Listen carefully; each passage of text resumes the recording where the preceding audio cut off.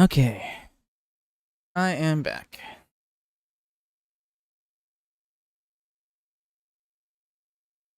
So let us boot back up here and continue in Daybreak, where I had left off.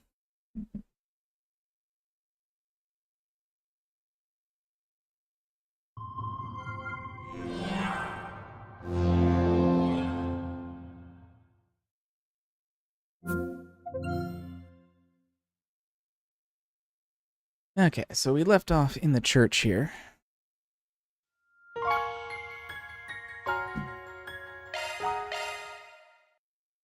And we're just going to see this scene with Celise. So let's go.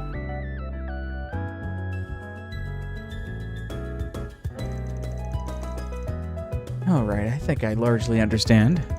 While I don't intend to encourage your illicit activities, I do, however, agree that something must be done about Armada and their legacy. You're welcome to come and go from here as needed while you're in the capital. Oh, very kind of you. Nah, but seriously, I appreciate the help. I was kind of expecting every higher up in the congregation for divine worship to have a stick jammed up their...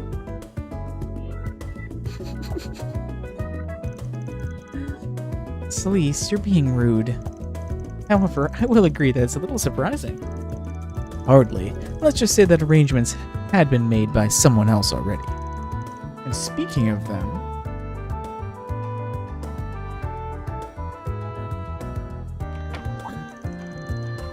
My, what a coincidence. Shit. I mean, Master Burgard. Celise, you exemplify the church wholeheartedly. Celise, Leon, it's been about a week. Nice to see you too, Bishop Orwell. It's been a while.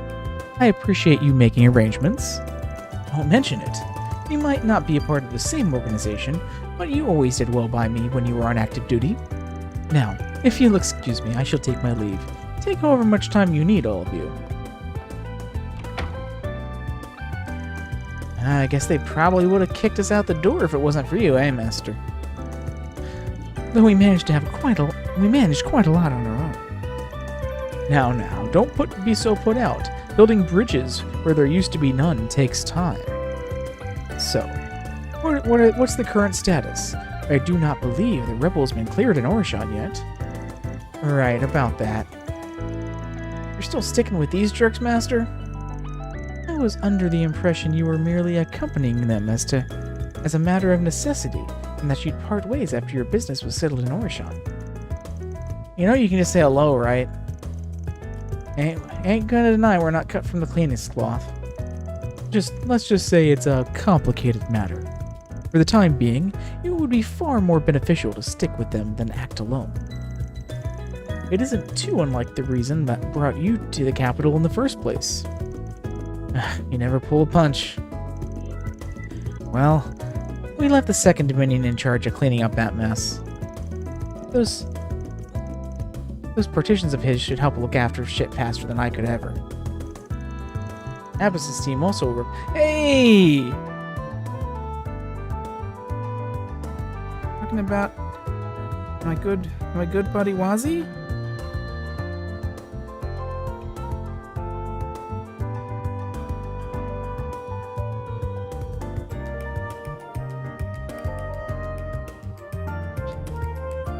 And Abbas as well. And also, Second Dominion would be Lysander. He's been acting separately from Wazi for quite often lately. There's the Wazi name drop. Oh, I guess that's what you ought to expect of a master of the Kunlun school.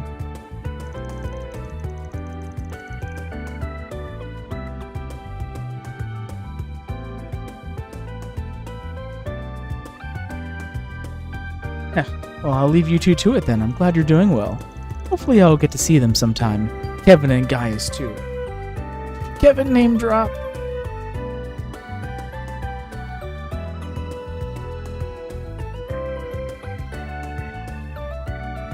Also Gaius.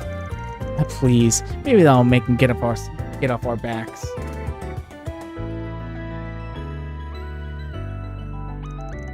The commander's not said shit. So they're bothering us out instead. That's the commander for you. Were they too upset her, she would sooner drink them under the table than speak frankly. They're aware of that. They're having fun? How much of a big deal is Gramps? Someone's fawning over him everywhere we go. It looks like he's well acquainted and respected by a lot of high-ranking individuals. He's got a lot of apprentices outside the church, like me. But why would these idiots be all the way here? What's so important to leave artifact retrieval to someone else? They were talking about Almada's legacy? Could that mean... No, it can't, can it? Something bugging you, Arkride? You need to let some steam off. We never declared a proper victor for that little game. So why don't you square up for another round? Mind chillin' for just a second? If you've got some pent-up energy, go bother someone else. Besides, a lot of other players out here in the capital today. Not that that might have anything to do with why you two are here. You feel free to guess. I'd love for nothing more than to happen. I'd love to hope for nothing to happen whatsoever, but we're not naive to let our guard down. We're merely here as insurance.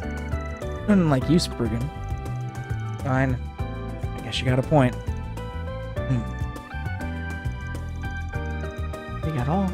They get along like cats and dogs. Pretty boy over there looks like he's got a bone to pick with Van. But I don't think it has anything to do with Burgard.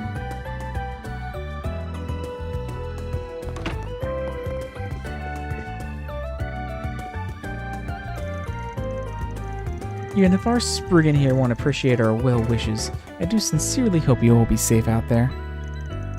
This might be the calm right before the storm after all. Leon.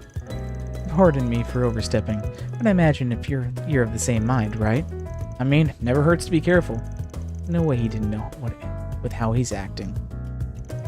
Well, I can't imagine you'll be in much danger if you have your teacher with you. I'll pray for your safety, even yours, Arkwright. Don't really need it, but thanks for worrying. Well, I can't say more than that. Confidential and only for Master's ears. Leon's gonna be spending the next few days in Edith's outskirts. Best wishes to you guys, or whatever. I'll give you a hand if those bad predictions might turn out to be true. How generous of you. Bad predictions, huh? I love Celise.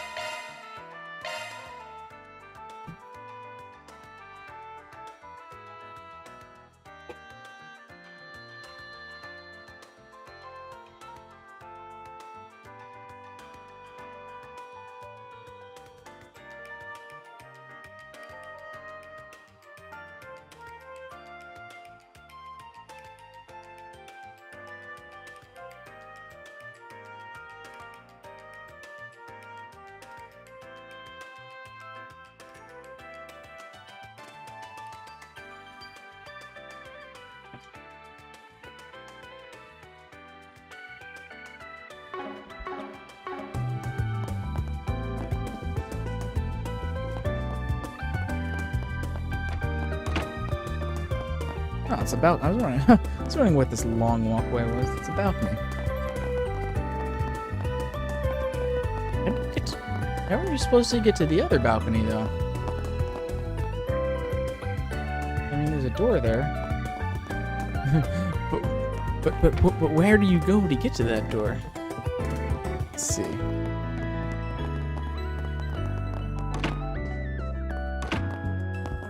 Oh, I guess that's where you go. Okay, cool.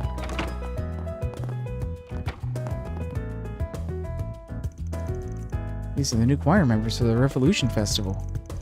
As always, I'm in charge of the choir. The festival draws near, so let's give it our best effort. The congregation for the sacraments should be able to handle things, at least to a certain extent. You and Burgard should take some time to rest. Okay, so let's go. So we got that little scene out of the way. Let's go back and change our party back. Let's do this.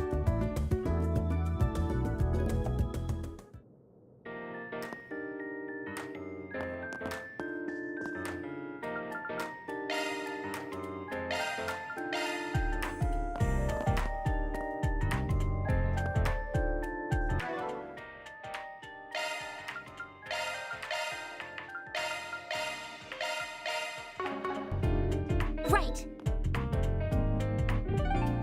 Okay, go back to the Arbor District. Here goes.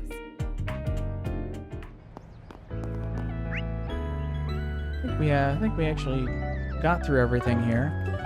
The only other place to do would be to Memorial Park. Doesn't look like we can actually go to the Off we go. actual entrance. Nope, okay. Let's see.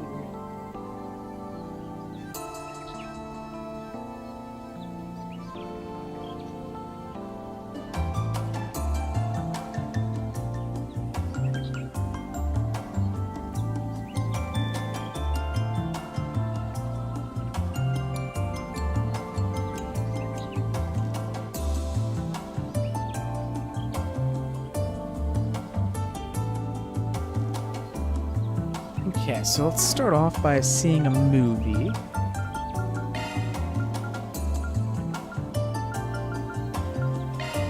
Let's be on our way. So to figure out who we want to bring.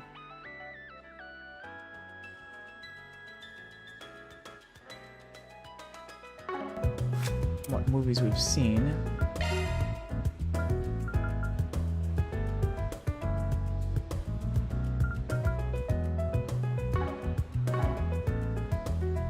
Got something planned?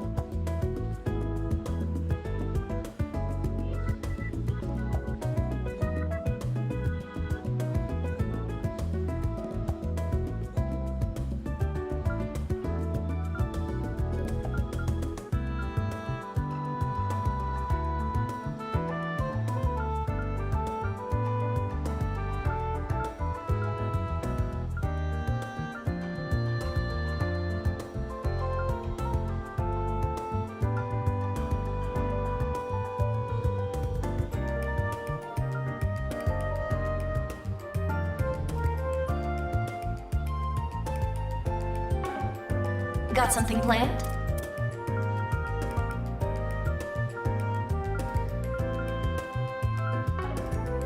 Thank you for your visit.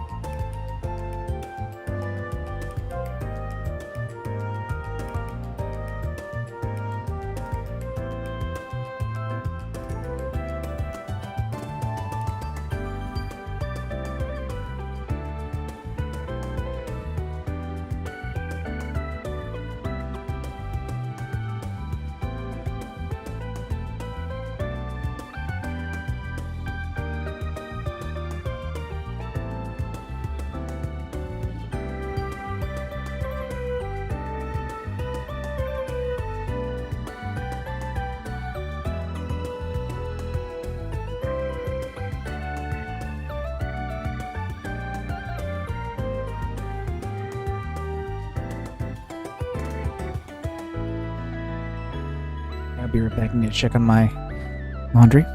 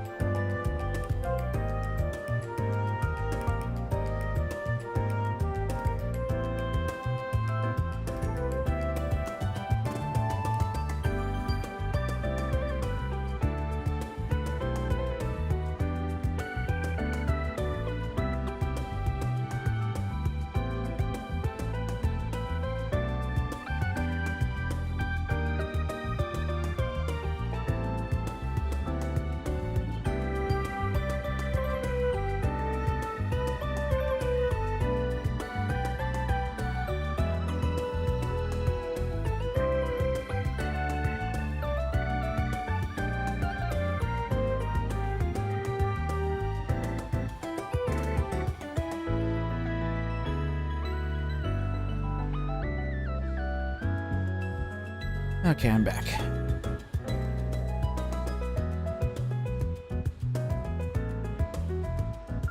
So next day I'll have Anya's. I'll be able to get her line. Aaron. Still need to have more. Rosette should be fine.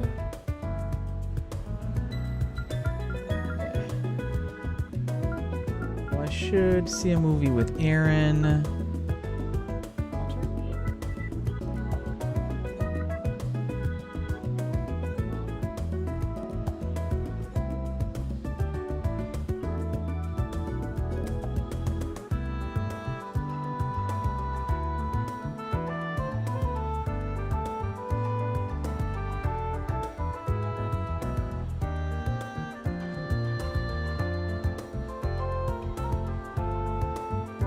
Judith.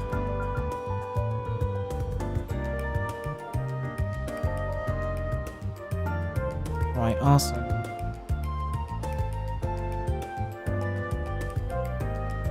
Word.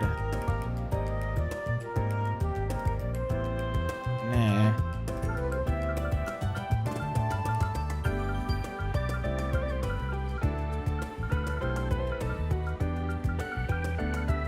Where's Renee? Is he under his other name?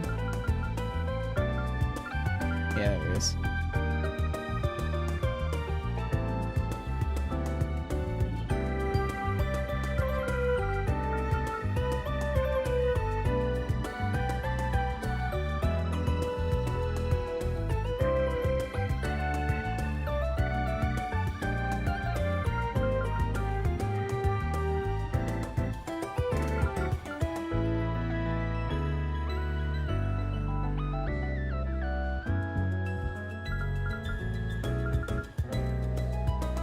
He only needs 40.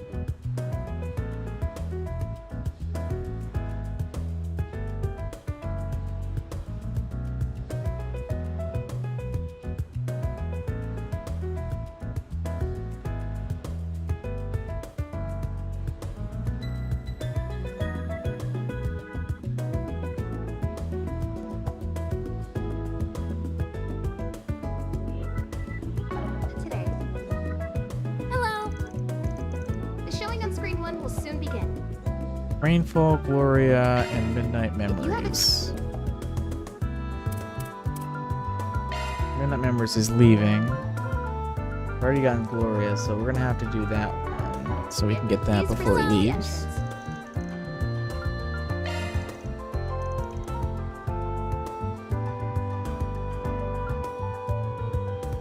We have merchandise for the movie.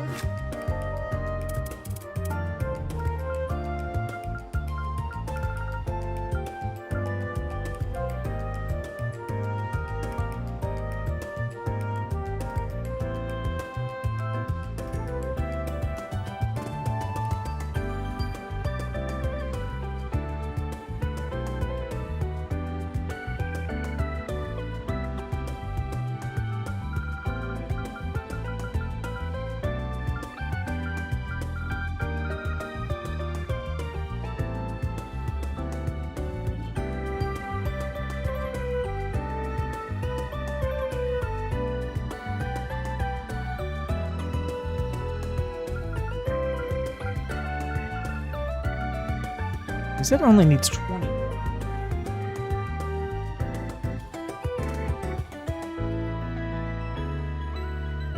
Actually, 2. The gift I can get for her on December 3rd, that'll give her 20 points. So I don't actually need to do hers.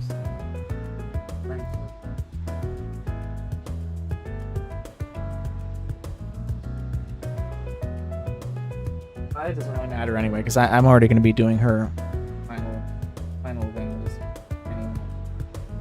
That doesn't really matter. No. Winter needs 95, so I would have to do an event for his. Judith.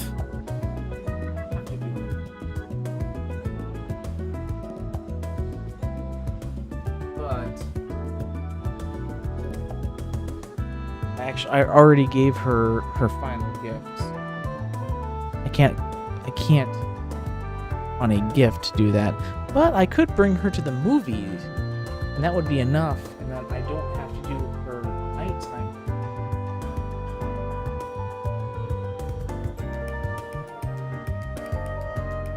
That actually sounds like a good thing.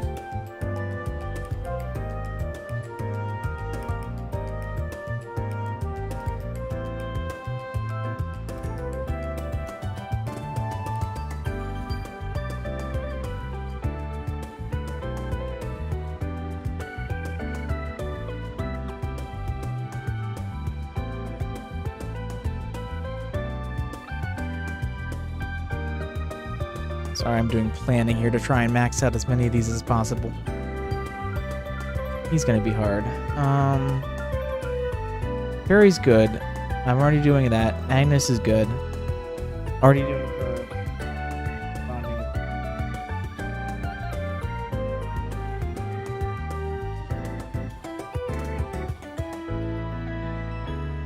She's already locked in. Aaron.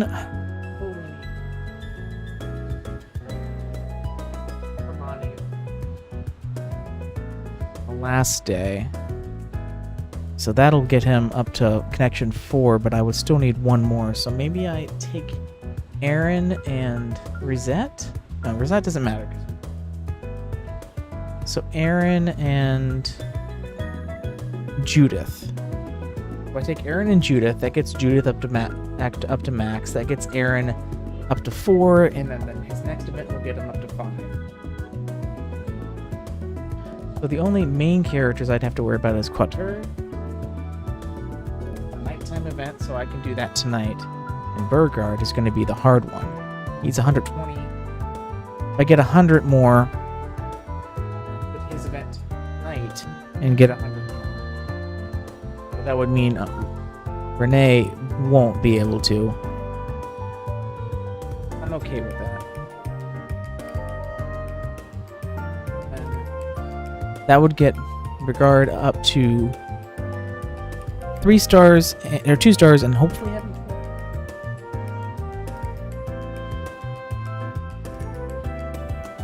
another gift in the final day, which should get him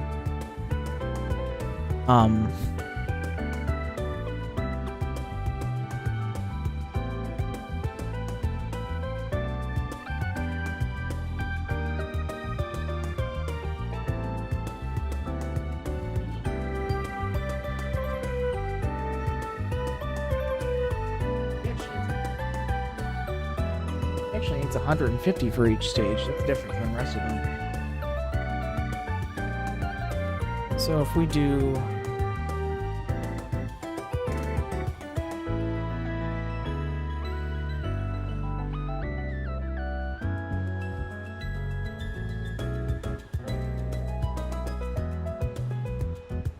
$150 plus the 20 we need here, this is 170.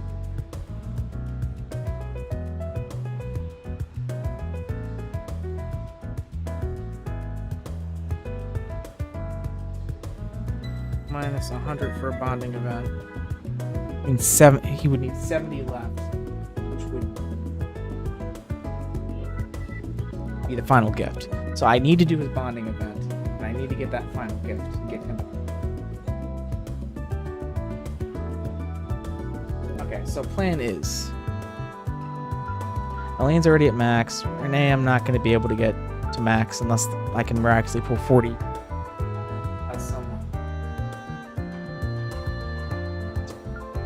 Yume's already at max. Dingo, I can't. Ren has the bonding event coming up.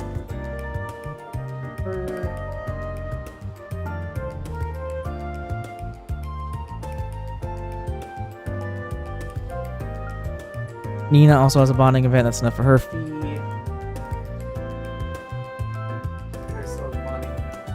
In the daytime here, so that's good for her. Deswani I've already given up on. Hermes is good. Asha and I already had to.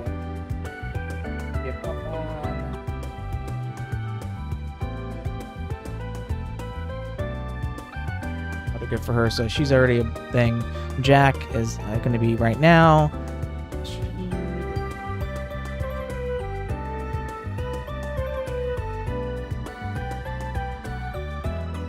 That's going to be another one that's going to be for next playthrough. Shizuna is going to be tomorrow. Okay, so Anius is good. Anius is locked in for the next day. Harry's good, locked in for the next day. Aaron, I need to see a movie with. Right? Aaron's gonna get 100 points. So he has 100 plus 70. Aaron's gonna get 100 points from the bonding event on the final.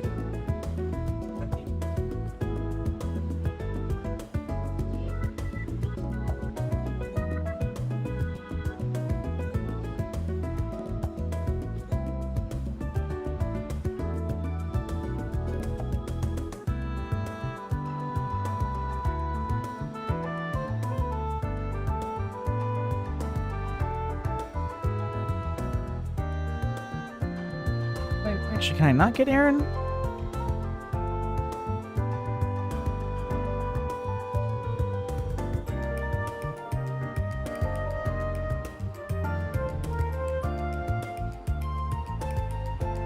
I miscalculate something? I could have sworn I was okay with Aaron.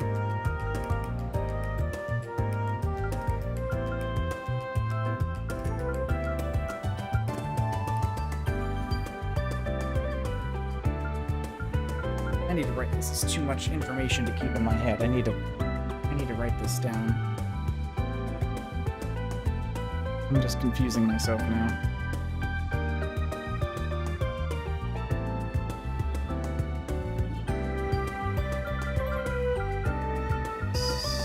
So Aaron still needs 170.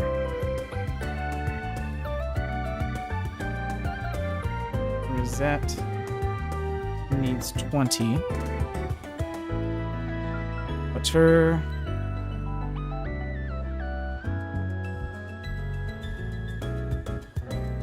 needs 95.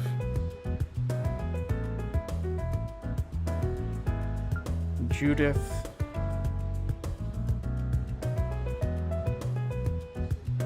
needs just 15. Burgard needs 20 plus 150, which is 170 as well. And that's all that I'm trying to finish off here. Everyone else is good.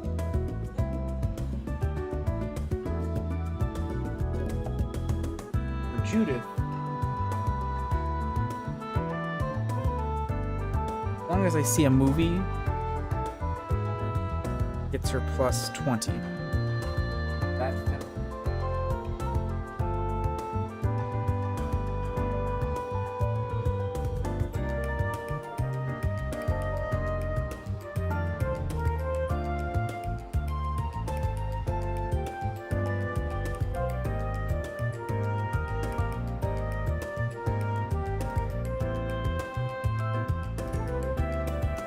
Rosette also needs just 20.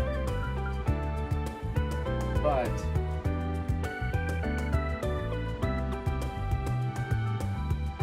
I already have a guaranteed thing for her in the that I'm going to be seeing in the final day. That's plus 100, and that gets her okay.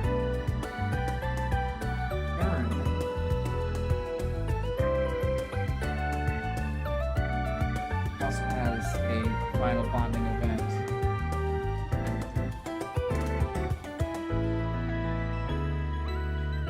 That's going to get him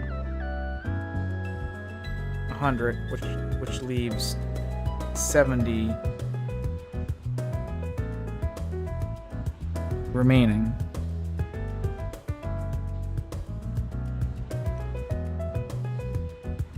For him.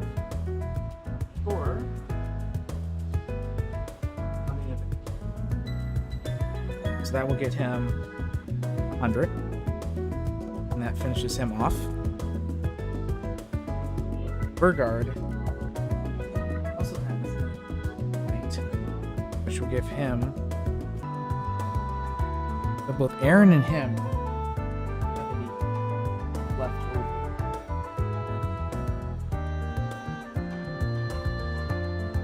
after these next two bonding events.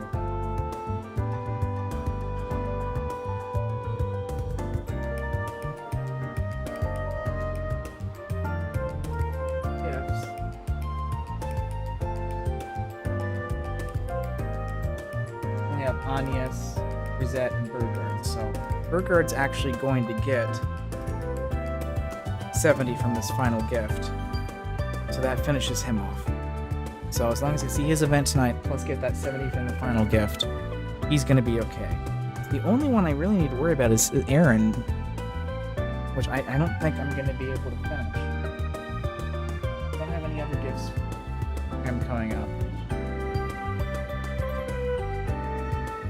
And I saw 70, and he's only got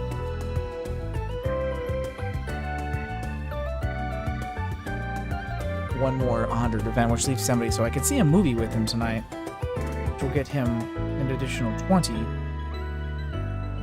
but that is still going to leave him with 50 left to do.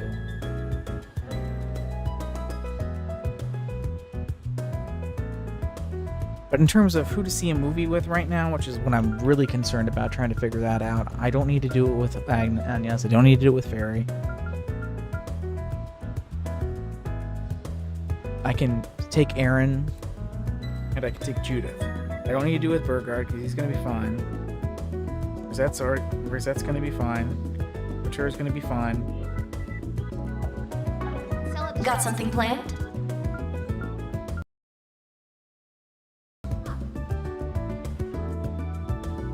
So I see this movie with Aaron and Judith, Midnight Memories, and then yeah, I guess I'm gonna be 50 short for Aaron.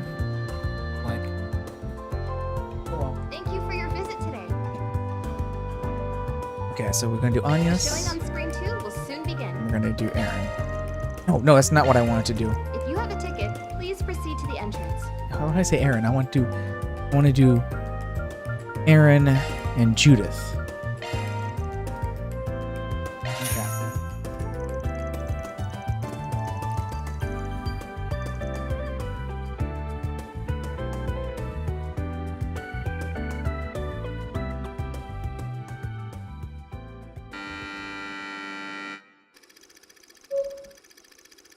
Three high schoolers sneak into an old mansion looking to use it as the setting for their independent horror film. Lance is the star actor, Joshua is the cameraman, and Emily is the screenwriter. Each dutifully fulfills their roles, and the filming progresses without incident. However, a strange phenomenon occurs as they begin shooting the final sequence.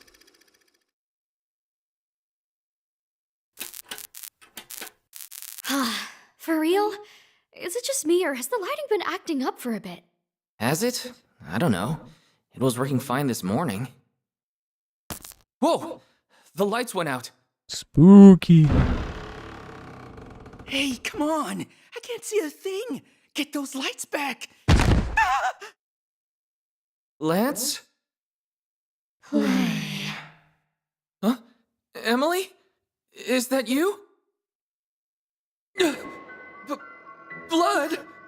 Hey, Emily! Something happened to Come play with me, Joshua. The game seriously just tried to jump scare us with the screamer, except there wasn't any screaming. Wow. You know, at first I thought it was just going to be some low-budget B-grade schlock, but it was actually pretty damn entertaining. Emily's face when she got all possessed was messed up. Yeah, that scene was definitely a shocker. Tell me something, Aaron. If someone you knew wound up like her, what would you do? I'd try to save them, but if that wouldn't work, then I'd put them out of misery. It'd suck, but it'd be the best thing for them, better than letting them suffer. And that's about what I had figured you'd say, yeah. Can't say I'm terribly surprised. Well, sorry I'm so predictable, I guess. What do you want? You know, when you get down to it, there tend to be two main kinds of horror movies.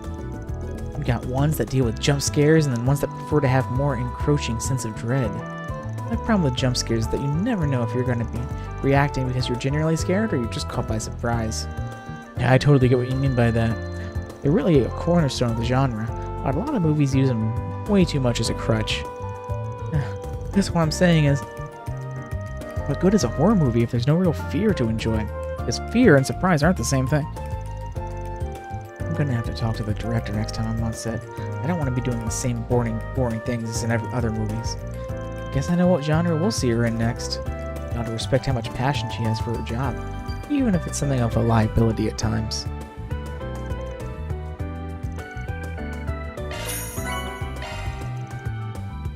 Okay. Okay, that maxes out Judith.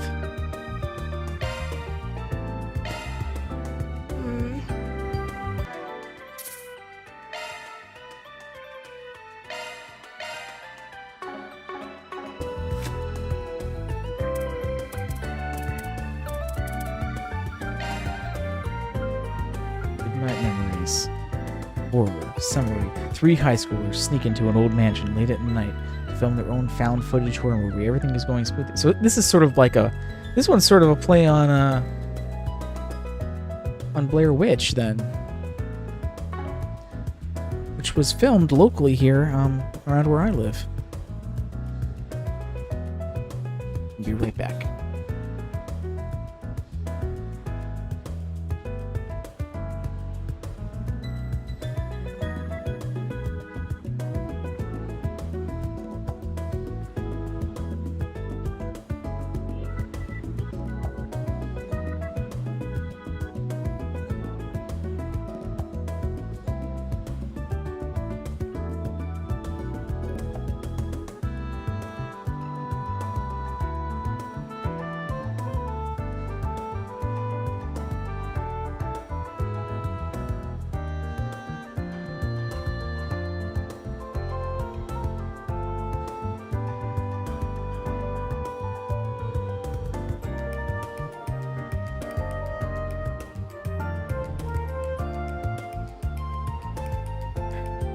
Okay, I'm back.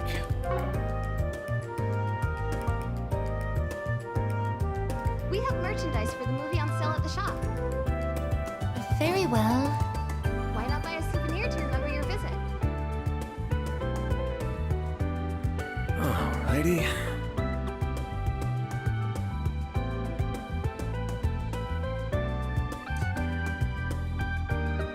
Thank you for your visit today. The showing on screen 2 will soon begin. If you have a ticket, please proceed to the entrance.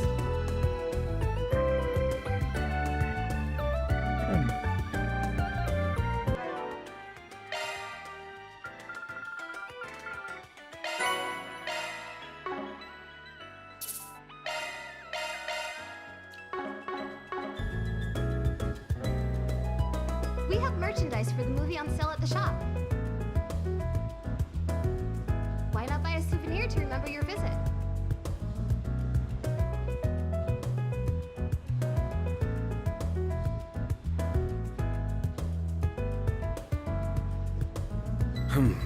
Well, Thank you for your visit today. The showing on screen 1 will soon begin. Okay. If you have a ticket...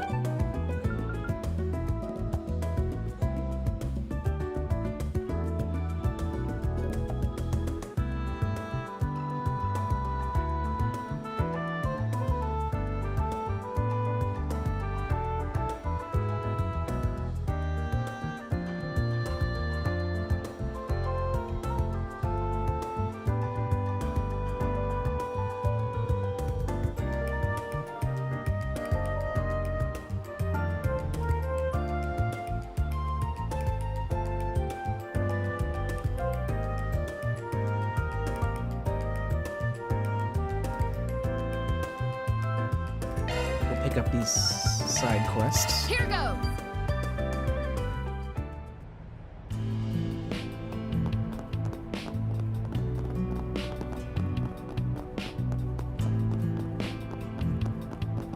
What do I do? Let's see. My son Curtis has recently started behaving rather violently. I'm concerned he might have made friends with some bad eggs. I'd like you to investigate what happened to him. I'll explain things at my house in Old Town.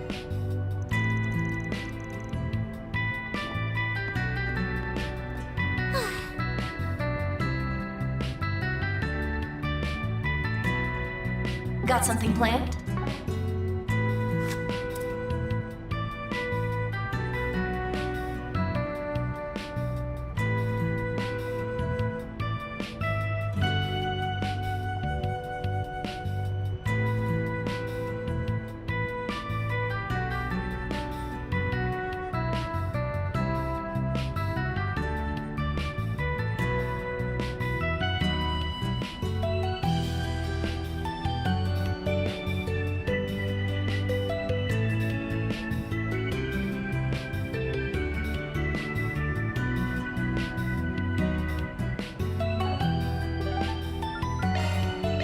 Let's be on our way. no rest for the weary. Let's see what we've got. My name's Cunning. I'm the editor-in-chief for Gossip Rag Meld. There's something I gotta tell you about Dingo Brad, who used to work here. If you're interested, come to the second floor of the Orbital Cafe. I'll make this an official 4 SPG just in case.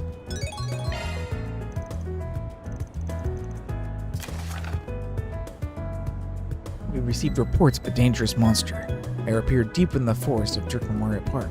Take care of this in the guild's stead.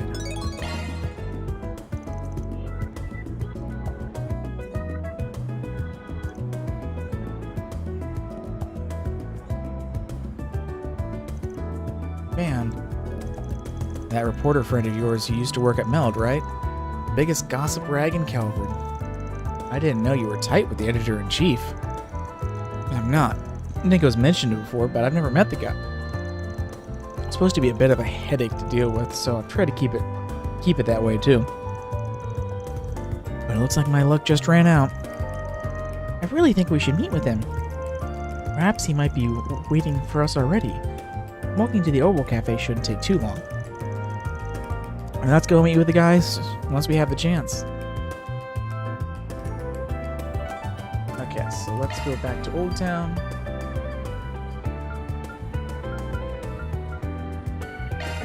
Off we go. Welcome. Thanks for stopping by.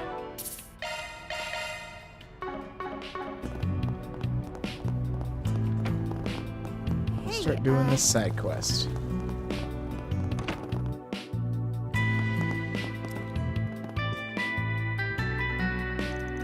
You're Zora, right? The one who put the call out for us? Or with Arkwright Solutions? Nice to meet you. Wonderful. Thank you so much for coming. Please have a seat. I'll get some tea ready in just a minute. I was curious what a Spriggan would be like, you know. You look just like normal people. Might even seen you around town before. You probably have. Your office is in Old Town. I know some stuff about you and your son. He's studying for high school exams, right? Wow, you weren't kidding. You really do know about us. But you're right, we're hoping he'll be able to get into RMS Academy, so I've been having him rigorously study every day. His grades were a bit of a rut for a while, but they have thankfully started improving. Not that I ever doubted him, of course. He's my son, so of course he's capable. If he keeps this up, he'll surely will nail a spot in the academy at the tippy top of his class. Mom's real passionate about her kid's education.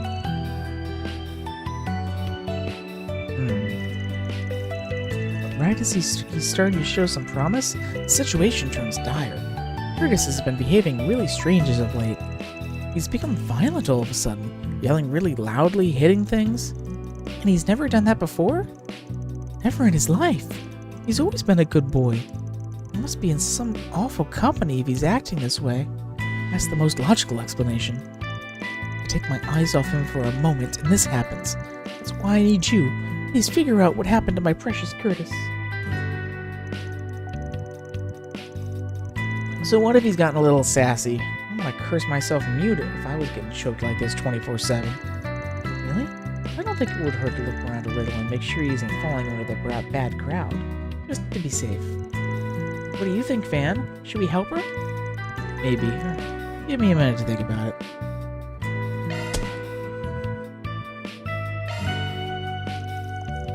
Alright, we'll take the case. Fantastic! Thank you so much.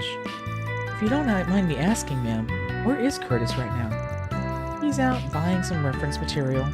There's a bookstore in the Tyrell district we'd like to shop at. I imagine he's there. Oh, he's out right now. Perfect. Before we start with anything else, mind if we search his room? I ain't too hot in digging through a teen's room like this, but it's the most obvious place to start looking. I understand. You can search his room. Follow me upstairs. Bet you anything he's got all kinds of dirty mags hidden under his mattress. How did I know you were gonna say that? Let's get this party started.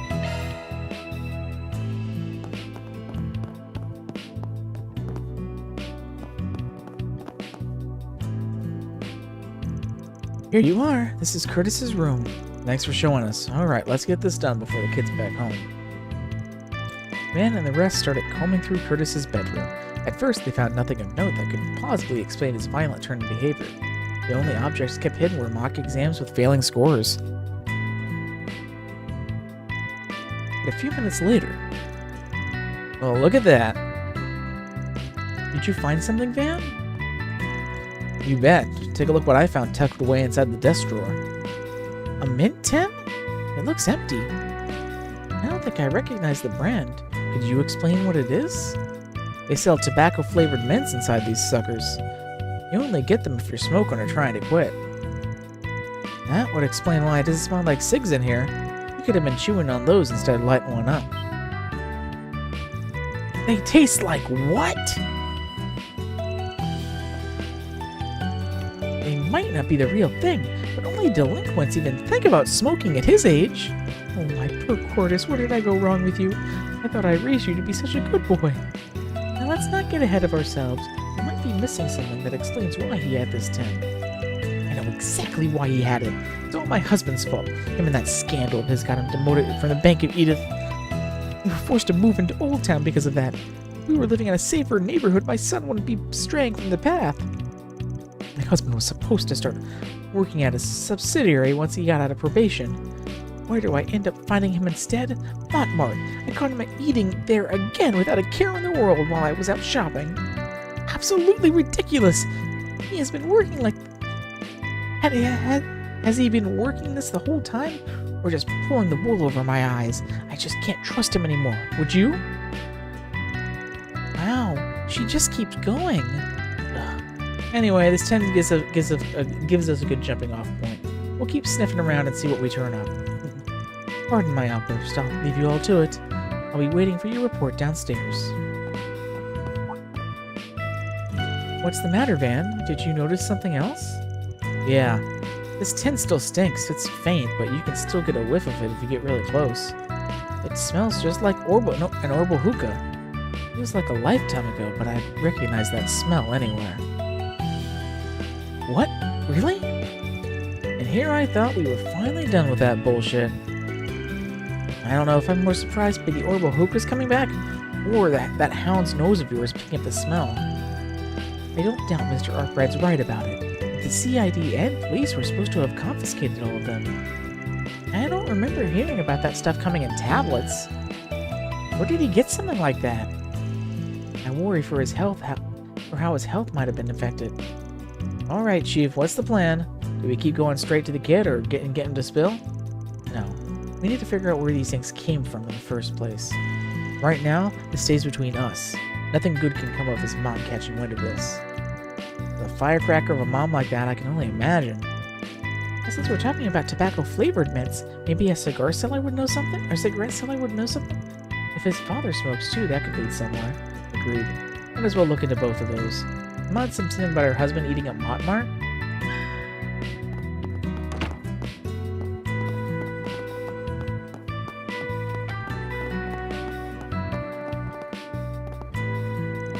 Well, I'll go ahead and get dinner ready. Your report will get here when it gets here. What kind of wretch could give Curtis those ghastly pills? Surely my poor innocent boy wouldn't stoop that low.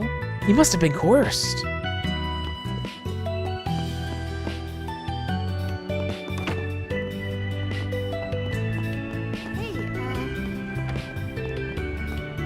Yeah, let's take our walks around.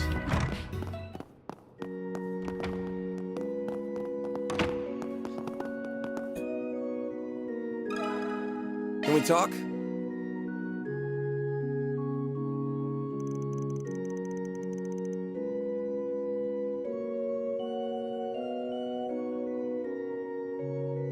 Sorry to interrupt your class. Can we have a quick chat? We wanted to ask you about a kid who's we've been hired to look into. Name's Curtis. All times. I guess we really can if you can't wait. Let's go somewhere else.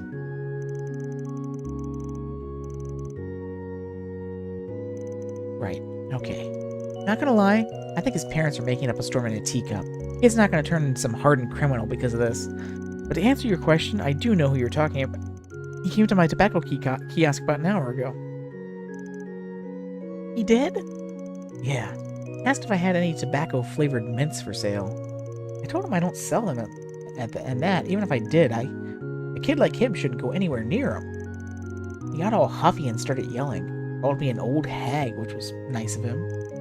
Wow, I'm sorry you had to deal with that. Damn. Kid's got the balls to say that to your face. What do you do after that? Beats me. Guess he went looking for some other place he could sucker into selling them those mints. Makes sense. Thanks for the info.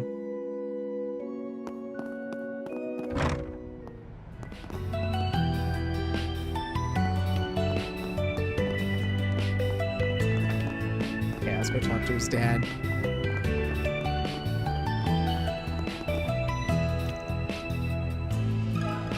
Let me ask you something.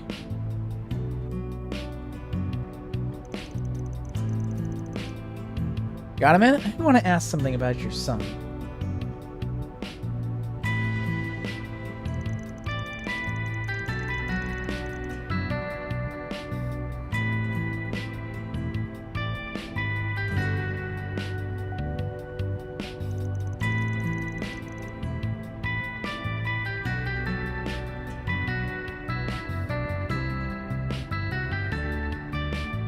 What? My son is chewing on tobacco-flavored mints?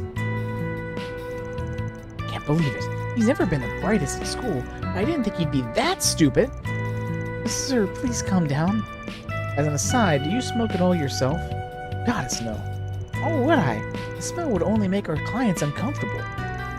Do you have any idea why Curtis would be taking those tablets?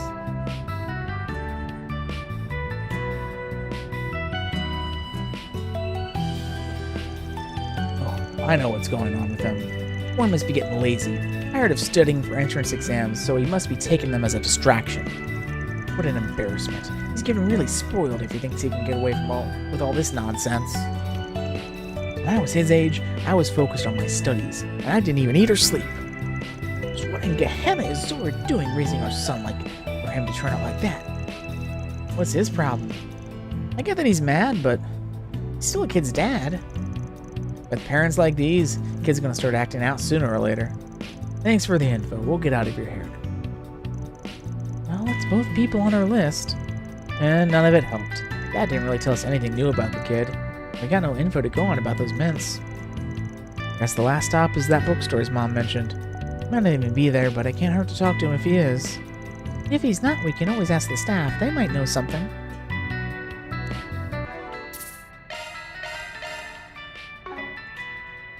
Okay, to the bookstore. Off we go.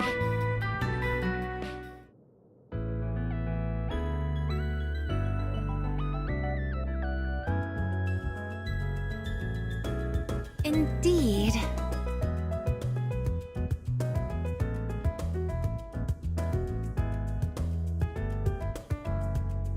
Alrighty.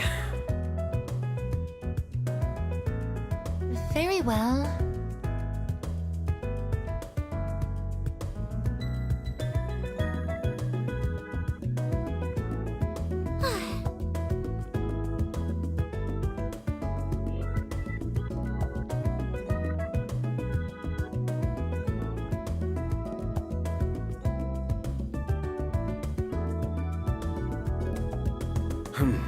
Well,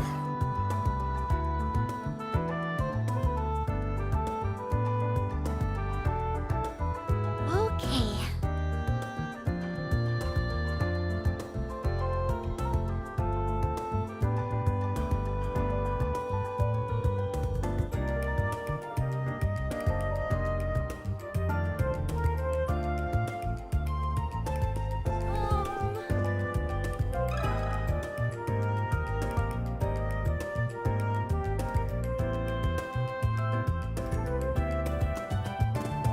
let me ask you something.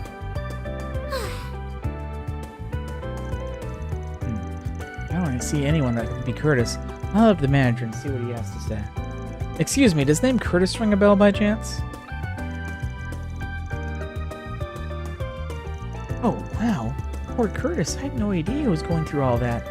He comes here a lot, so one of my workers and I made a point of looking after him and helping him with his studies. Unfortunately, I couldn't tell you anything about his personal life, or those mints you mentioned. That's all news to me. Okay, well, we appreciate you talking to us at all. You don't mind us asking. Could you tell us about the other worker? Oh, I recognize you. You come here a lot too. You're from RMS, aren't you? His name is Albert. You probably know him, right? Yes, absolutely. I can't believe I forgot about this. That this is where he works. He sure does. He and Curtis seem to get along real well. He would recommend reference books for Kurt to spy and whatnot. Between the two of us, I imagine Albert would know more about him than I do. That load of good that'll do unless we can track the nerd down. Any ideas where he might be? At this hour, he's probably either on campus or somewhere around the Arbor District. What are we waiting for? Let's go find him! That's exactly what we're gonna do. Fingers crossed he doesn't turn out to be a dead end.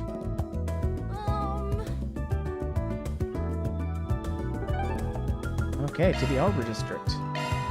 Off we go. Hello again, Albert. It's almost over. Let me ask you something.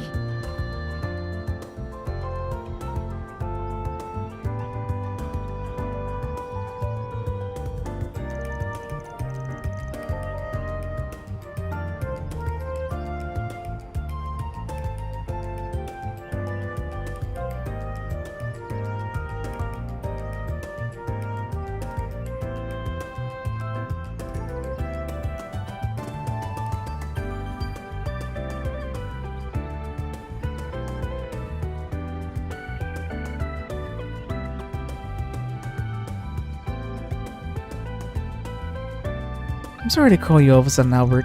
It's alright. It looks like something you need to be discreet about. Something like that. We're looking into someone right now. Do you know Curtis?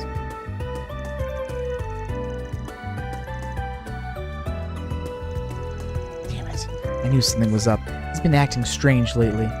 Maybe unstable is the best word for it. It was very different from his usual self.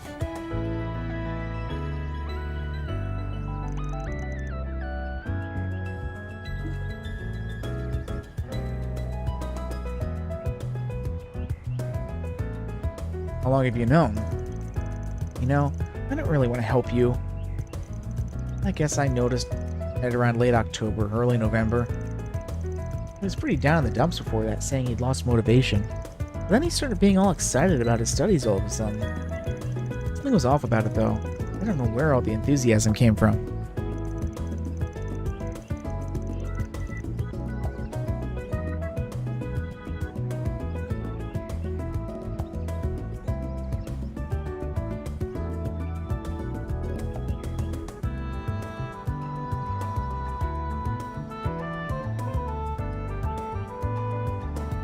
Thank you for letting us know.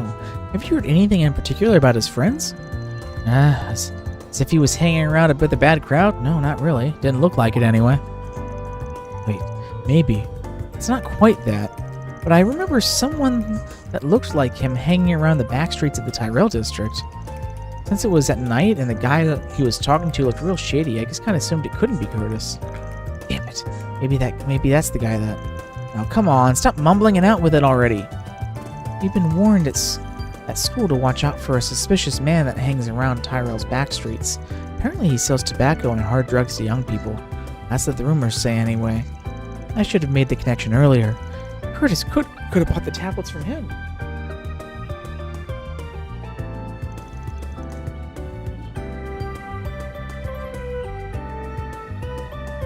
That makes a lot of sense. Maybe he was going to meet him today, when he said he was going out to the bookstore. Looks like it anyway. Next stop, Tyrell's back streets. Well, I'm glad I could be of some help. Please do something for Curtis. We will. Thank you for your help, Albert.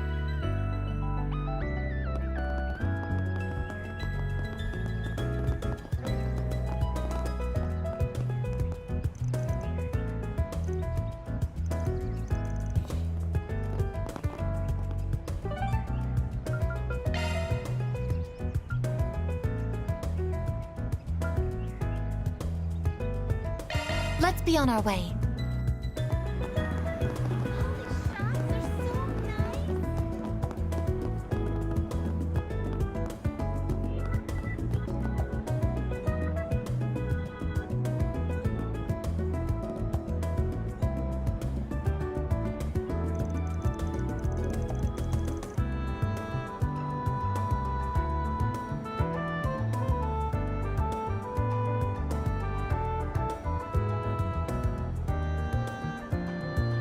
There he is.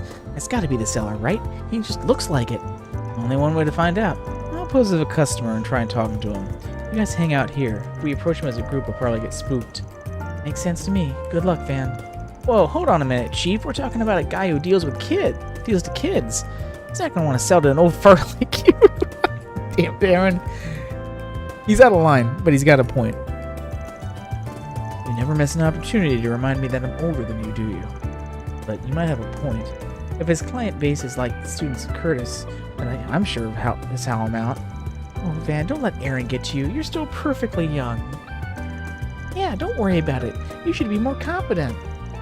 I agree. I'm not the best man for the job. I don't be someone who looks rebellious enough to enjoy taking drugs. Aaron, or a guy won't bite. You're up, kid. Show this old man what a young punk like you can deliver. Oh yeah, I'll deliver all right. Just watch and learn.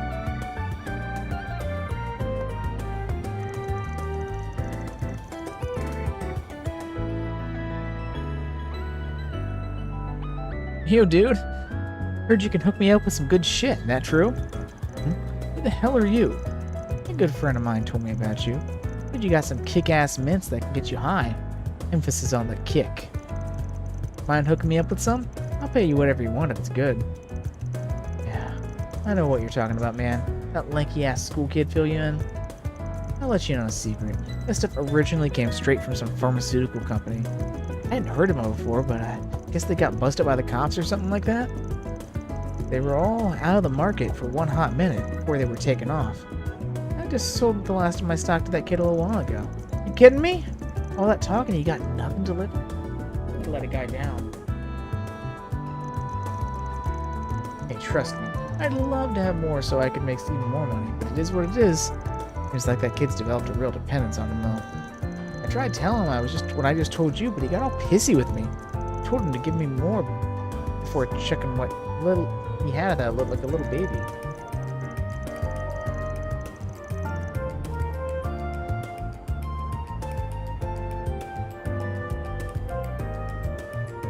Stuff like that's why I freaking hate dealing with addicts like him.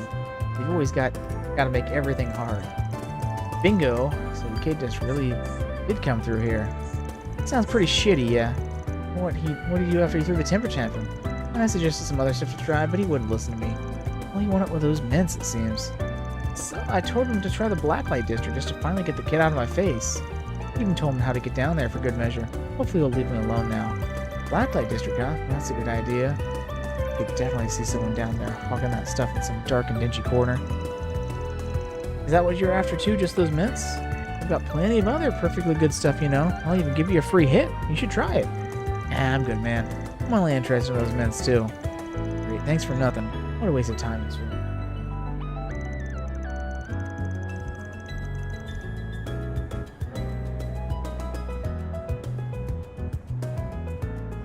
I think I'm gonna try start selling somewhere else today.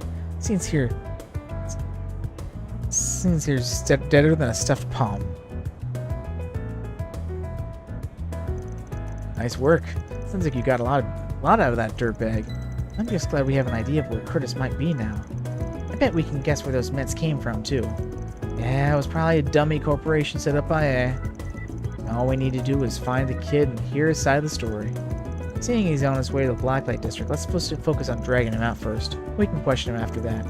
Shall we be on our way then? Sounds good to me. A place like that's gonna be dangerous for a kid like him before too long.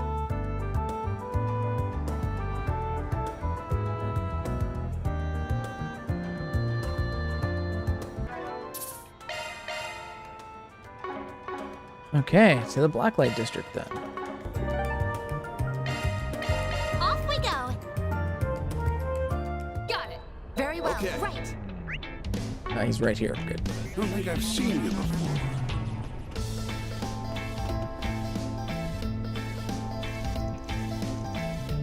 Finally, I found you. Hey, you're Masha, right? The herb seller? Tell me you got the mints I'm looking for. Say, I don't think I recognize you. You look like you came from the surface the way you're dressed. Hate to break it to you, but I don't stock that garbage. Honestly, you should really quit taking those things if you know what's good for you. Liar! You have those mints, I know it. If I don't get those mints right now, I'm... Bingo. Maybe this is where we find our Dexter.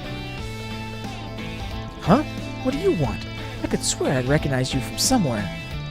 You're Curtis, right? Clearly something's going on with this kid here. Mind filling me in? Sure, his mom sent out a request for us. What? I didn't hear anything about that. All I knew was that they were hard to come by. I thought they were ordinary mints. They just happen to taste like tobacco. Well, there's more to them than that. Much more. I heard that they were manufactured by A, and that they leaked out onto the streets before the cops did their post-Therabot roundup. CID stamped out their pipelines, so they're not being made anymore.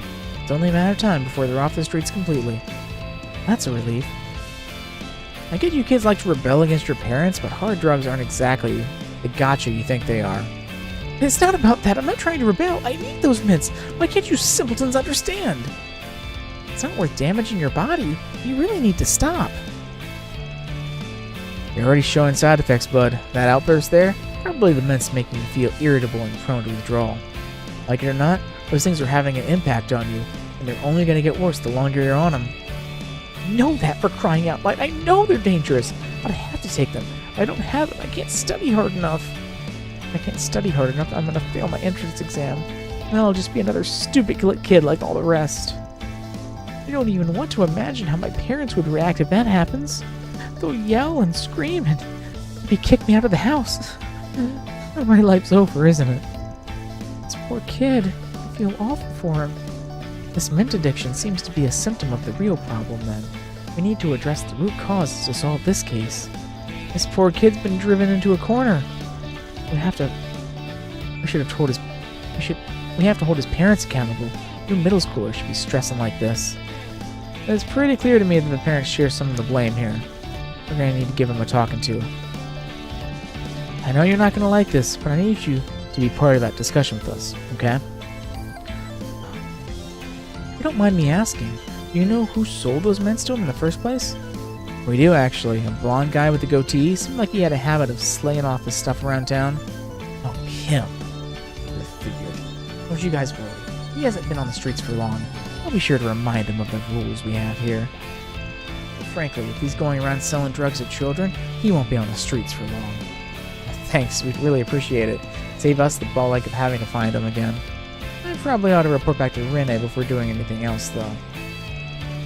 Now that we're done here, let's swing back around to Bermabi's place and fill him in on the details. Good idea. Maybe we can take a look at Curtis and get him to diagnose his condition, too.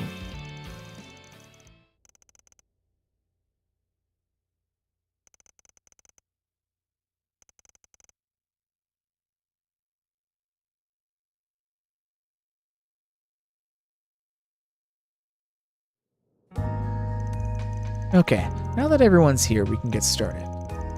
Well, what did you find? Was I right? Has Curtis made some bad friends? Sure, it's just a typical rebellious teen phase. Let's go over what we found, and then we can take things from there.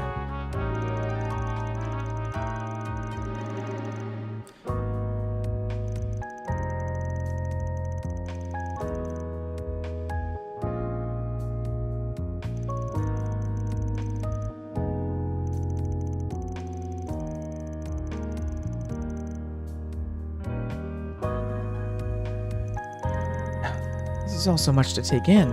I feel dizzy simply thinking about it. To think my own son would be taking prescription drugs. He's even worse than I imagined. I'm very disappointed in you. Is this the thanks I get after supporting your studies unconditionally? What do you have to say for yourself, young man? Keep it down, will ya? Or do you want the neighbors to hear you?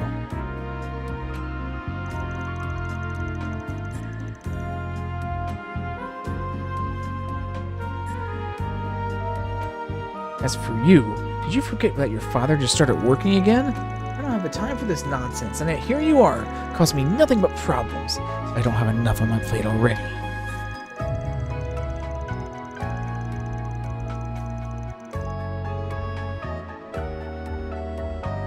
Practically had to beg for some time off work to come here to have this conversation with you. Are you even aware what I'm going through? Sorry.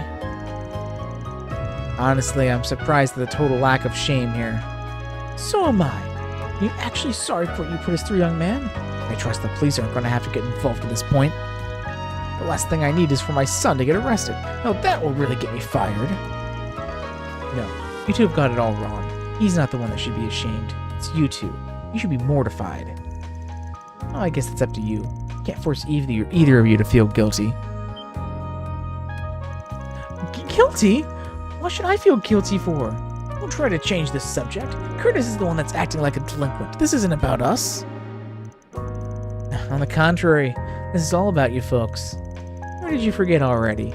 You asked us to figure out why your kids changed, and we're serving up the answer on a silver platter.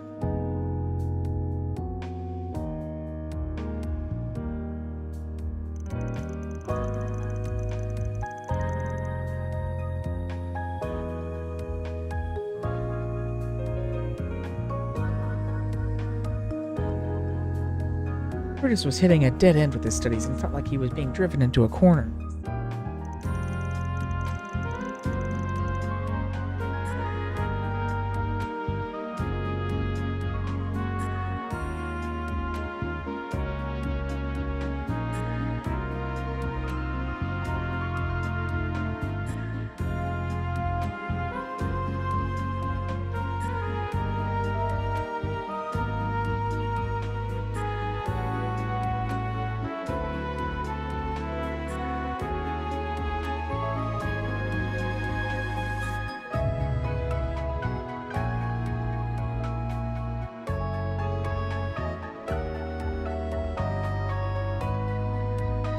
That may be true, but I fail to see what that has to do with either of us.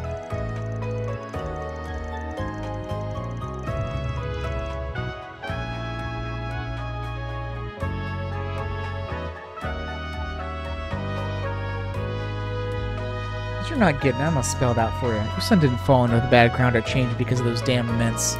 It's all his parents' fault. A neglectful pair that failed to notice what he was going through. Maybe you just didn't want to.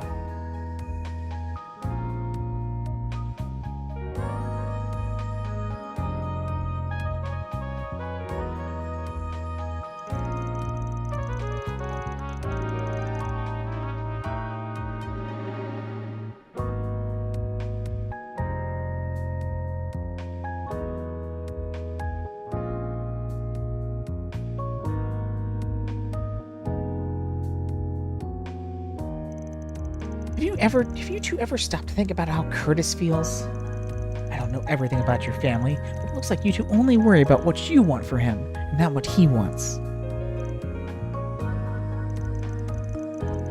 And who are you, thinking you can tell us how to run our family? You don't have the slightest idea of how hard I've worked for all this.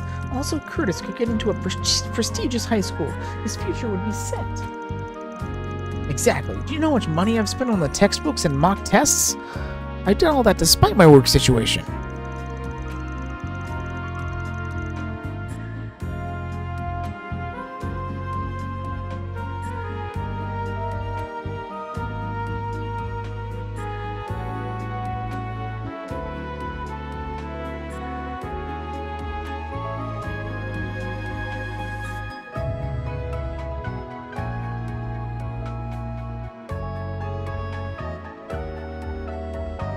This conversation's getting nowhere and fast. Should have known they wouldn't listen.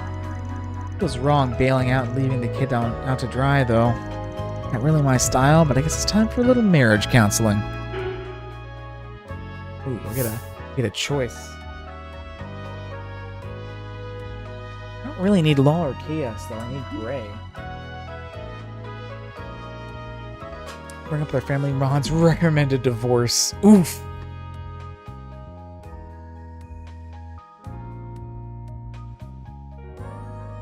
I guess I'll do law, because I believe I have both of those at 4 already. Maybe talking to the family bonds will get the two of them to snap out of it. Does it even cross your minds as to why your son was so desperate in his studies?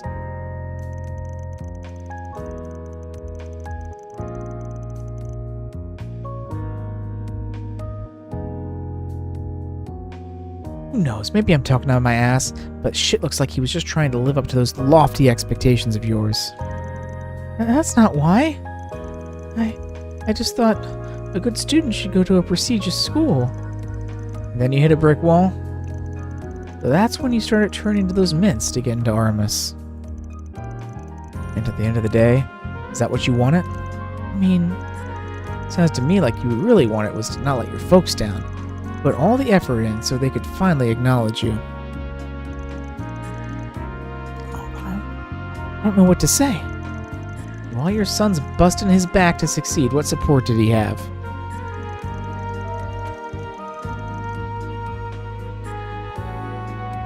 He had a mother that twisted her love and affection for her child into a leash.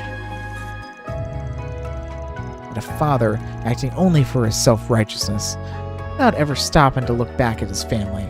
Honestly, none of you ever did.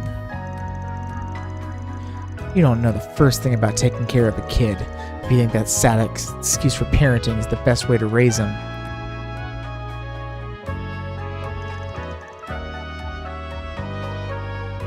I'm so sorry.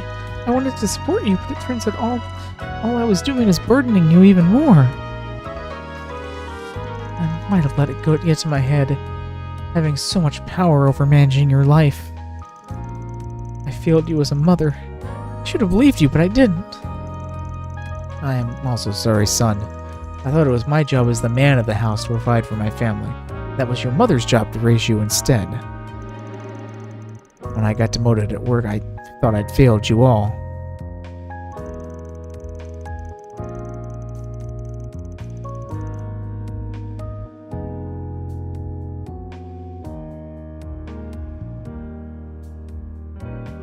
But that's not when this all started. It began with me neglecting you, and what really should have been my role within the family. Dad, Mom, I think it's time for us three to sit down and talk as a family. Talk and figure out where we went wrong and how to fix things. You're right. It's time we stopped running from reality and started trying to work together. Yeah, I guess so. We really need to talk. Bad things have finally calmed down. You had me on the edge of my seat the whole time. I sincerely hope this conversation they'll have is one that proves to be a fruitful one. I don't got anything else to add here. The rest is up to you. Don't worry about the whole drug deal. We'll take care of it discreetly so it doesn't become public. We'll get out of your hair now. Good luck, y'all. All in a day's work. Mira deposit confirmed. I really need the gray.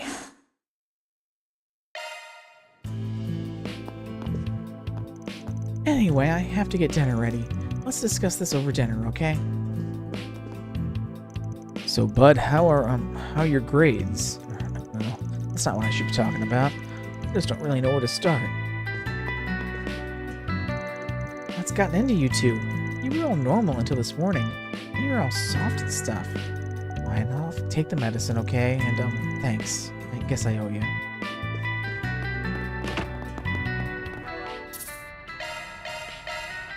Okay, that's one quest down. Next one is another monster extermination quest at the park.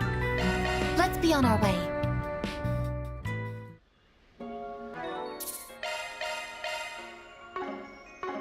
Well, that's a big one.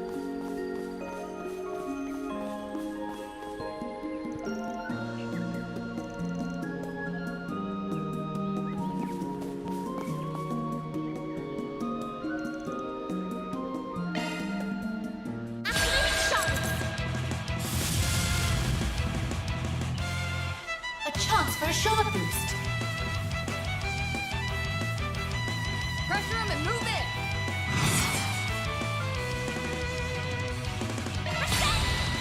Target locked. Mr. Arclight.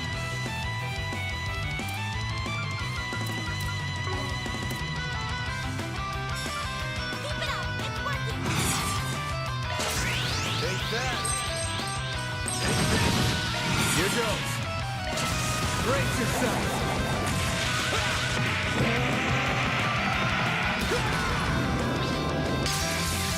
Vandalize! Now or never. Certain arts look to be energy output maximum. Initiating skill. Let's turn this scene up.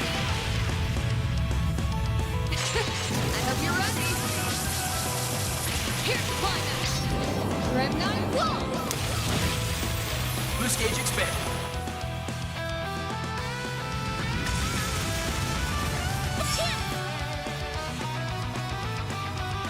Full boost. Time to go on the attack. Pressure him and move in. Activating skill. Activating skill.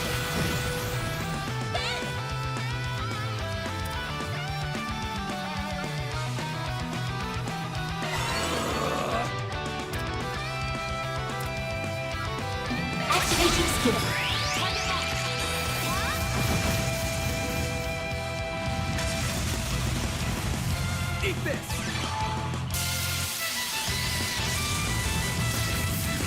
Here goes. Cypher activate. There!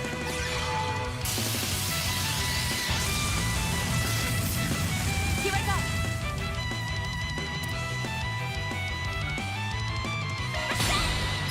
You cannot run. Fire! Never can. Miss Energy output maxed. Activating drive. Full boost. Time to go on the attack. Activating skill. Chance! Cypher activate. Eat this!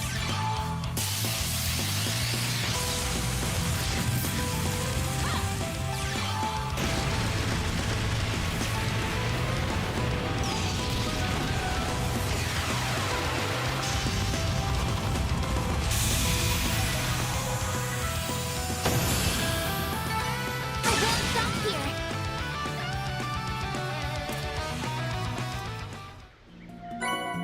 That's all, folks. More deposited. Ooh. That was got an arts driver in that final arts driver in the game there.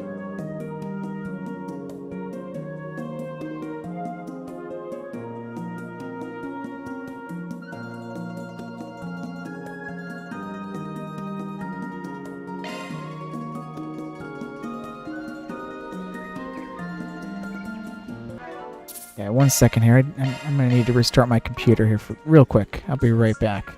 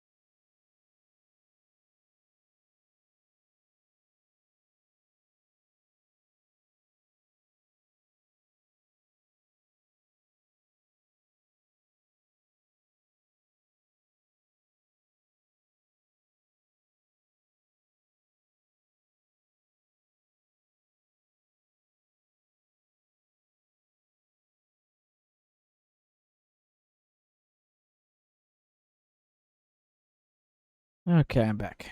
Let's reboot the game here.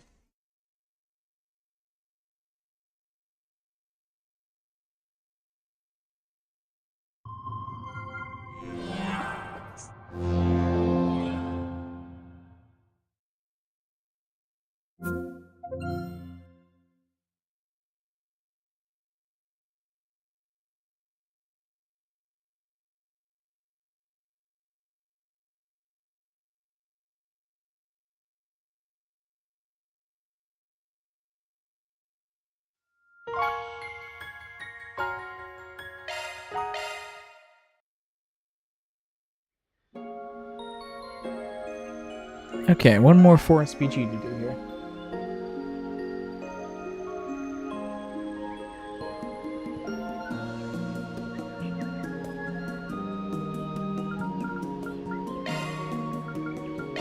Off we go.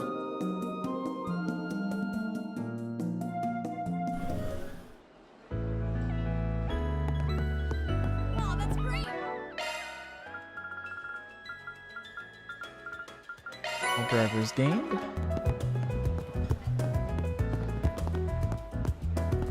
Here's the guy.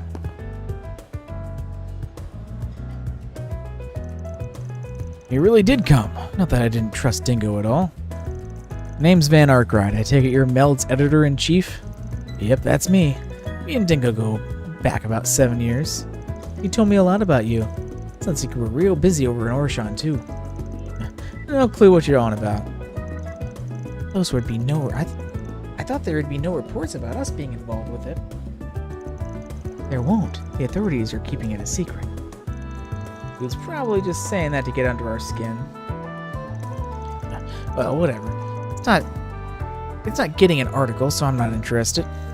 I called you here for one of those 4 SPGs of yours, nothing more, nothing less. The gist of it is I want you to help me look for Dingo's notebook. Oh? What's this about? You suspect he had a notebook containing information he's gathered as a reporter? Or more like an information dealer? Both, actually. I first heard about it a few weeks ago, just before he headed off to Cray.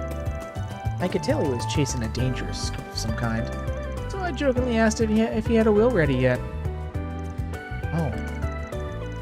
And look at us now. It didn't really occur to me, not even for a second, that this would happen to him just 4 days later. He laughed at it at the time, and said one thing to me.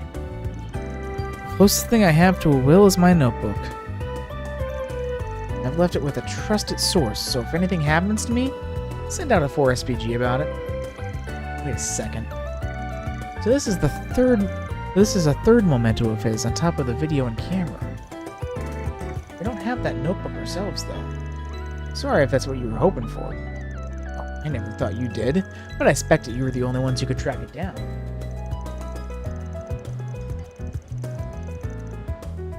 Dingo seemed to trust you more than anyone, so I suspect that that's the way he wanted it to play out, too. The authorities have gotten everything that happened in Cray down on lock, and Almada are dead and gone. So I can't imagine it have anything worth writing an article about to begin with, which means it's not worth my while hunting down. But I can't just go and ignore his words about it. Here we are. I'm putting up the money for you to find this thing. My last gift for him. So, what's it gonna be, Spriggan? You gonna go find Dingo's notebook or not? Of course. Ooh, this one ups my grade. Nice.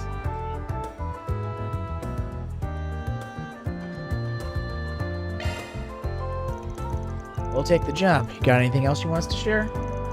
Maybe he said something more about this trusted source of his, for example? Yeah, I remember telling him that out of nowhere. That was nowhere near enough info to find the thing myself. The only hint he gave me is it was with people who know as much about my past as you do. Would have piqued my interest. I wonder what Dingo's past was like. I've only heard bits of it myself.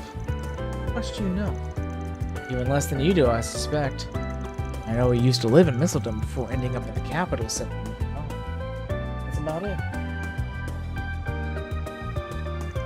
Wait, didn't Dante's act like he knew him? It's been some time since we last met Dingo Brad.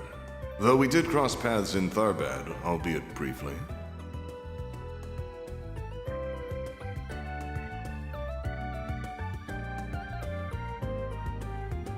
If we exclude that little encounter, I haven't seen you since your days as a mere informant in Messeldom. Yeah, and you were still Enrique's second in command back then.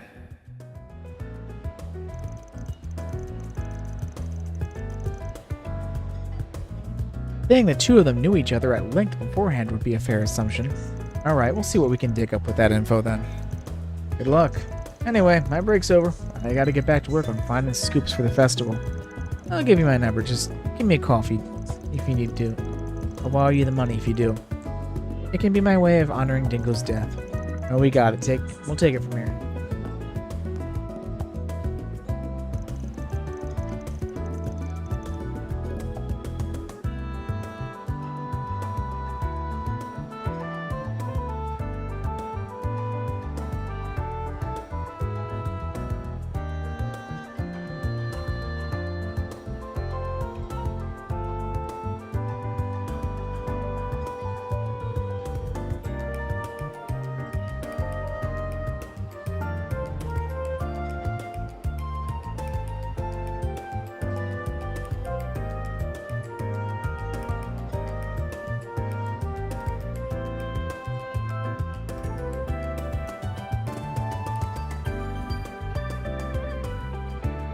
So what's the plan here? We don't exactly have a load to go off of. Only clue we have is that someone knows as much about Dingo as that guy does. That rules up Jack and Ramadi and Van, obviously. Oh, and Ren, too. Yeah, any information deal is probably out of the question here. So it's anyone with as much connections as Ren has.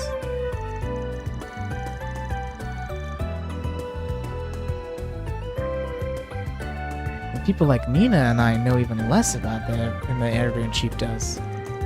Dingo was a very private person, and it went both ways. I'm honestly surprised me to see a gossip magazine reporter being so considerate.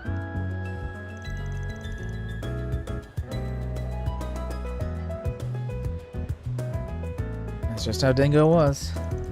Jack, Ramadi, and I tried not to pry into his past either, mind you, but something must have happened between Dingo and Dante's while he was still in Messeldom. He left the city after whatever that was, ending up in the capital and becoming a reporter right after.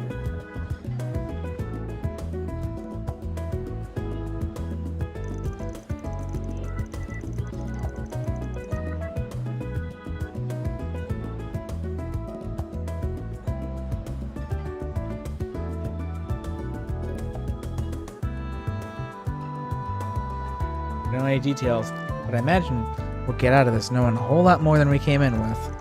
We're going to be unearthing what he tried to bury this whole time, and all the burdens he carried by himself.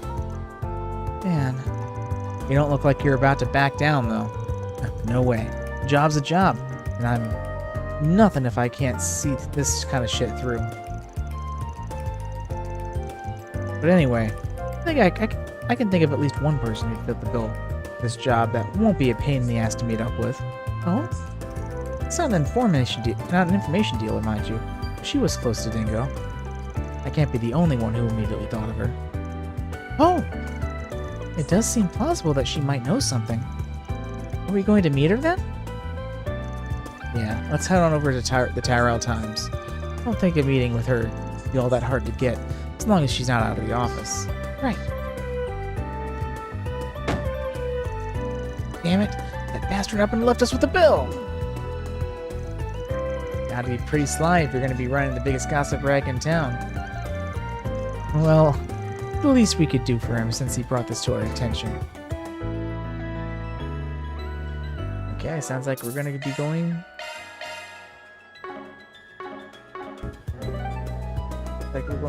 to see, Marielle. Let's roll!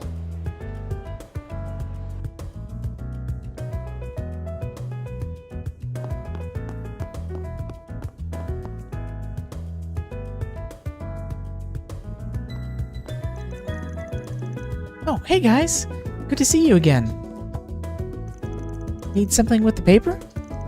Not this time. We came here to talk to you, Marielle. I'll give it to you straight. We're working on a 4SBG involving Dingo, and we need your help. What? You are? What sort of request is it? Please tell me. To put it simply...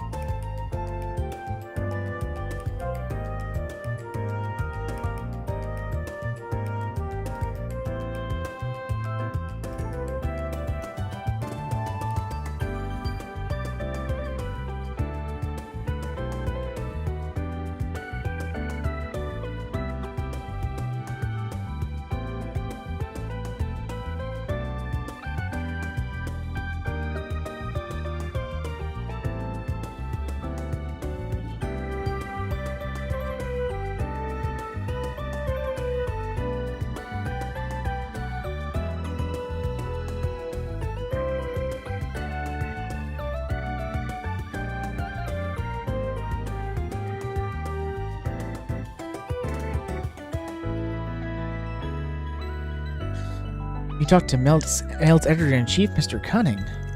Dingo told me about him before, but I never had the chance to meet him in person. He said that he wants you to find Dingo's notebook? That's right. Do you remember Dingo ever talking to you about that thing by any chance? Doesn't have to be anything direct or explicit. Anything you happen to remember about him saying will help.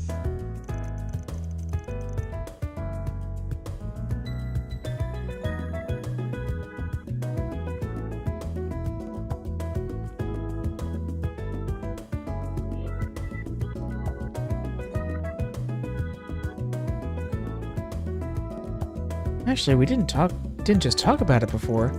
I've seen that notebook with my own eyes. Say what? How did that happen?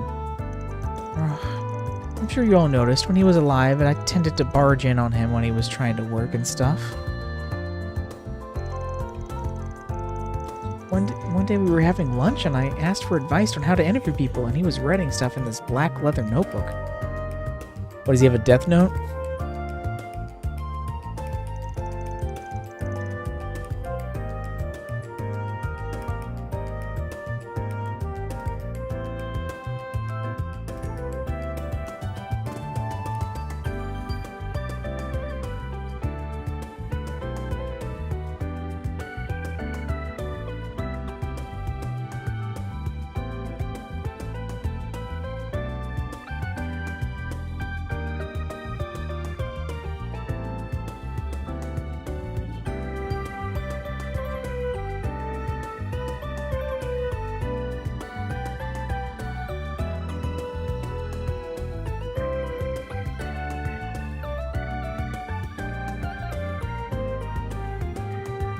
I asked him what it was since I was curious. He told me it's where he jots his info down, both for his reporting work and info broker stuff. That definitely sounds like what we're after. If nothing else, at least we can confirm that it's real. I got a little whiny and tried to get him to show me his notes, but of course he refused. When I got huffy about it, he kind of laughed at me and patted me on the head. I still remember exactly what he said. Oh god, we got another head patter. Who knows? Maybe you'll get a peek at them one of these days, although if I play my cards right, you shouldn't have to. Wow. He must have already been preparing for what might happen to him in that case. If that's the way he was talking, then we can probably rule him out taking the notebook with him to Cray. The CID also apparently swept through his place and couldn't find any real material of note that he left there either. He had to have either given it to someone else or hang on to it, or stashed it somewhere for safekeeping.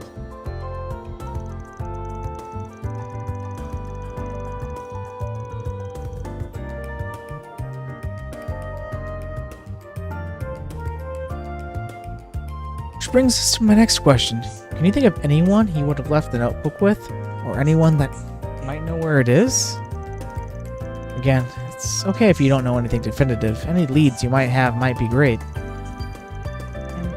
And just to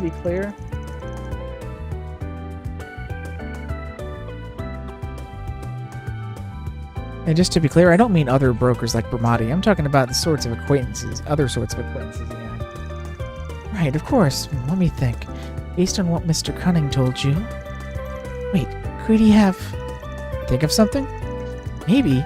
I could be completely wrong, but I can't rule it out either. Basically, when Dingo was alive, he would sometimes cover the adult industry for Mail magazine. He did? That's interesting. I guess that comes with being a tabloid editor. What's the adult industry? Doesn't every industry have adults in it? Being very...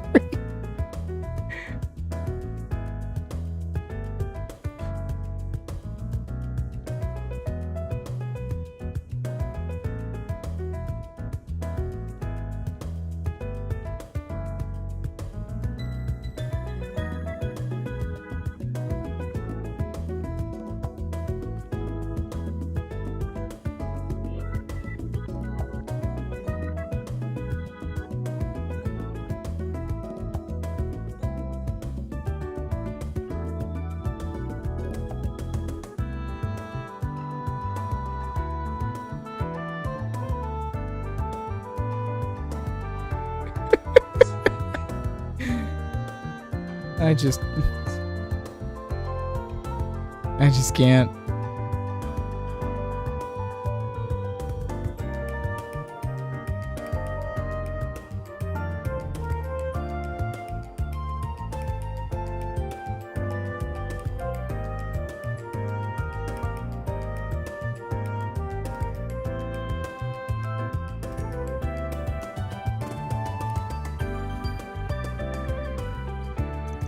It's cool for grown-up stuff. Certainly more grown-up than this wannabe protege here, that's for sure. Anyway, one time I confront him about it. Muriel blushing.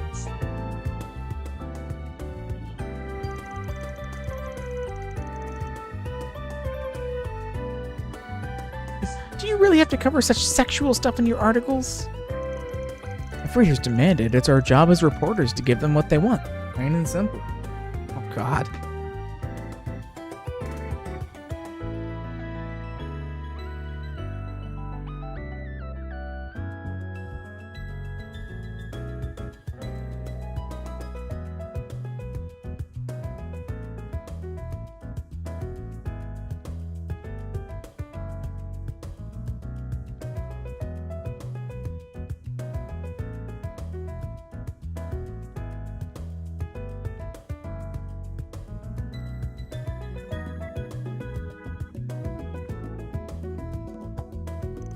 Plus, it's a way to get information that can help shut down some the nastier legal places run by the Mafia. Oh, okay. I guess that makes sense. Say, out of curiosity, do you ever visit those sorts of places yourself? Fucking Mariel.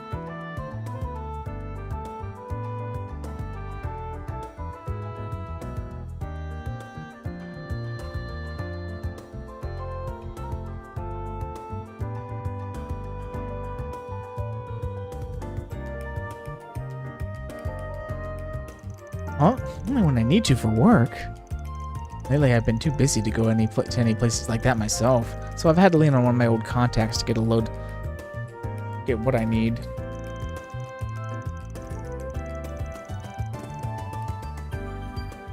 Yeah, not exactly ideal for when my job was supposed to be able to report on things that I see myself, but it is what it is. Fair enough, I guess. You sure won't hear me complaining about you. Complaining about what? Nothing! Nothing at all.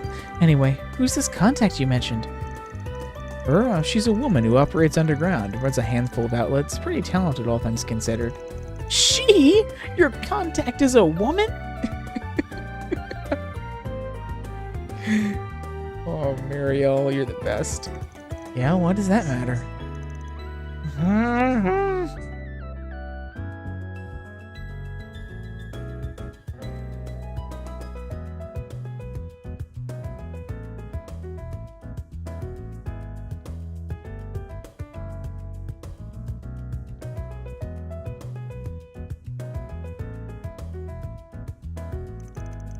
You've got to introduce me to you've got to introduce me to her. It'll help me write better in news articles. Yeah. Unfortunately, Dingo said it was too soon for me to be going to places like that. And that was that.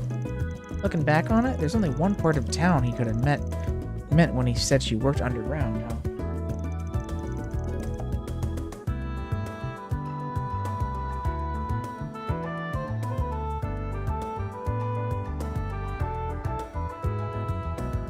Yeah, I think that goes without saying. Not only that, but I think I may just know the woman he's talking about. Never would have guessed those two had any history, but it goes to show you it's a small world we live in. Huh? Certainly remember there being a business that fit the bill when we were down there. Does that mean we're going to the Blacklight District? Yeah. Who knows if we'll turn up anything down there, but it's worth a shot. Hey, you guys? Hey, voiced Mariel lines, yay! I want to go with you. Could I? Please? I don't know. Yeah, it's kind of dangerous in the Blacklight District. Is the fucking child.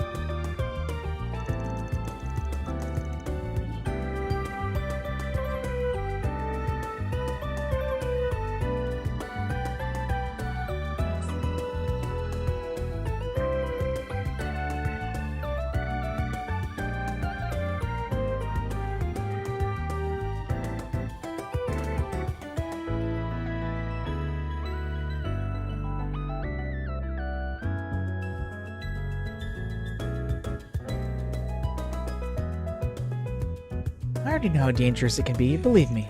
But we're talking about Dingo's notes here. What's inside them matters to me too, you know? Who knows? Maybe you'll get a peek at them one of these days. Although if I play my cards right, you should never have to. He does have a point. What do you think, Van? Alright, you can come. You did give us some valuable info, so it's only fair. But you gotta promise 2 things. 1, you'll stay behind us down there. No running ahead. And 2, you'll carry your own weight and help us out too. Deal? Deal. Thanks, Van. I promise you won't regret this. Yay! Mario can permanently join our group if she wants. Is she following us around? No? I heard. Why doesn't she get to follow us around? That's sad.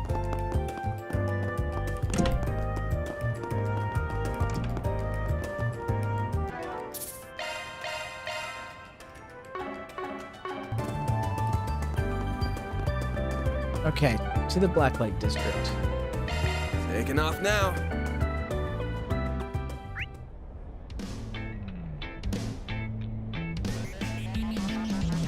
Yeah, looks like we've got to go over to the adult place over here. No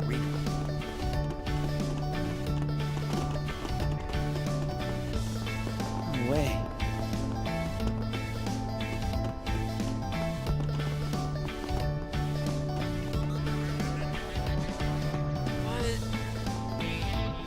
Boss is gonna yell at you.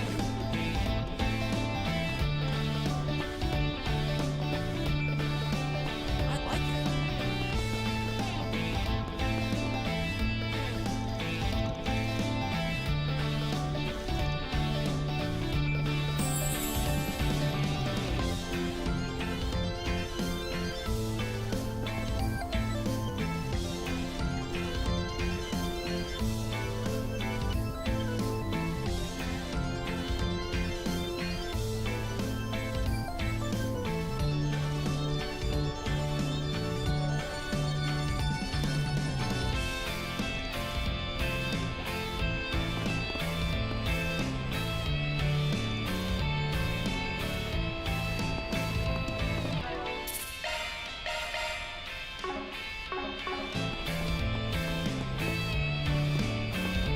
Wanna get a drink together?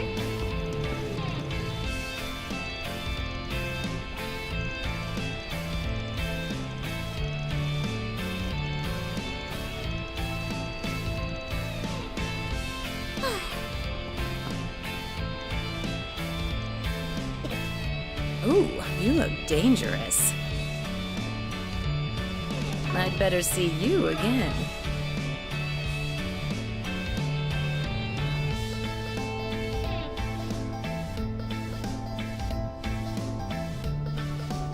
Let me ask you something. Alrighty.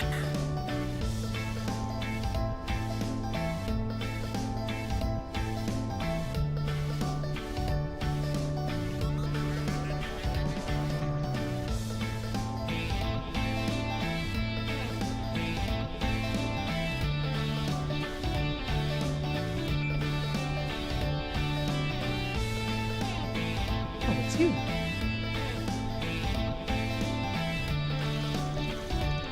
You know, I thought I knew you well, but I had no idea you and Dingo went so far back. Living with me here. You're the ones helping him investigate Almada's illegal adult business, weren't you? Yeah, that's right. We must have worked together for, a decade, I want to say. We both had to keep it on the down low in order to operate freely, though. He and I had known each other since we were both up in Nesselden. That long, huh? I guess that makes sense.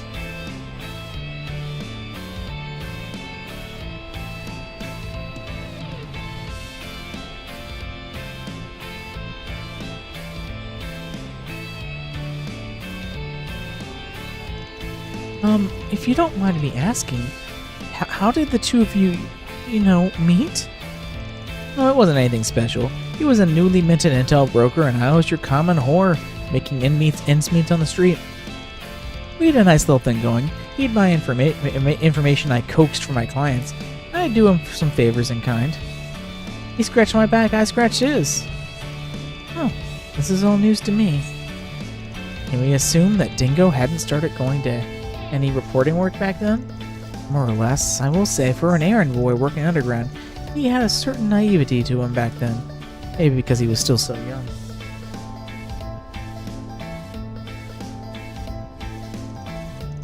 I had an acquaintance who worked at a local paper. I remember he was pretty intrigued about that side of things. I'll also mention it was 8 years ago when I made the move to Edith and set up shop down there. But before I left, he gave me some top secret information as a parting gift. His intel and his connections have been a huge help to me. Leave it to the lady killer to schmooze his way into the underground.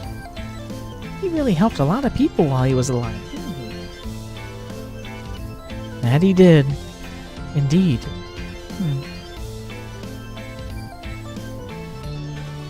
Later on, after everything went down in Messeldom, that's when he ended up drifting into town. Personally, I was happy to see him make a clean break and get into a better line of work with better people. You never know what life has in store for you. Maybe the goddess took a liking to him and threw him a bone. Maybe so, yeah. Sorry to interject, but what happened to him in Messeldom? I didn't know anything about that.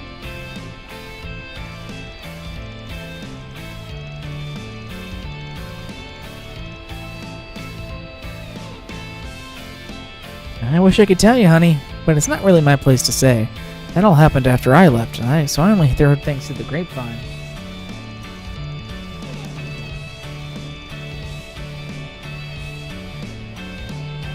I won't leave you empty-handed. If you're looking for his notebook, I've got some information I'd be happy to share. Really? You'd do that? Thank you. Thank you so much. Just to clarify, we're looking for his black leather notebook he used to carry around. You've seen it before, I take it? Sure have. He'd been looking for a place to stash it away.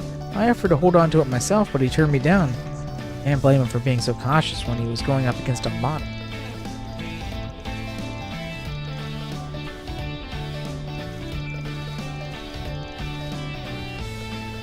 That was 3 days before everything went down in Cray, for reference.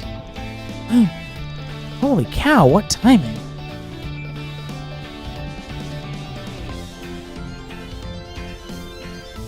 Actually, now that she mentions it, how did Dingo get to Cray? Do you have any ideas, Van?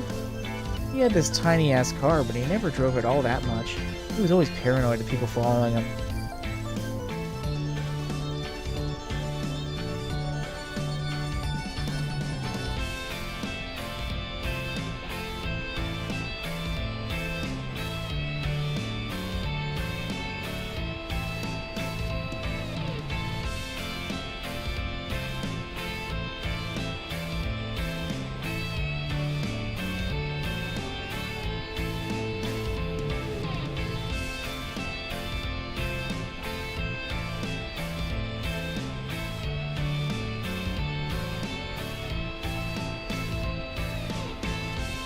I don't know what he did here. Same, we're talking about a guy who knew all their tricks by that point. Might as well have just been moving randomly.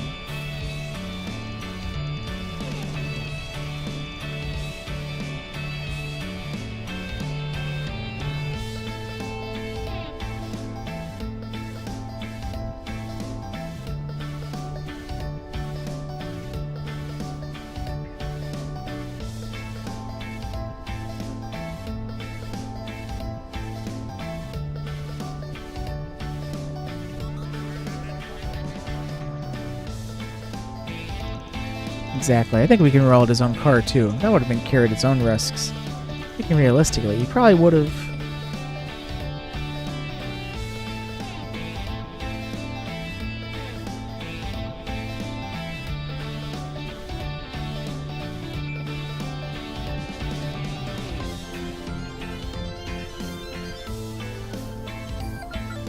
Do I have to talk to that taxi driver?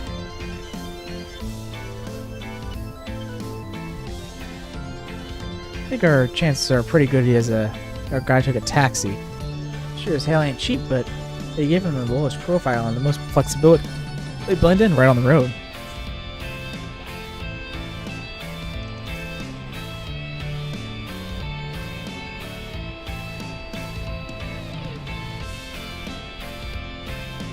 Good thinking.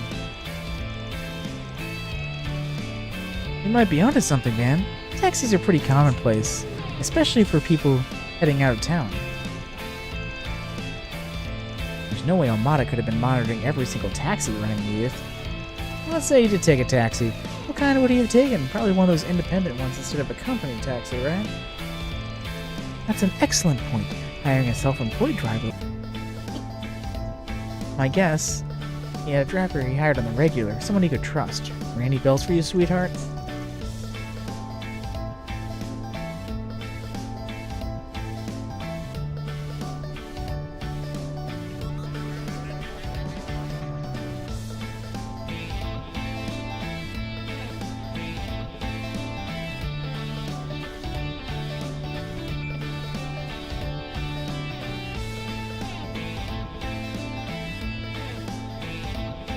You know something? It actually does. I remember Dingo would sometimes hail a taxi to get to a reporting site. He mostly took one that had this black and yellow checkered pattern around the bottom. The driver was an eccentric guy too, from what I recall. Yep, it's the one that we met. Oh wow, that's really good info. How do you able to remember that?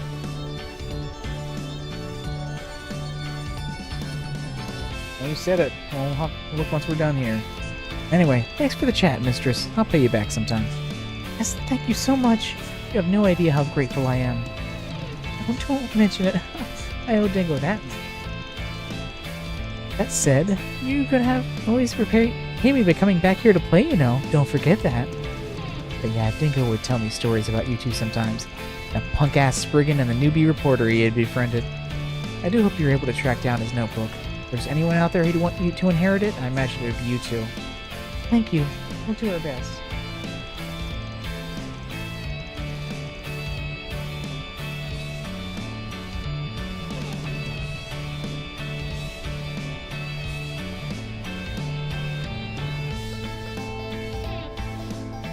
I'm sure hell gonna try. It'd be a waste for us just to let it go after doing all this work for it.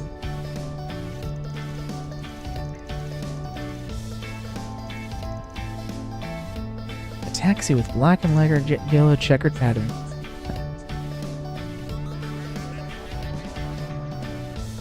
I had no idea Dingo was a regular in it. I see that car out in Central Station a lot. Driver's probably out for lunch right now, though. Let's check the food stalls first, see if we get lucky.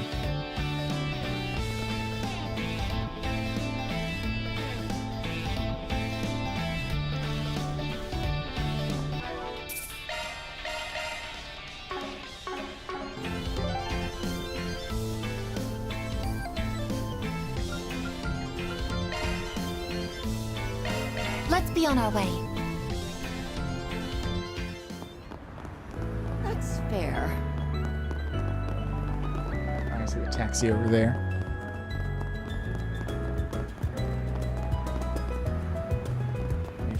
Down there, here we go.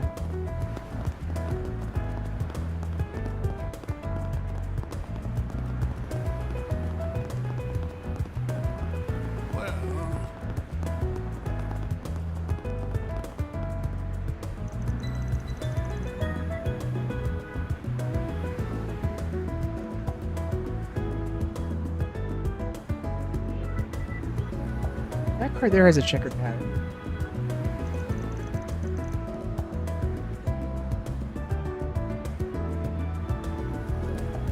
Gotta be it. That's the taxi. The driver's gotta be close. Let's stuff him out.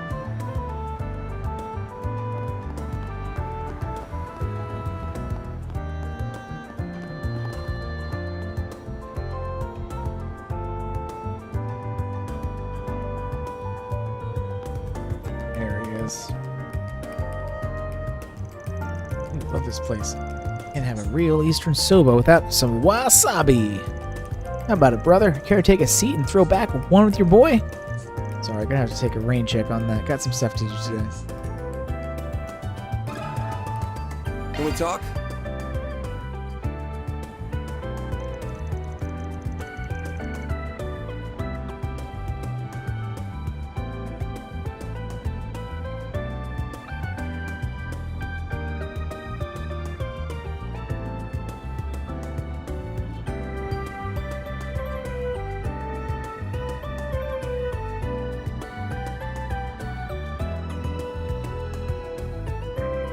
Well, if it isn't a big boy with a cute girl hugging his arm. Never thought you'd ask me about that name in a notebook. Wonders never cease, huh? Huh. Looks like we found our guy. So word is you're scratching Dingo's back every now and then. Yep, I may not look it. They used to run all over the Republic taking odd jobs on the down low.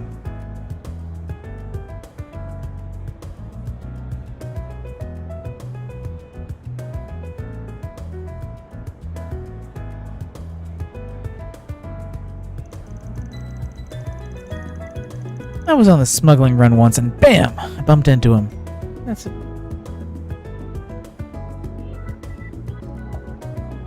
how we met. It must have been, 10 years ago? Dingo would have been around 20, I think. Alright. So do you know how he got tangled up with Armada back then, too? Oh, my boy, do I ever. That was what led him to ask me for the help out of the city that day. I snuck him out just like that. He hopped on a bus for Cray, and well, that was the last I ever saw of him. In retrospect, I shouldn't have done it. I shouldn't have let his dumbass do that. It wasn't your fault, Giordano. Don't beat yourself over it. You weren't the one who killed him. It was Armada. Not even. Dante's owned that shit heel.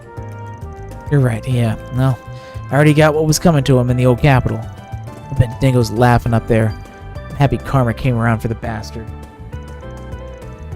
I hope it makes him feel better. We really regretted being that guy's broker in the past. Dante's really wasn't the same guy once he took over.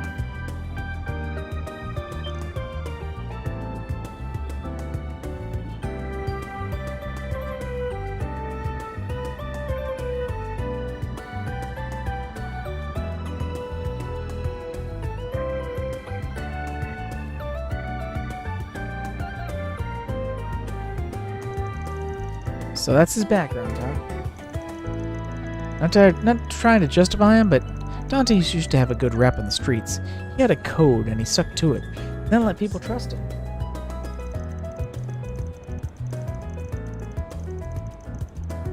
No wonder he ended up so popular, with how much everybody hated the head honcho before him. He got his dingo hook, line, and sinker.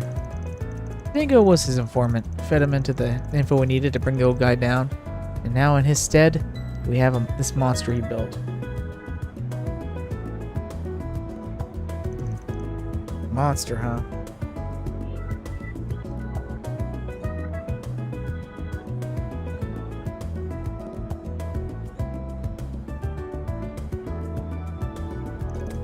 That does fit in well. I'm not too privy to what happened beyond that, so I don't want to speculate. So you're looking for Dingo's old notebook, and you think that I got it? Bingo. Please, may I have it? Well, I'd love to give it to you, but I'm afraid I can't.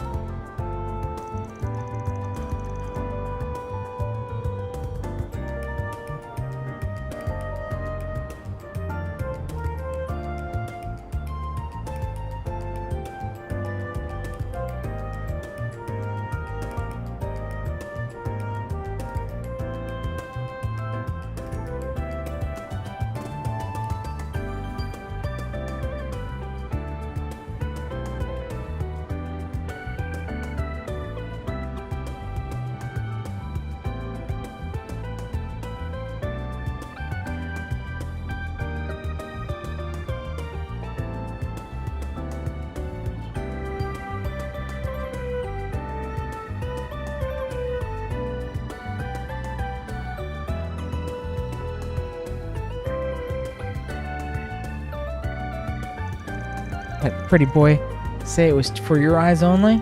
Oh, he told me to keep an eye out for that Spriggan guy and the newbie reporter.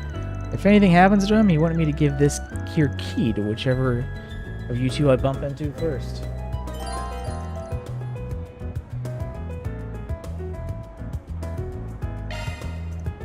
Oh.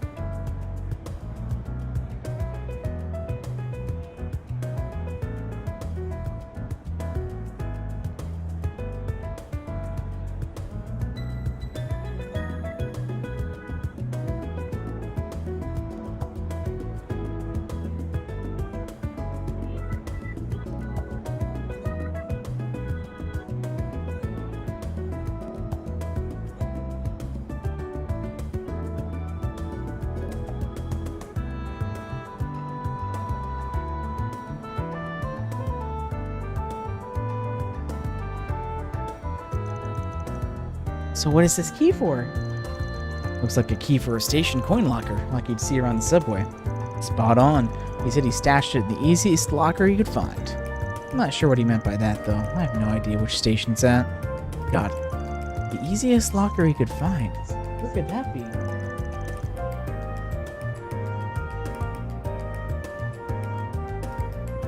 Well, that about gives it away. Oh, could it be the one by Van's office? Probably. Let's head back and take a look. Thanks a bunch, Gerardo. Maybe I'll make it up to you with a joyride one of these days, when I feel like it. Haha, you just call me anytime you're plastered and I'll be your DD.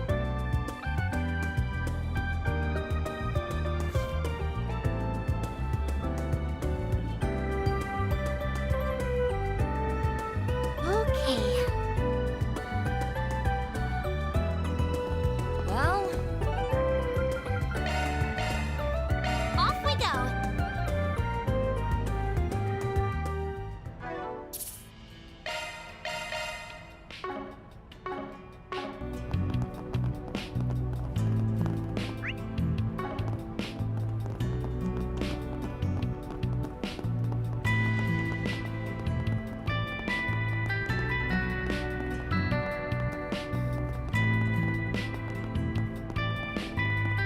What do I do?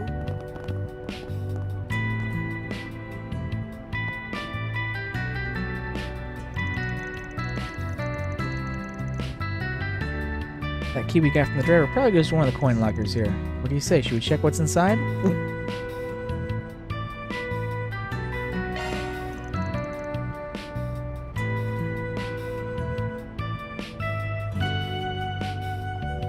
Absolutely, I'm ready.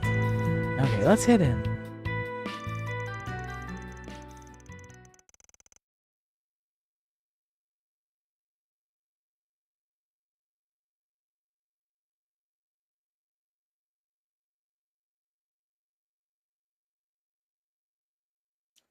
Marielle and the others found the coin locker.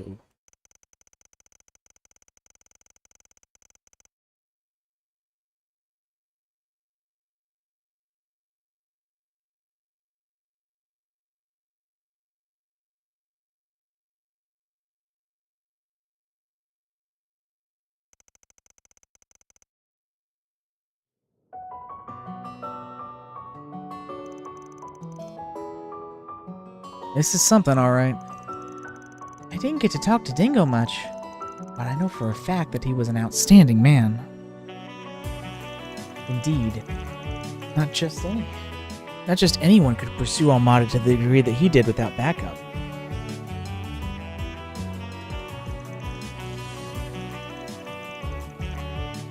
Probably his way of making amends for the role he played in Dante's Rise to Power.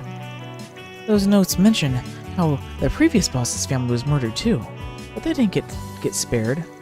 It's just horrible. Such a heavy burden to carry. But it wasn't his fault. He couldn't have known that's what would happen. I can't imagine he felt like he could be in the public eye anymore after that. And that's why he took me under his wing. A good-for-nothing rookie. It appears he compiled quite a few notes about the ringleaders when we took down in Orishan as well.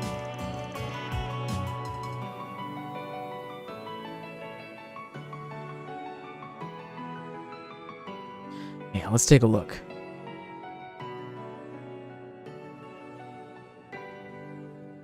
Oh, so you've got stuff. Viola, gender, female, age 26. Originally from a minor noble family in the Kadaz region in the Central East, her family fell into bankruptcy after Kadaz's annexation to Valis, Viola herself being sold off to a wealthy merchant so that they could make ends meet. Soon she fell into the hands of a criminal organization that was targeting the merchant. Though initially nothing more than a plaything and object of pleasure, she eventually managed to oust the boss and wrestle control into her own hands. Her brutal leadership reputation precedes her. When, 2 years later, the group tried to expand their influence into Kelberg, they caught the attention of Amada. Conflict with them was brief, and they were quickly obliterated by Dantes, to whom Viola swore loyalty afterward.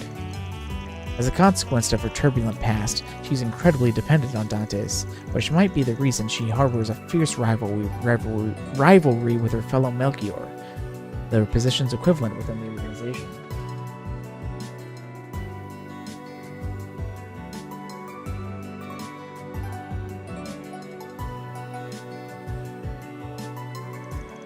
Though the body of her needle gun was produced by Zek Arms, the full piece is not part of their official lineup. Further research regarding the origin of her weapon is needed.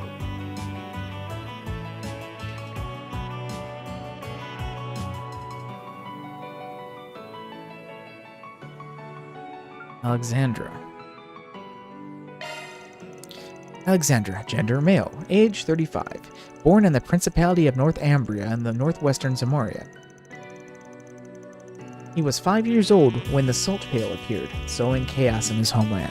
Him and his father, then protectors of the ruling family, fled alongside Prince Balmud when he fled the country. He spent most of his childhood and adolescent years in the free city of Tulsa.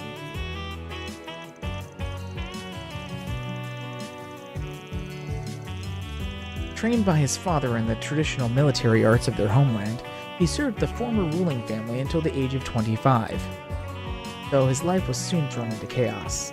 His father and he were both ordered to retake Northumbria following the death of the Northern Jaegers figurehead, the current ruler since Prince Balmud's escape. After they were sold of Northumbria's capital, Halisk, they managed to seize control of the city for a time, acting as an effective government before being overthrown by the Northern Jaegers. This ensued a massacre of the remaining civilians in Halisk, mandated by the crazed former Prince Balmud. Standing in opposition with one another, Alexander and his father dueled to their death, Alexander emerging victorious before withdrawing from the battlefield. Though his current whereabouts are unknown, it is believed that Prince Balmud was swiftly and secretly executed by the Northern Jaegers following his capture.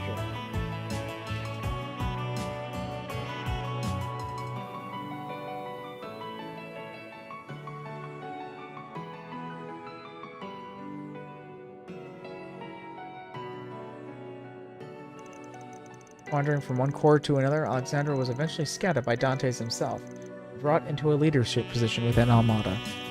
Though outwardly austere and restrained, he's merciless in combat, sparing none who dare cross him. His ultimate goal being the search for his final resting place. He has rejected any attempt at persuading him to leave Almada. Despite the mechanized gauntlets he wields not being part of their official lineup, it does appear that they were developed by Zek Arms. Olympia, gender female, age 19. Little is known about her, although she allegedly hails from a remote village hidden in eastern Zamoria. Rumors say the entire village comprised of heretical puppeteers who worshipped a doll made in the image of an angel. Thought to be an artifact of some sort, the doll was looked after by a medium.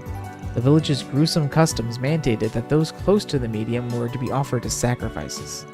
These sacrifices spared no one, not even friends nor family.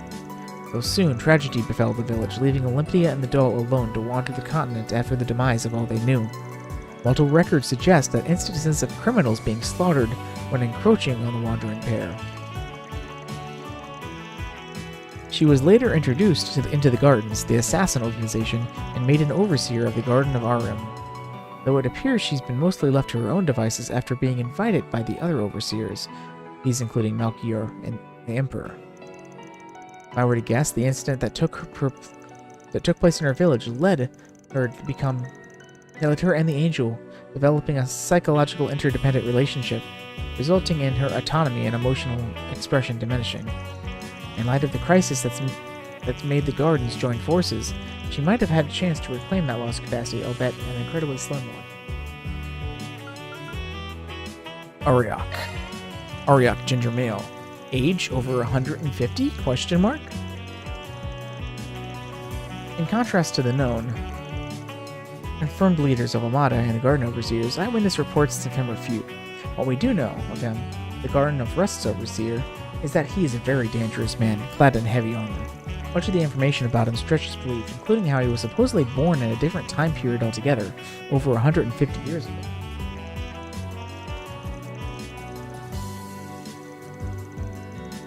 If he was, he's said to have proceeded from the mythical Holy Iskan Empire, an enormous nation believed to have laid just across the Taishan and Ishgal mountains to the Calvard's east. This empire is presumed to have vanished along with following a calamity 130 years ago. In its heyday, 9 groups served to protect the royal imperial line. Eastern sources indicate that he was a warrior who represented the Rahu, a tribe of white descent hailing from the west. I'm inclined to believe it's all bullshit, but in an age of where immortals like the Lance Maiden can exist in Erebonia, I can't rule out the possibility of there being some truth to it either. Whether it's true or not, evidence might suggest that his armor and his strangely shaped battle axe might be artifacts. Considering his joining the Gardens and the stories claiming his immortality, this might be highly likely. On top of that, he's the primary suspect regarding Eisenchild's annihilation in the outskirts of Prey, though I still cannot state that for a fact. More information is needed. Finding Melchior. Melchior, gender male, age 21. One of Amada's 3 pillars, and quite possibly its most evil and sinister member. He doubles down as the Garden's ringleader and overseer of the Garden of Thorns. Melchior's skills don't fall behind any of his artifact-wielding peers, being highly skilled in the use of the Orbal Net, and being capable of infinitely spawning and freely controlling explosives.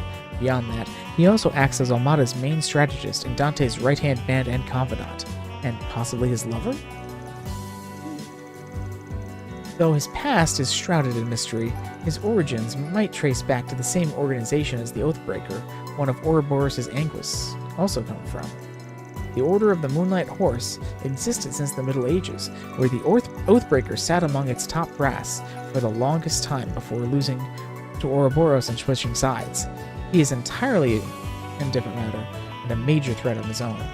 Wrapping this back around, Melchior might have been a direct subordinate of the Oathbreaker before going on to take the scattered remnants of that take in the scattered remnants of the infamous cult. If that's true, that would make him something of a prince of the underworld. For someone as powerful as him to idolize Dante so much is nothing short of ominous and concerning, to say the least. Another thing that concerns me is him staying in Kray's vicinity following the Eisenchild, turning into ghouls. Kray is not just some sleepy village with beautiful vistas. More than a tourist spot, it lies stuck between several forces working in the shadows. It also happens to be one of the few places in northern Calvert with a sizable eastern and central eastern population. Knowing the source of Amada's financing, actually, I'd rather not speculate any further. Ooh, finally, Dantes has appeared. Gerard Dantes, male, age 34. If I let my feelings take way, Dantes could fill every single page in this notebook. There's not a night where I'm not overcome with regret, but this notebook is not meant to be for my personal thoughts. Most things I've come to learn about him and his life are at least a little eyebrow-raising. Him being a member of the DG cult before joining Armada, being related to Calvard's old royal family, perhaps even a direct descendant. The tales of his sword are equally as hard to believe. A gigantic blade of black and silver, thought to be an artifact hidden by the royal family. This demon blade was the instrument with which he slew Enrique, Amada's previous head. Hard as these tales are to believe, their true purpose is to strike fear into the hearts of those who hear them, to make Dantes nothing short of the living manifestation of shadows and agony. Deep as the abyss and equally as alluring, his unquenchable thirst for fear is what draws many to him.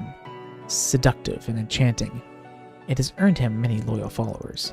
But where does such an unfathomable hunger come from? A new hypothesis surfaced recently, which might finally explain things. Its source, however, is a little unusual, and I'm not particularly keen to take it at face value. But that's neither here nor there. The more pressing matter is his goal in Basel, and that him and the others might be after something else. His true goal, I imagine, fear. The want and need to bring about true dread and terror to the masses. He wasn't able to achieve it, even with the help of a genius, but that will not put a stop to him. He'll stop at nothing to achieve his mission. Looking into this matter should take priority. Regardless, he managed to pull a fast one on me in Tharbad. I was distracted by that call, but that's no excuse.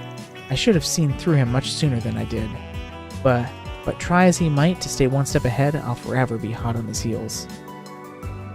At this point, I've worked out how I'm going to get everything recorded, as well as how to leave these notes behind. Now comes the real showdown with him. It's going to be the biggest gamble I make as both a reporter and an information dealer. If, by some sheer miracle, I make it back in one piece, I'll absolutely be following up on those theories I've written about.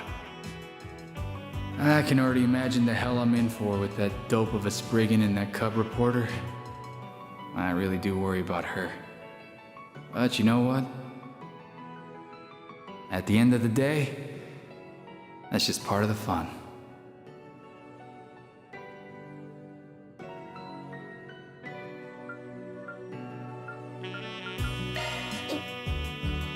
Dingo. Dingo. You dumbass. Who's the real dope between us, huh? This dude was totally nuts. How the hell did he find it in him to go that far? I can only imagine his love and care for others spurring him on to gather this much information. He was both a clever and kind man. And he wasn't just trying to make amends or settle a score. I don't doubt he genuinely worried for everyone's future. It goes without saying, but it's a true shame. He was taken from us far too young. I'm glad you two were able to find his notes. Likewise, it must have been the will of the goddess. Once Mariel collected herself, the party drove her back to the Tyrell Times. After reporting their success to the editor-in-chief, they got back to work. As for Dingo's notes, once the contents were copied, it was decided that Mariel would hold on to the originals for safekeeping. Well done, everyone. Love to see it. Or deposited. That does give me a little bit of gray. Not enough for level 4 yet.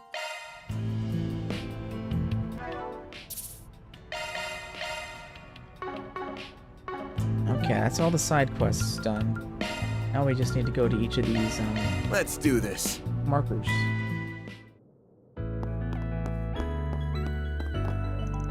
I told everyone at the Tyrell Times about Dingo and his notebook.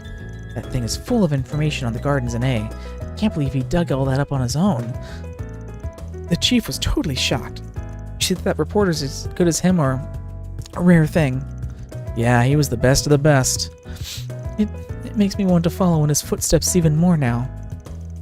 Even if he won't be there to see it when I finally catch up to him. I'm so sorry. I'm such a mess right now. I cry at the top drop of a hat lately. It's okay. Ain't no shame in grieving. We just have to make sure to remember those words of his. We've got to heed them, too. Yeah, you're right. This notebook is the last thing Dingo left behind. I'll make sure his findings won't go to waste. Oh, and speaking of the notebook, one of his theories he wrote about has been weighing on my mind. Is it the part about Dante's thirst for fear and where it comes from? Yeah, for better or for worse, he's led an unimaginable life. Being descendant from the royal family and also part of the DG cult. We also can't forget the sword he wields as an artifact. I have to wonder if his background has anything to do with that obsession of his. Seemed like Dingo might have had an idea about it, but he didn't go into it much in his notes. It's impossible to know what he was thinking. Anyway, I plan to pick up where he left off. If you guys come across anything, definitely let me know, okay? You bet. We'll be in touch. This notebook is the last thing Dingo left behind. I'll make sure his findings won't go to waste. I'm going to look into that theory he had. Maybe I can come up with some answers.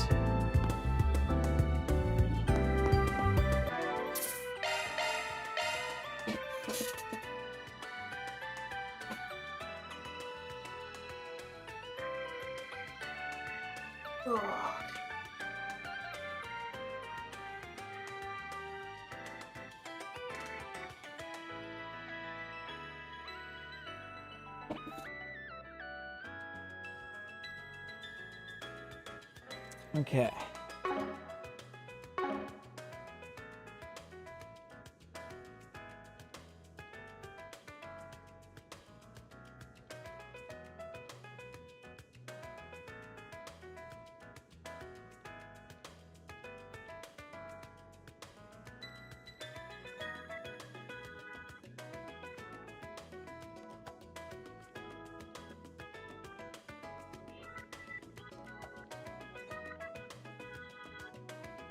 Okay. Got something planned? I guess it's time to do our bonding events.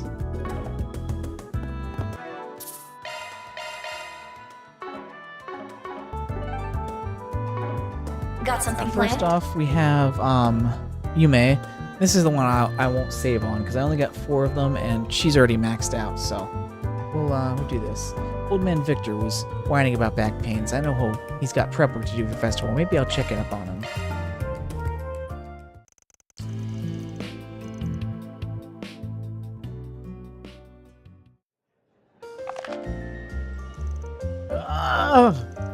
Yeesh. Sounds pretty serious. Must be tough getting old.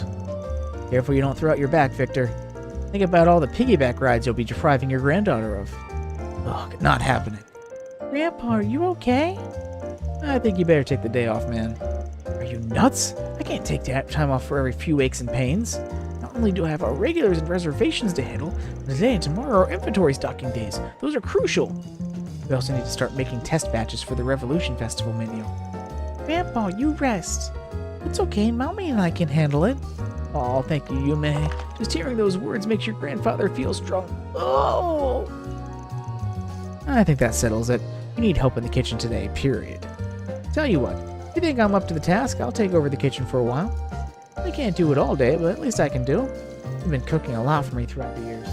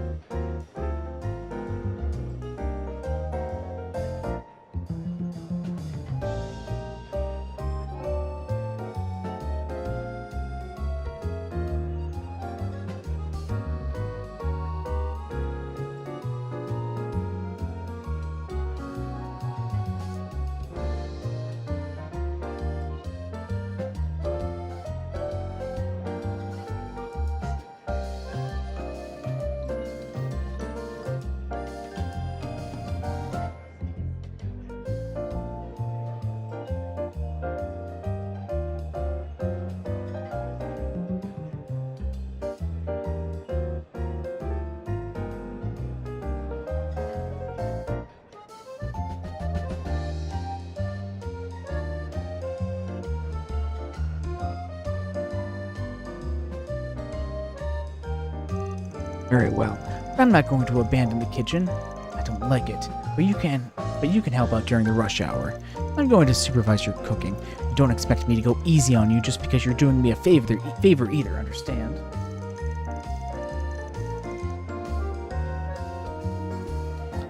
Fair enough. Your joint, your rules. Just tell me what you want to do, boss.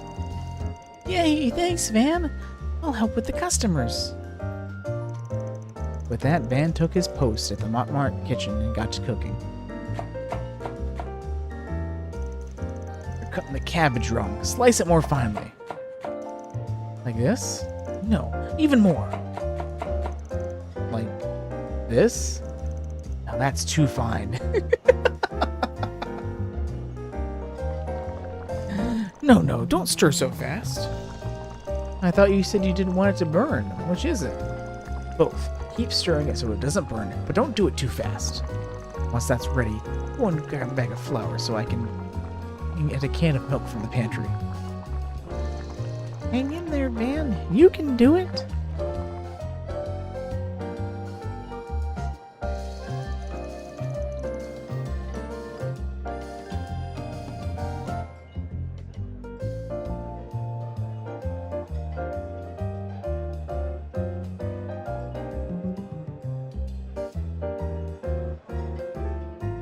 It's clear to say whose dish looks more appetizing.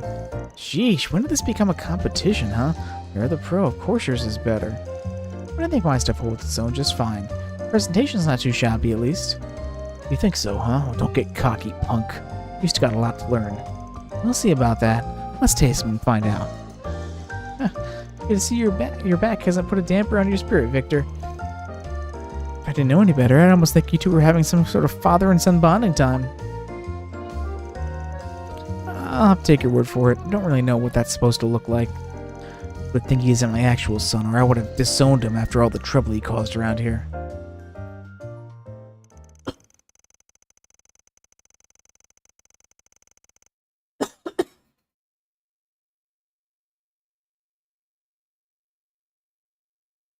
Rush hour continued, apace with Van and Victor yelling at each other in the kitchen, their hands full with new customer orders.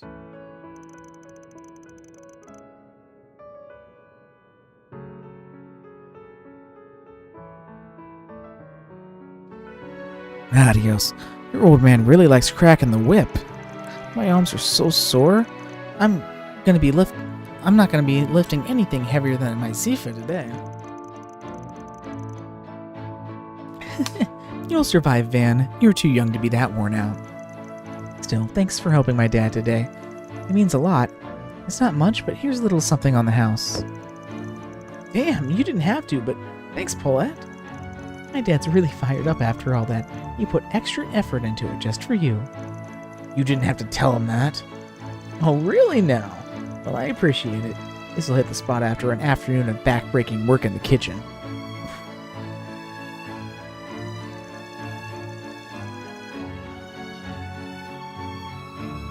Even I have to admit when a good-for-nothing son has earned his keep.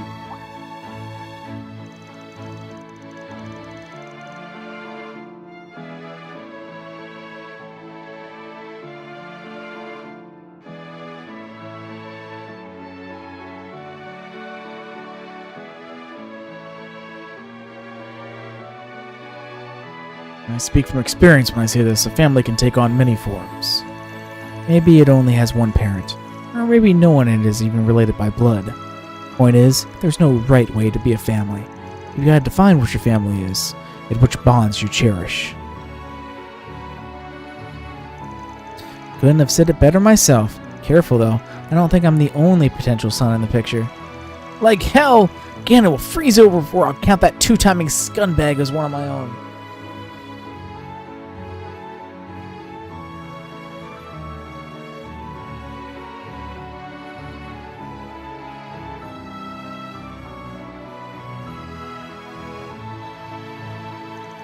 I never named any names. If I can only imagine who you two might be talking about. Grandpa's right. You and me are family. I'll always be with you, Van, I promise. You can still melt a grown-up's heart. But you should really be careful about making promises like that at that age. But thank you, Yums. It means a lot. I don't care what you think. If you disappoint my sweet, innocent granddaughter, you're going to be in a world of pain, you brat. What he really means to say is take care of yourself, Van. He worries you might be overdoing it at your job sometimes. Paulette! You could have kept that part to yourself. I hear ya. I'll be careful out there.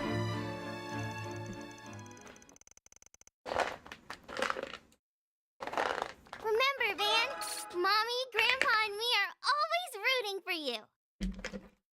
Adorable.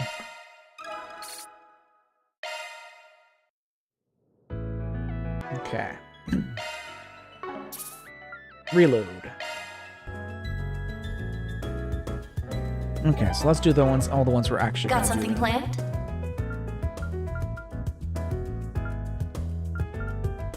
Ren! Got a 4 SPG from an unknown sender. It wasn't just addressed to me, but Ren Bright as well? Normally I wouldn't take on a request like this, but I'm oddly curious. Maybe I should see what Ren's up to.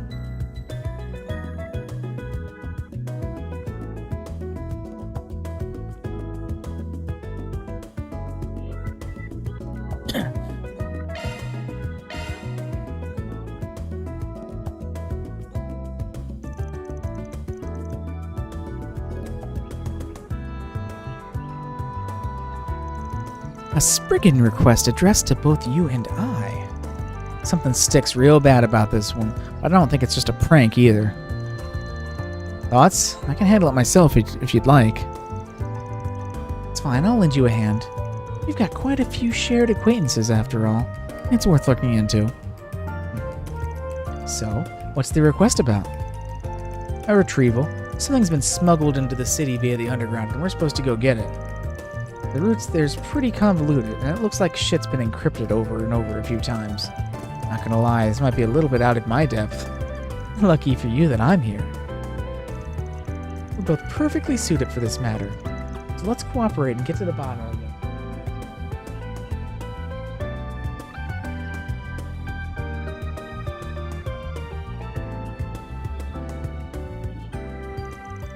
After agreeing to work together, Van and Ren decoded the 4SPG. They continued gathering clues afterward from the Orbital Net and the underworld. Eventually, the trail led them to an attaché case.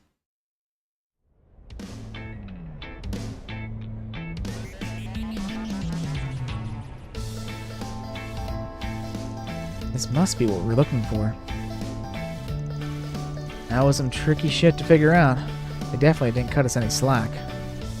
I'll say, we had to follow the thinnest threads we could find just to get here. Had we not teamed up, this whole search would probably be dead in the water. They must have trusted us to find it in the end, though. It was here after all. Well, let's crack it open and see what's inside. Van unlocked the attaché case and threw it open to reveal... What? Writing utensils and painting supplies? The hell is this stuff for? There's nothing weird about any of them. Just normal-ass pencils. I don't get it. Oh, looks like we've also got these, letters here? They're addressed to the both of us. No sender listed, but I can only think of one. Right. Grandpa Jorg, without a doubt. Oh, shit!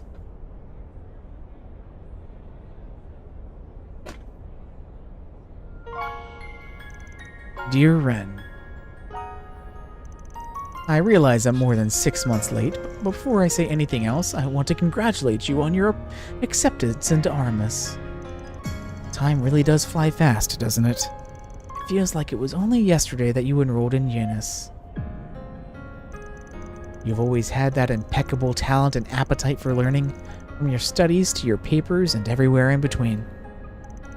You may have felt at first like there was no point in returning to ordinary schooling, that it was a waste of time for a mind of your caliber. There are some things you can only learn and experience in those common places. I suspect you've come to realize that yourself. Now that you have a place in this world to call your own, it's good to spread your wings and spend time away from your friends and family. Although I only looked after you for a short period, I pray that you find happiness wherever travel takes you. Sincerely, Grandpa Jorg. Aww. Yes.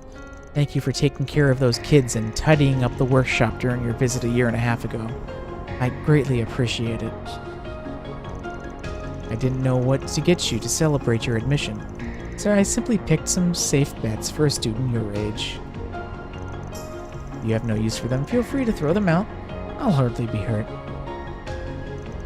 Oh, don't be like that, Grandpa. You could never throw these things away. He's still as he ever was, awkward and clumsy outside of his doll making, and I wouldn't have it any other way. Alright, let's see what he has to say to me next. To Mr. Van Arkwright. It goes without saying that you and I have done much for each other over the years. I won't dwell on that ancient history. But if I can offer you one piece of advice, don't avert your eyes from the spirit you have within.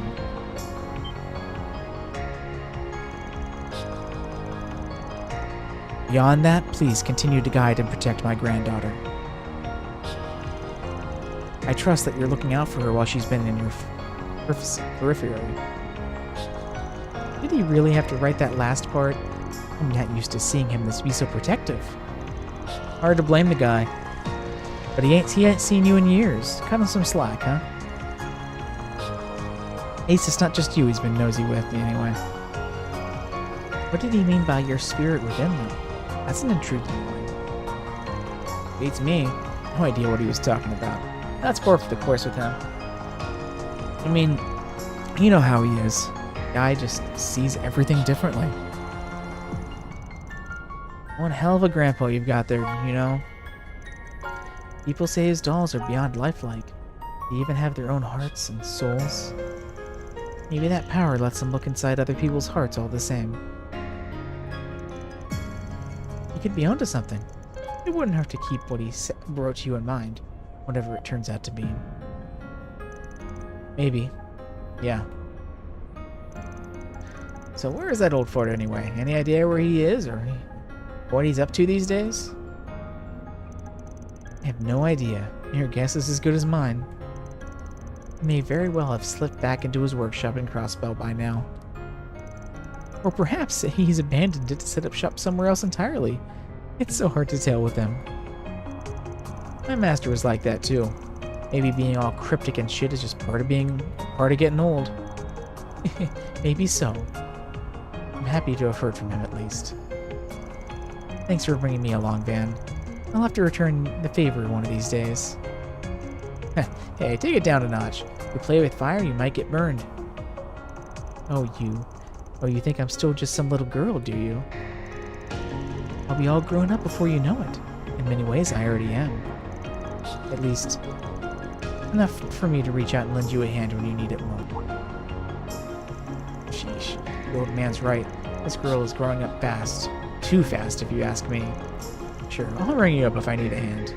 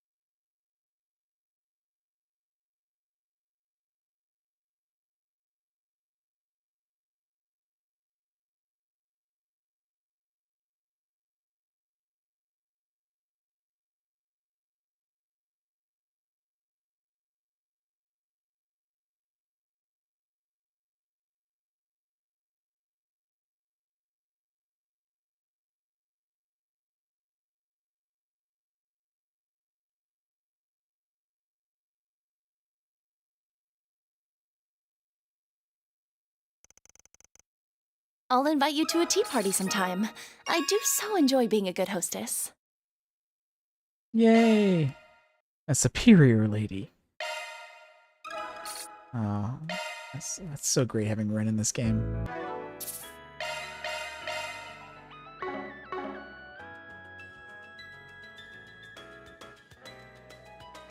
Okay, let's see what our next event is.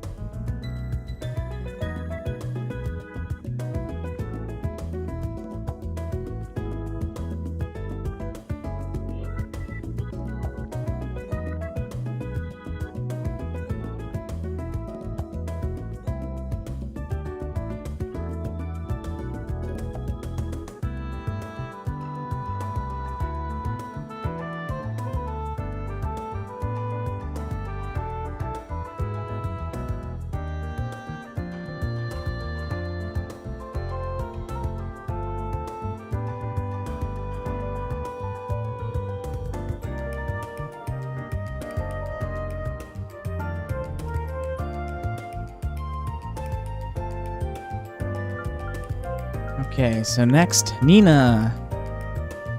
The director of Wolves Requiem, Leslie Lamb, got in touch with me through director Goatee. Apparently he wants me to talk about Nina, and she's going to be in his new film. Okay, on to Nina Finley's next bonding event.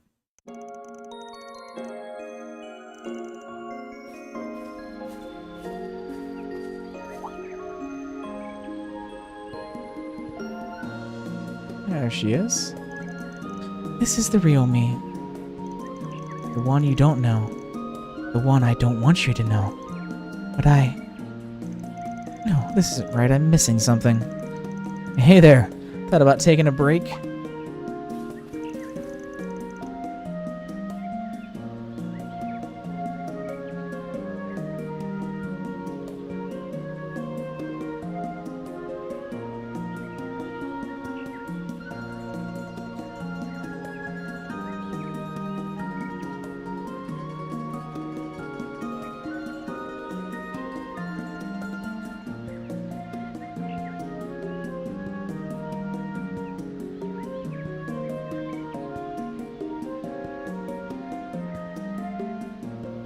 Mr. Arkwright, what are you doing here? Your director sent me.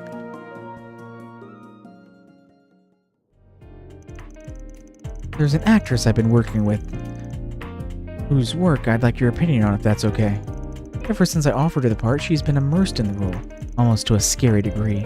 I was originally going to ask Judith for help here, but it might be a bad idea if I did it, since I'm not involved with the film's production at all.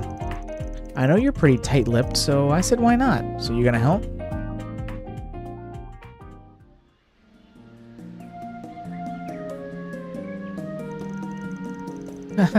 I guess they really were both worried about me. We recently filmed one of the most important scenes in my next film, you see. The director said the final cut was fine, so we were ready to move on. I'm still not happy with it. I feel like I can still do better, so I asked him to let me shoot again after I rehearsed it some more. And that's why you're here. All alone? It sounded like a long monologue. Surprised it's giving you so much trouble. I think it's because I've been rehearsing it alone. I'm meant to look at someone during the actual scene, and it's hard when I don't have anyone. Oh, I know. Would you be willing to act as my partner while I practice? Leave until it's perfect. But are you sure you want to ask me? I ain't exactly an experienced actor. That's alright. Just you being here will make a world of difference. Alright, I got time to spare. So, give it your best shot. Just don't go expecting nothing a sack of flour couldn't do better. Thank you. With Van as her partner, Nina continued practicing the problematic scene over and over. But in the end, she still wasn't able to come up with the take she was happy with. Oh, how about that break? This is your job and all, but you're gonna burn yourself out if you keep up at it nonstop. I'm so sorry. It just feels like I've been wasting your time here.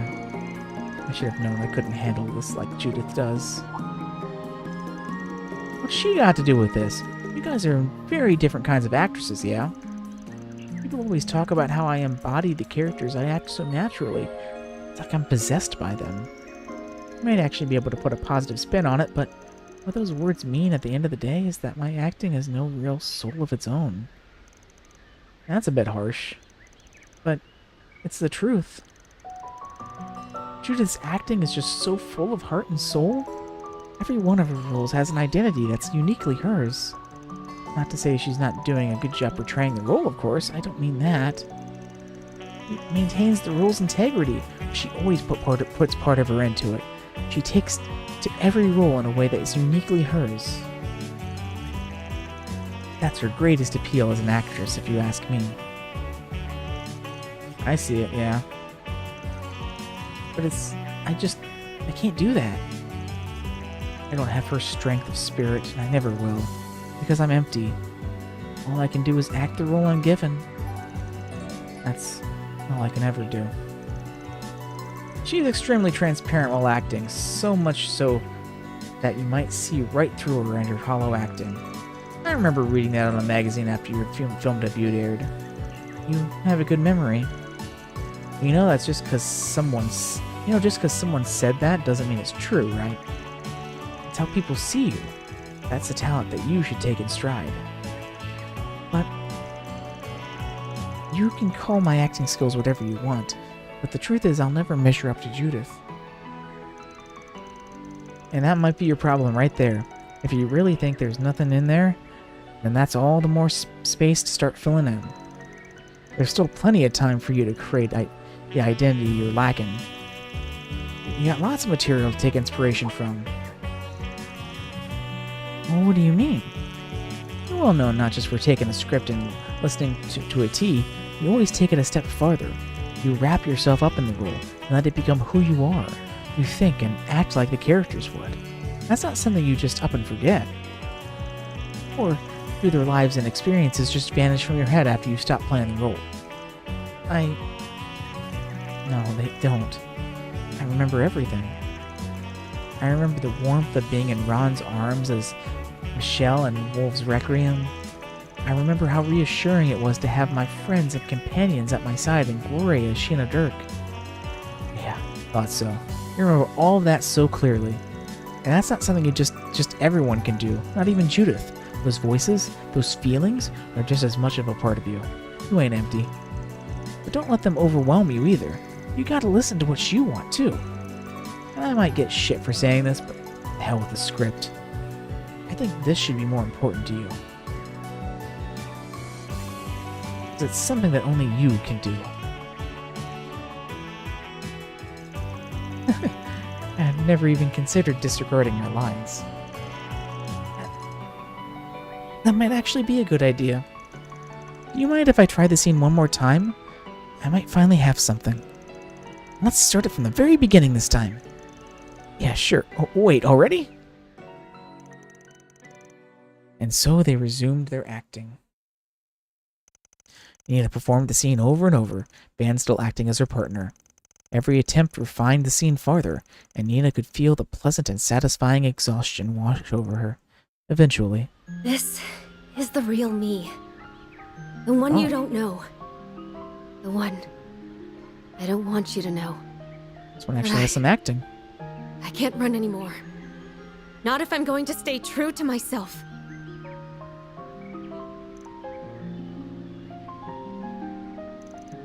Cut! Mr. Lan, how long have you all been there? Wait, were you filming this? Don't worry, we were only filming Nina. It was spectacular, Nina. I know I approved our previous take, but this was significantly better. You went off script a little, but that doesn't matter.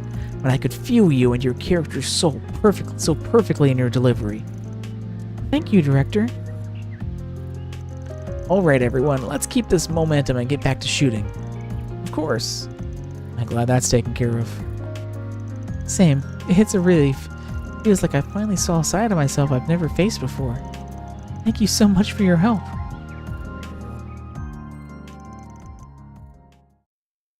That was invigorating.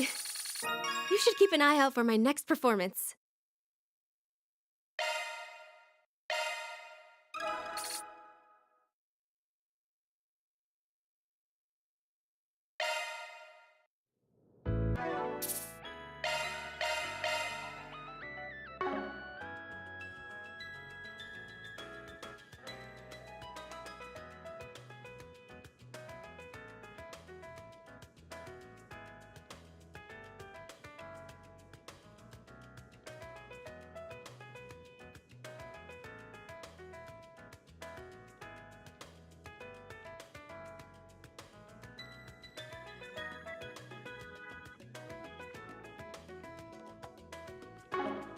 Okay, next up. Planned? Fee! Fee's final bonding event. Clausel is going to work with Fairy and try to restore Ada's rifle. They want me to help them get parts. Shouldn't be a big deal.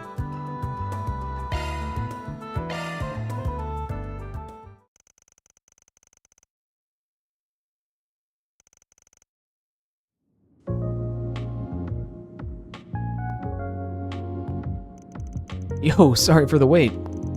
Don't worry about it. I just got here myself. Thanks for coming. Oh, think nothing of it. Seems like this has to do with one of my part-timers, so I figured I might as well. You want me to help with a memento of the flame eaters, right? Yep. I want to fix up the custom rifle Ada used to use. Seems like you've heard about it already. Sure have. We tried to get it repaired before, but they told us it wasn't really feasible. I assume the two of you found a way to fix it? Bingo! We learned what parts we'd need to repair it. All that's left is to actually get them. It's been bothering me ever since I learned how it was damaged, so I'm glad I can finally do something. I figure things will get real busy once the festival starts, so I want to get taken care of before then. Mary's working on the stuff that can be gathered above ground. Well, you're going to be getting the underground stuff from the Blacklight District, in other words. Do you want me to show you around the place? Exactly. I've heard that nose of yours is really impressive. So impressive that even Zen relies on it. How about it? Up for being my guide? Sure, why not? Couldn't hurt putting you in my debt more. I'd be helping one of my part-timers move on too. Sounds like a win-win to me. Thanks. Well, let's get a move on then.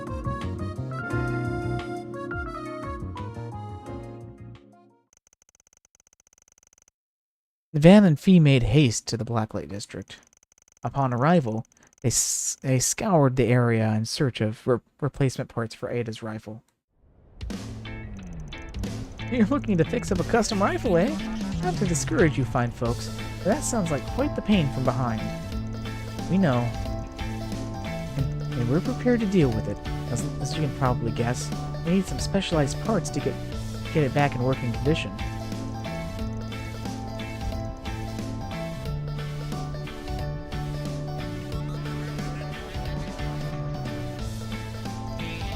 All right, this way, young lady.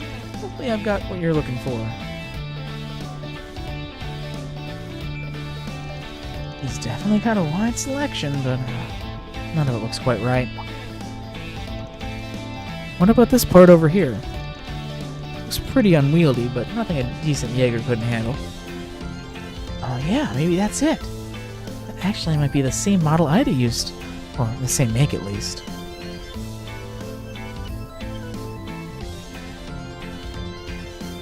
That might work in a pinch. Might as well give it a shot.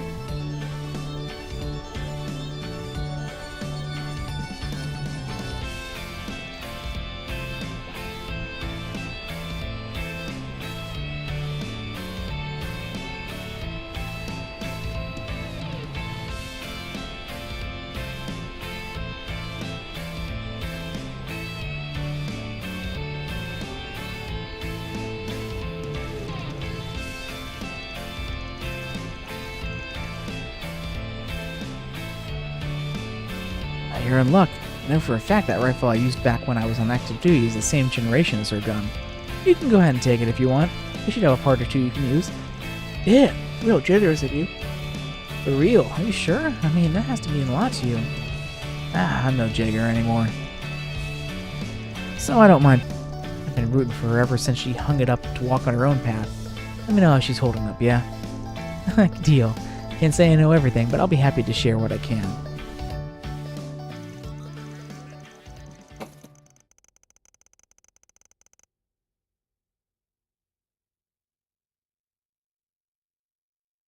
Eventually, Fee and Van managed to scrape together the needed parts to repair the gun, albeit from a less than desirable mix of sources. With Fairy having acquired her allotted parts, the group reconvened at the arms dealer inside the department store. Sylvie, who had been previously consulted about the rival's damages, agreed to assist with its repairs. Van watched over the whole process and helped with basic tasks like polishing as needed. Eventually,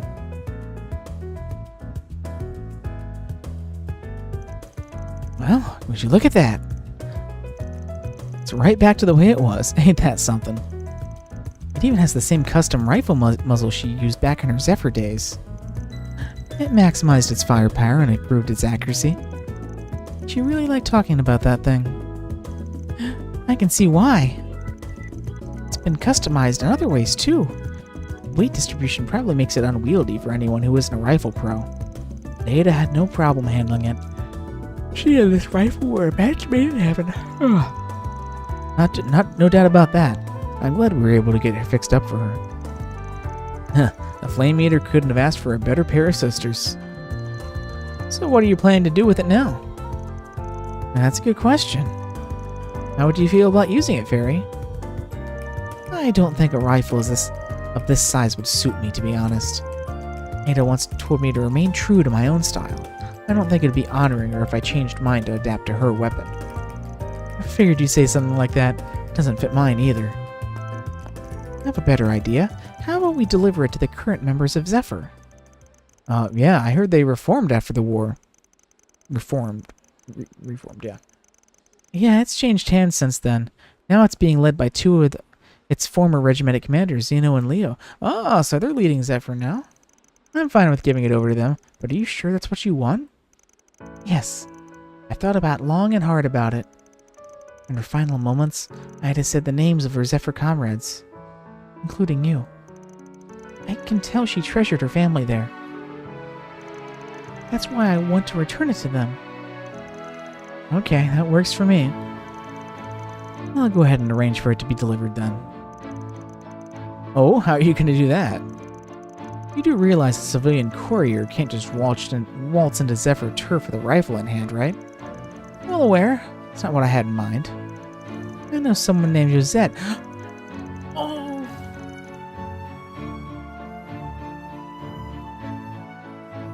Josette reference!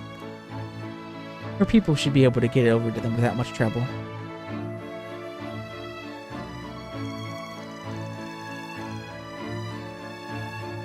I've heard of them. They're based in Liberl, yeah? You sure know a lot of people, don't you?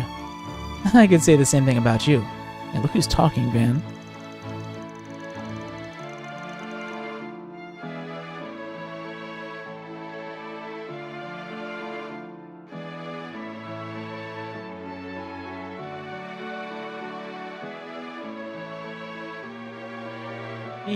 He got in contact with the courier, who happily accepted the task and got straight to work.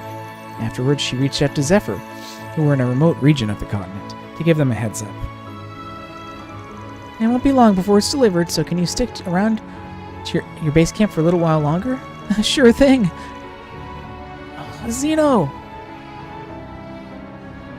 We had some time to kill before our next job anyway. A Jaeger's weapon is their soul. We will take good care of it. Zeno and Leo! The three of us fought side by side many times as regimental commanders. She is dearly missed. So Eisenchild told us what happened to her. That's strange. I think part of her would be coming back with us. I'd like to think she's sharing a laugh and a drink with the boss on the other side right about now. Okay. It was good talking to you both again. I'll see you around. Likewise, give her regards to Ada's other little sister. Sounds like she's gotten herself caught up in something fishy.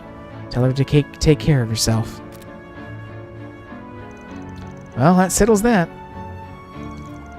You must be one of the only bracers in the guild who keeps in touch with the Jaegers. No, we don't talk that often, but they reach out to me every now and then.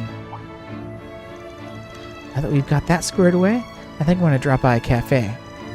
Want to come with? I can share some stories about Ida and Zephyr if you're interested.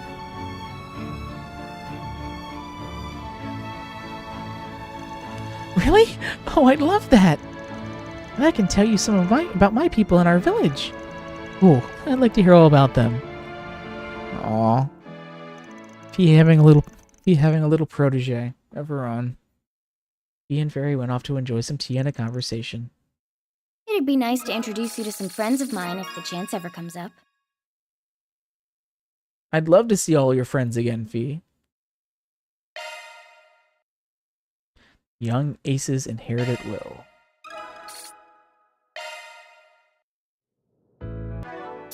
Okay, one more. One more Connect event. Got something planned?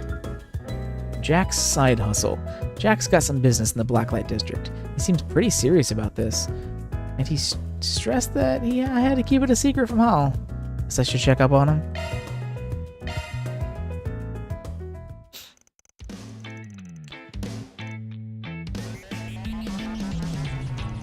There he is. Looks like Jack's got business with him. Hey, this isn't what you promised, old man. Promised? I'm sorry, but I haven't the foggiest idea of what you're talking about. I never promised you anything, you see. So, got a problem? Hey, Van, you actually came, huh? Well, yeah, I was a little concerned about you, is all. So, what happened? I asked this guy to reserve a certain 10 mirror coin for me, off the chance that he came across it so I could buy it off him. But instead, he went behind my back and pawned it off to someone else. 10 mirror coin? What's got you so worked up over it? It's what we in the business call an error coin, a misprint, if you will. Not only are the portrait and text flipped, but the copper is the wrong color too. It has a slight silver hue to it. These little mistakes are 1 in 10,000. If not rarer. 30,000 mirror per coin is quite common. But that's not all that can inflate the value of these, no sir. Owner history plays a part too, and a previous owner is infamous, as this coins can bump the value up even higher, 50,000 on my end.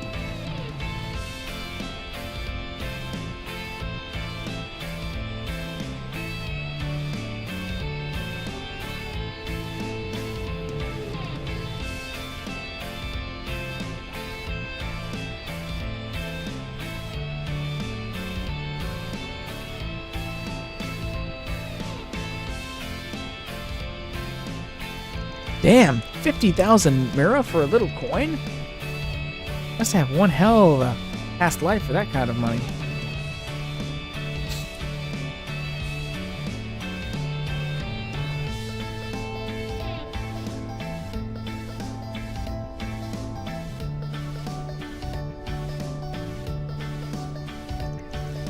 You're damn right it did.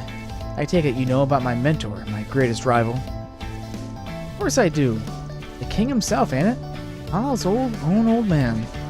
Right, and you probably know he's not around anymore. There's a reason for that. I was a dumb little shit when I was younger. My cocky ass got him killed. Damn, dude, I'm sorry. Didn't mean to dig up all that baggage. Well, now you know. Anyway, I'm sure you put 2 and 2 together. The coin we're arguing over used to belong to him. After he died, that coin disappeared. I had no idea where it went. At least until yours truly happened upon it. Jack offered 100,000 Mira for that little coin, and at the time, I was more than happy to give it to him. But fortunately, another customer beat him to the punch with a 105,000 Mira offer. Poor Jack was just minutes too late. It wasn't nothing personal. I was just doing a businessman. As a businessman, I would have put up with more money too. That is a little odd that you didn't do that this time. I know just how much you like wringing people from every mirror they're worth. Who's the moneybags who ran off with the coin? Well, if you want to know, you'll have to go straight to the source. So happens the buyer left a note to pass on to Jack. This is quite plainly. If you'd like the coin back, come to my carriage. Great. You couldn't just sell the damn coin to them. You had to help them antagonize me too. Thanks, Shimai. Every now and then, someone comes out of the woodwork to try and pick a fight with me. Who's got it in for me this time, though? I haven't a clue. Yeah, I remember that pair of cheaters you had to deal with back in Longport when we were in town. Sure ain't easy being famous, huh? You heading over there right now, then?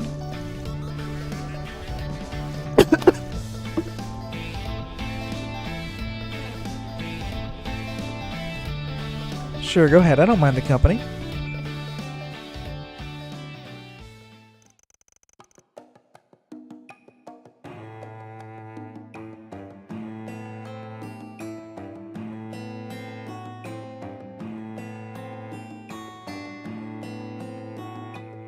Huh? What are you doing here?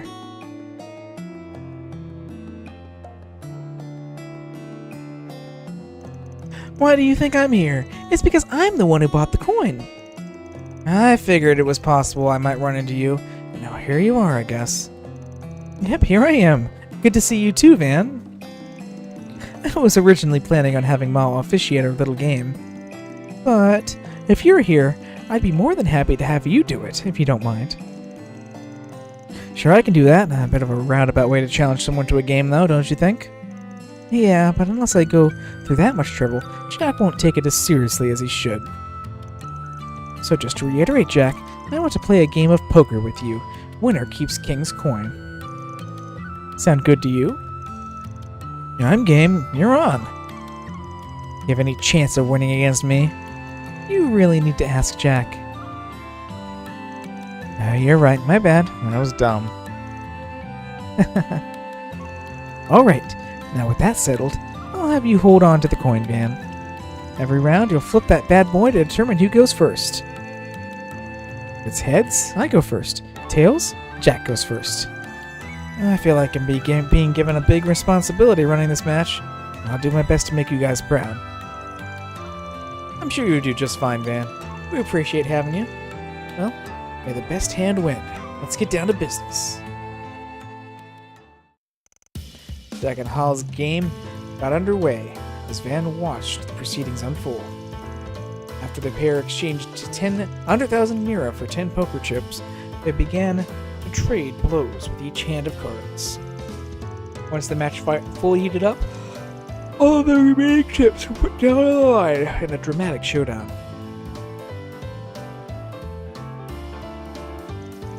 You've really stepped up your game, Ollie.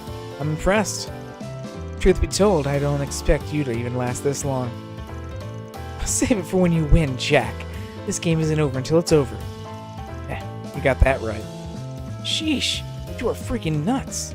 Not too many people in Zemuria can read each other's hands and bluff the way you can. Looks like this next hand's gonna be our grand finale. Sure seems like it. Let's get to work, Van. Doesn't matter who goes first. Either way, your fate's already set.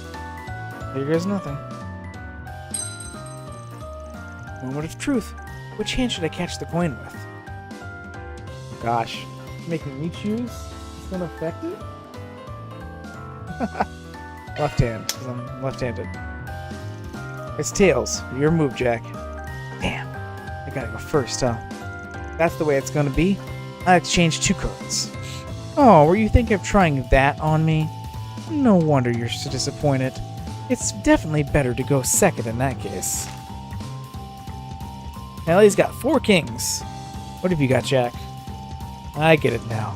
You've mastered the king's technique to play like that.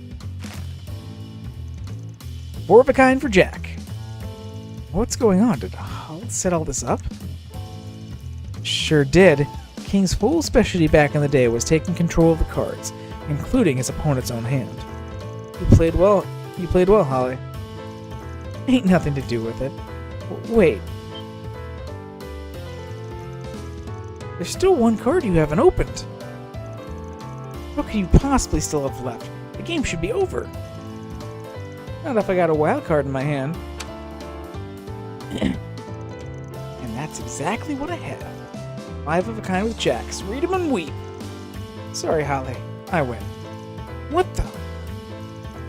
I'm not sure I follow you guys. Did you somehow use Holly's own move against her? More or less, yeah. No way. How is this possible? I can wonder all I like, but at the end of the day, they call you Victory Jack for a reason. I lost, and that's all there is to it. So time for me to... Thanks. That was a fun one, to say the least. There's one more thing we need to settle before we head on out.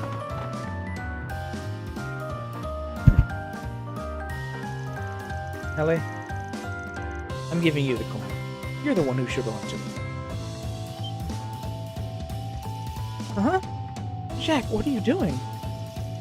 We agreed that whoever won gets to keep the coin. You earned it. You should have it. You shouldn't give it back to me. In fact, I want you to have it. There's nobody else I'd rather see it with you. Seriously, take it. It's okay. Oh, I get it now. The whole match was just a setup for her to give the coin to him all along, wasn't it? Sorry, Holly. But I can't let you have your way on this one. If that coin was mine, then it'd be up to me to decide what to do with it. But if you're that determined to hoist the thing on me anyway, there's only one thing you can do. Play you again? Play you again and win. That's right. That's how these things work in our own world. In our world. Fine, that's how you're gonna be. You're wrong. I'll keep improving my skills. And one of these days, I'll beat you when you're playing your absolute hardest. Until then, you better not lose to anyone else but me, or your ass is grass. Deal? Deal. Man, you won't find another pair of gamblers like these anywhere else in Zamaria. I'm glad to see this little exchange today. That was neat. With the promises made, Van proceeded to enjoy some yum cha with Jack and Holly and Kaioway. Afterwards, he reunited with the others and got back to work. We should get some drinks and have another heated round of cards soon. Maybe I'll crack open the good stuff for you when you do.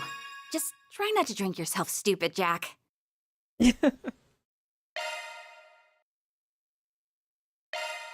Okay. And that's their Jack and Holly's bonding points maxed out. And that is all of the connection events for today. Got something planned? 10 bonds maxed. Okay. I will be right back and we'll continue exploring the rest of these quest markers.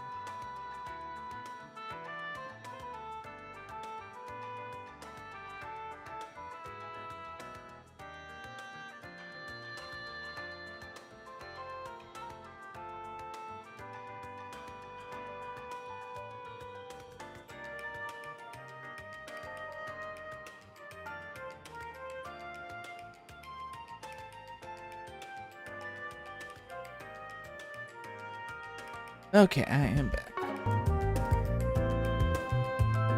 So let's go ahead and we'll visit the rest of these Let's roll! quest markers that we have. Starting over here at Bermontes.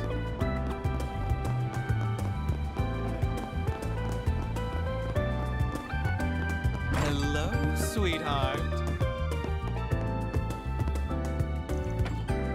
We'll also talk with all the people that we didn't talk to. Miss Kakona, you're not going to believe this! Oh my goodness, do I even want to hear about it? You remember the Reader's Choice poll I brought up the other day? You won first place! And that's not all. The editorial department's been flooded with fan mail. Congratulations! Oh, really? Huh. This goes to show all my work finally paid off. Thank you so much for your support all this time, Cronin. I owe you one. I didn't do anything. This was all you, Miss Kokona. Speaking of which, I look forward to seeing what you cook up for your year-end special. Huh? Special what now? Oh, did I not mention that part? The grand prize winner gets to have a one-shot special published. What? I think you can get us 16 pages in 3 days. No, I don't, actually. What the hell, Cronin, you jerk? Please don't be mad. I'll do everything I can to help you through it.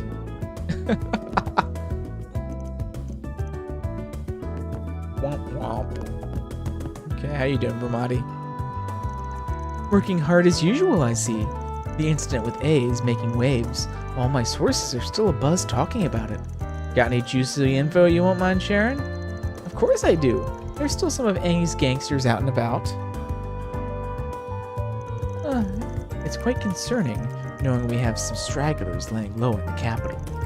Yeah, it worries me too. Not Malkier, not worth the time. We should still keep an eye out, just in case we come across any information regarding their whereabouts. As long as it doesn't get in the way of everything else we're doing, it sounds good to me. The streets are quite shaken after the aftermath of the A incident. It's going to be a while until things settle down, so take care of yourself. If any new info comes in, you'll be the first to know. I'll take your order. Come back and play soon.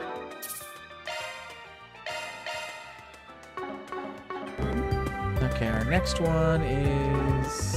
We have one over here, right? Yeah, we got one at the church. Now then.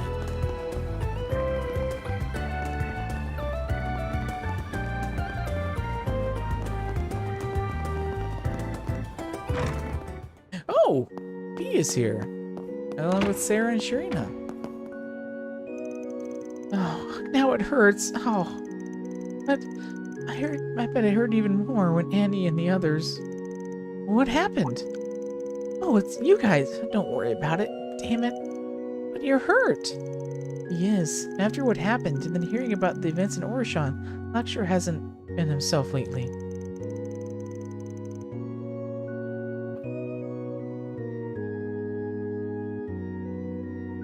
I believe he picked a fight with some miscreants in town today.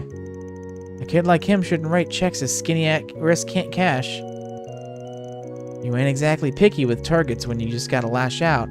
Anyone will do, especially when Almada's out of the picture now.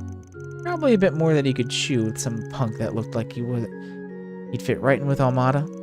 Yeah, so what? Why do you care anyway? Everyone's gone already, even the bad guys, and I couldn't do anything. Here I was, thinking I could become a bracer. I don't think it's something that he can punch his way out of. But is there something else he can really do? If there is, we aren't going to be the ones finding an answer for him. Let's leave him be. We're keeping Lakshur here at the temple for the time being. I worry most about his mental health, considering everything that's happened. And all we can do now is look after him.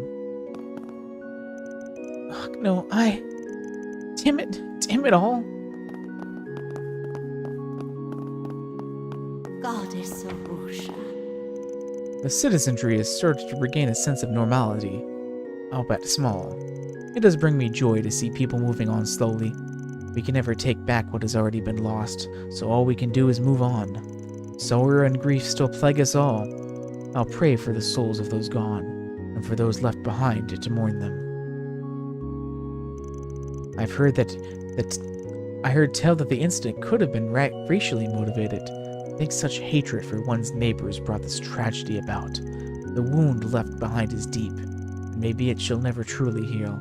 We must unite in prayer, however, and support those affected most. The sorrow and despair are too heavy for one to bear alone. We must unite in prayer to lift up those who need it most.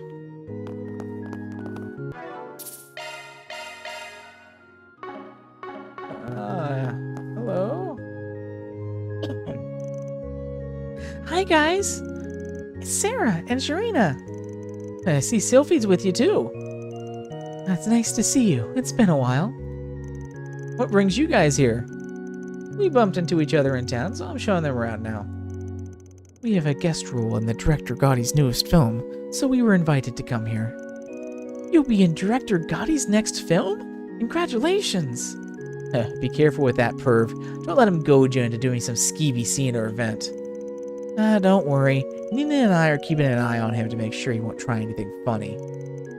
Thank you for doing that. Actually, we were on our way to your office to say hi to Van. You got ahead of us there. Well, if you have time, feel free to stop by for a visit anytime. I'm usually free during the day. We'll be staying at the Revolution until the Revolution Festival, so I'm sure we'll have a chance to visit. We'll break out our reserve of special snacks for you. You mean my reserve? The ones I saved for myself?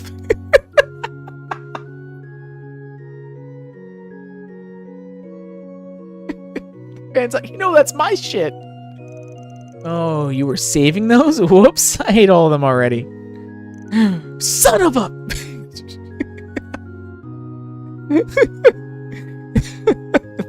never change, Van. I'm showing Sarah and Shahina around since we already know each other. Speaking of, I heard these two recently got into an agency. That's good. Probably saves them some hassle. I'm really grateful for this year's film festival. I might have been a little bumpy, but it gave me the chance to be in my first film. And on top of it, I got to meet you all. So, it's all the Winged Goddess's blessing. I owe it all to her guidance. Indeed. Sarah and I are planning on checking out all of Edith during our visit, and that includes Arkwright Solutions, this Arkwright Solutions office. We'd love to swing by later. I really want to see what your workplace is like. Okay. Okay, next we have Station Street. Oh, the rooftop. Oh, that's where the, I want to put Cutter in my Time party. to depart. Because that's where, the people from Basel are. So, I want to make sure I bring him along for this. I did not want to listen to the radio. I want to change my party. Okay, we will do Quater and Rosette. She has some history there too. Okay.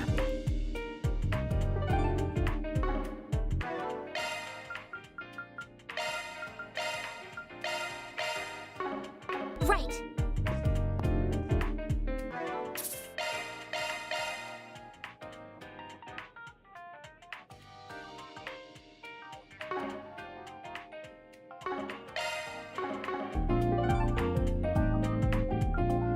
Okay, Station Street. Department store Off roof. we go.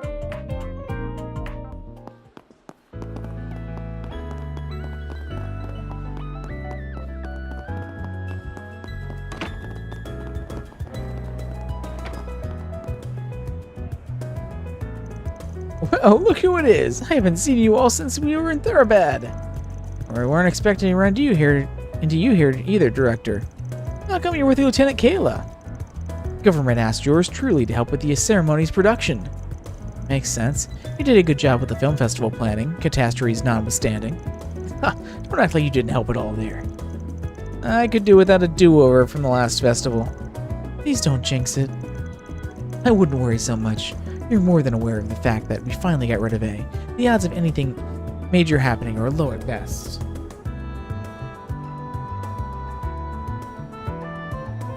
Do I have a gif of Kazuma saying stop triggering flags?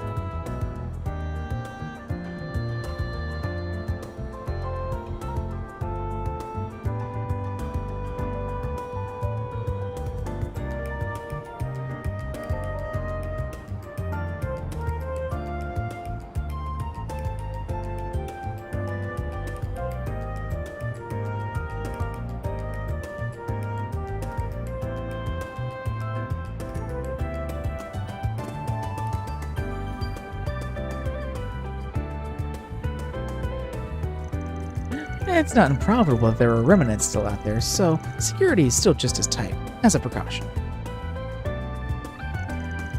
You're here to discuss unit placement, then?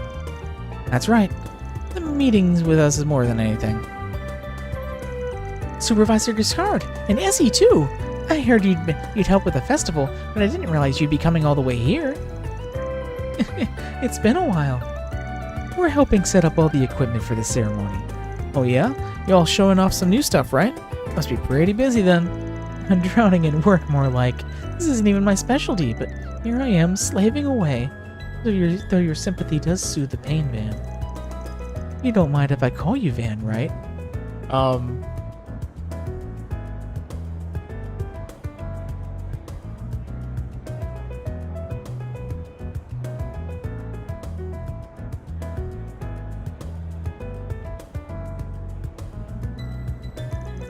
course not.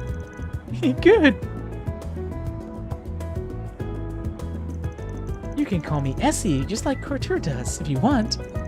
And that I'm going to pass on. She gets real casual real quick. That's just how Essie is. She's really friendly to everyone. Will Professor Cronkite be in attendance at the unveiling? He'll be at the ceremony, but not much else. He's got his hands more than full with another project right now. Professor Hamilton will be here too. Really? The four of us might be able to get together. It's been such a long time. I certainly hope so. Esmeralda, Kayla might hear me out here. Oh? What about? You two are bursting at the seams with sex appeal. Kati, no. There's this pizzazz to ya. It's everything I could have hoped for and more. What do you say? We chase new heights of sexiness together. I am far too busy to even consider that proposition. That's not a field I have much interest in, I'm afraid. What? Same as always. God damn it, Cotty. This is no ordinary show. It's a special occasion, so we should dial up the sex appeal. Oh, I know. What if Judith and Nina both burst out wearing something real sexy? I need to get in touch with them ASAP. Almost guaranteed that's going to be a no. Damn it, I should have brought Judith, too. God, he's a famous movie director, right? We don't have any movies in theaters near the Institute, so I haven't seen many films. But I should have the time during the Revolution Festival. Maybe watching one will teach me a thing or two. Indeed. The Revolution Festival is going to consist of two official events, the ceremony and the memorial mass at the cathedral. We plan on tightening security measures everywhere, regardless of the current state of matters with Amata. Were they able to steal the Revolution Festival, would have been the perfect time to strike. To be honest, I do feel somewhat relieved.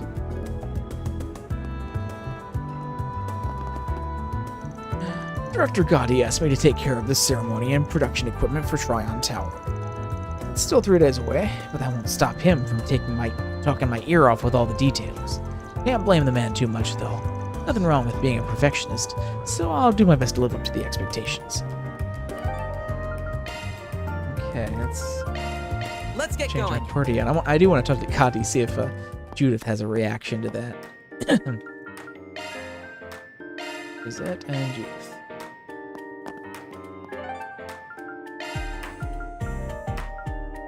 Heading to the objective. Off we go.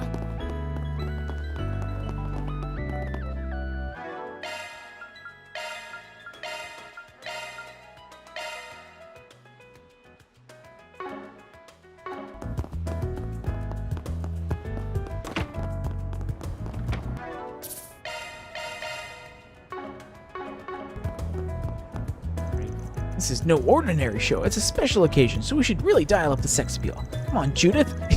Just picture everyone's jaws dropping the second you walk in, wearing some really erotic clothes. Yeah, not happening.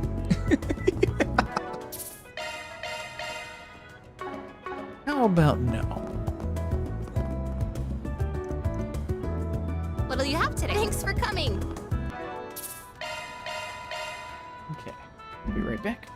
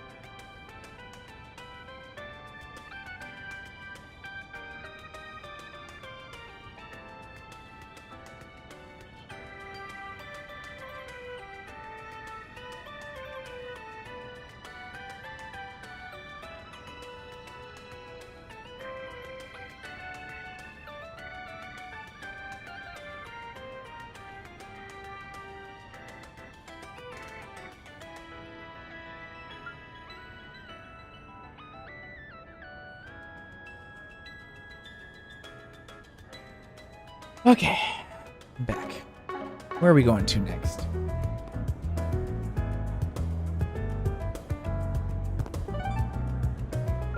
Next, we go to the Sidon District and the Then hotel. let's head over.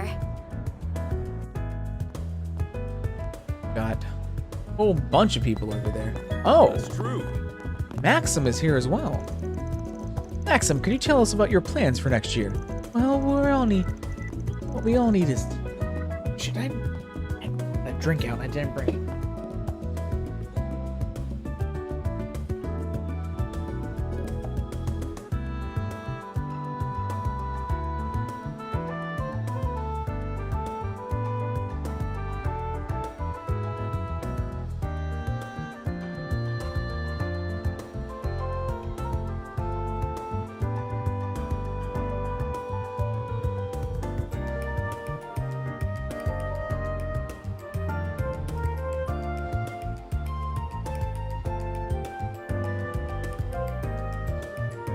What we all need is time. These new cars, these new regs, are gonna take some getting used to. I want to spend as much time testing as possible, so I know I'm bringing out the car's full performance. And then, I'm not gonna lie, I'm still kind of bitter about the Org GP. I want to smash the competition next year to make up for lost time. Thank you. And do you have any insights on ETWS Racing's internal issues? Or any comment on your own scandals of late? Could you tell us your side of the story? Oh, yeah, that... No, that was just a misunderstanding. I think I put out a statement the other day about that. She and I were just friends. I know a lot of people believe those rumors, and I want to apologize to everyone who got misled. The only lady for me is my car, now and forever. Well, that was hokey as hell. Glad he's got at least trying to clear it up, though. I just hope that people don't read too deep into how hard he stammered there. He didn't read his lines that well. All that well. He's holding himself accountable, at least. Best he can do right now. Let's just keep an eye on him.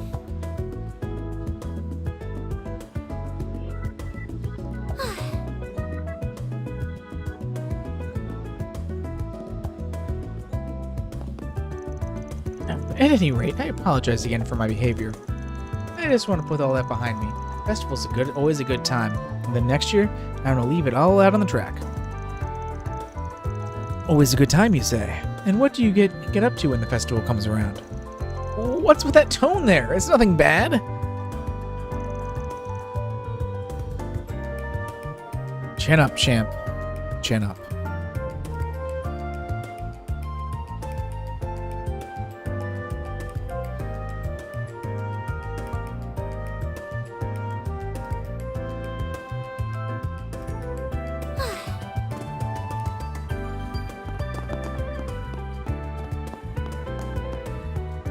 On the surface, the situation has calmed down. The city is awash with festival cheer. But the order of events in Orishan remains a mystery, and the government and economy are rife with turmoil. The president has his hands full trying to navigate it all. He's told us that he won't be home for the festival as a result. The young miss feels as though she only ever sees him through the screen these days. We've had quite the number of emergency meetings at the hotel recently. Though the boardroom is not my place, I would be honored to assist the president with whatever official matters he might need. Very well. Need something? Please come again. Father said he won't be able to make it to the festival this year. Again. I know it's not his fault, but still. He hasn't completely forgotten about me, at least. That's a good note to end the year on. I should just suck it up and tell him how I really feel. Well...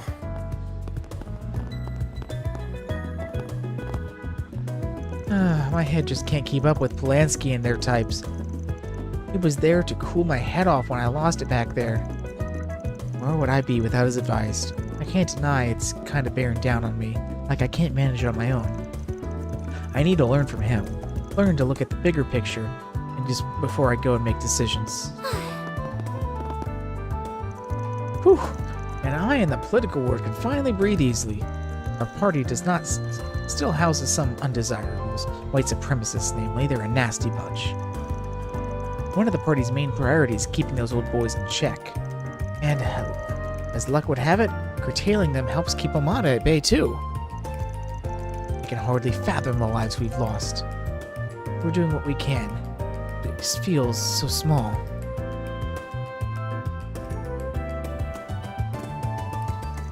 We haven't even been able to reclaim their bodies. Horrible, all of it, just horrible. And the representatives of this great nation, our party, must right these wrongs and bring these terrorists to justice.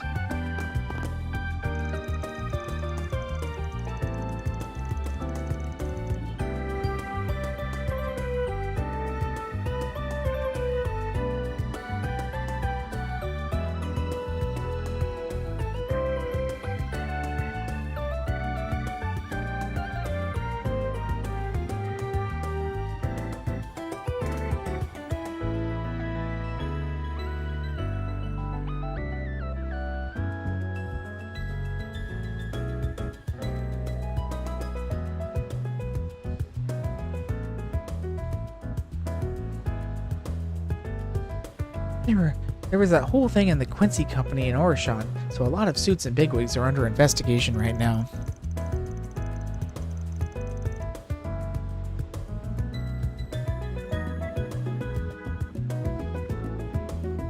I've heard that even the hotel lecturer got dragged into it, since that was where a lot of them were staying. We've dealt with a few Orishan VIPs here herself, come to think of it. And you know, I do think they have some shady business going on between you and me.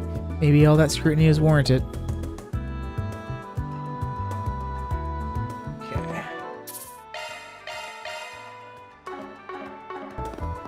Look at this big party going on over here. Oh! You're here too. Big highway. Nice little party. Okay. Aaron. Either I read his mind or he read my mind there. Said the same exact damn thing. Nice little party you guys got here. Don't mind if I do. Well, if it isn't Aaron and the Arkwright crew. Good to see you, Kevin. Never thought I'd see a bracer, a highway elder, and a Marduk security chief, and the CID head all together on me.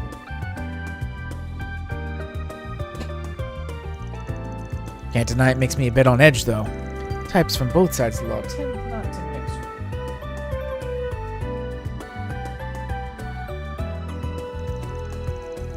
I assure you, it's much less charged than you make it out to be. We're just exchanging information and confirming agreements. Please, listen up.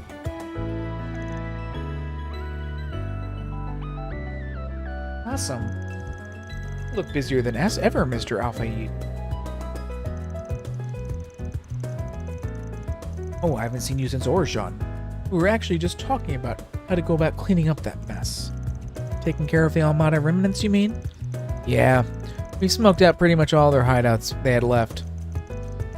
We're taking our own measures, of course, mostly concerning Almada's trade and supply routes. The more problematic trade routes have been taken care of. Highway will see to the rest. And that's just what you were hoping for. We did also uncover some artifacts that they had been using. The church is handling those. Well, good to hear that's taken care of. Cool. Nice to not have that looming over the festival. In truth, that's why I'm here. The festival has the full support of the Kowloon group this year. That, of course, does lead to some overlap between us and Marduk. I'm here to make sure we don't step on each other's toes, so to speak. I can't tell, huh? I can't tell you how much, I'm afraid. Only the general approach HQ is taking.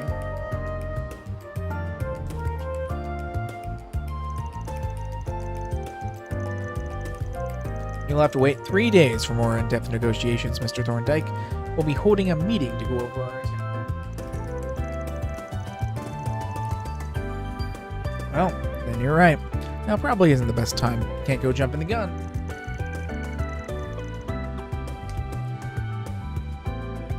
They're discussing all sorts of things by the looks of it. Yeah, nothing to do with us, though. On the contrary, I do have some information you might find useful. We're still tracking down some Almada holdouts that have taken to the underground.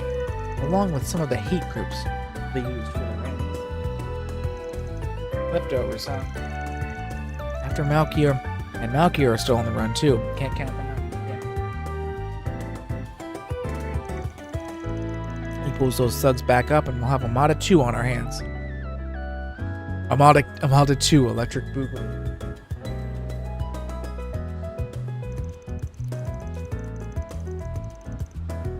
Indeed, he's quite the wild card. We haven't seen any movements from him as of late. Then, that means he hasn't been contacting said remnants either.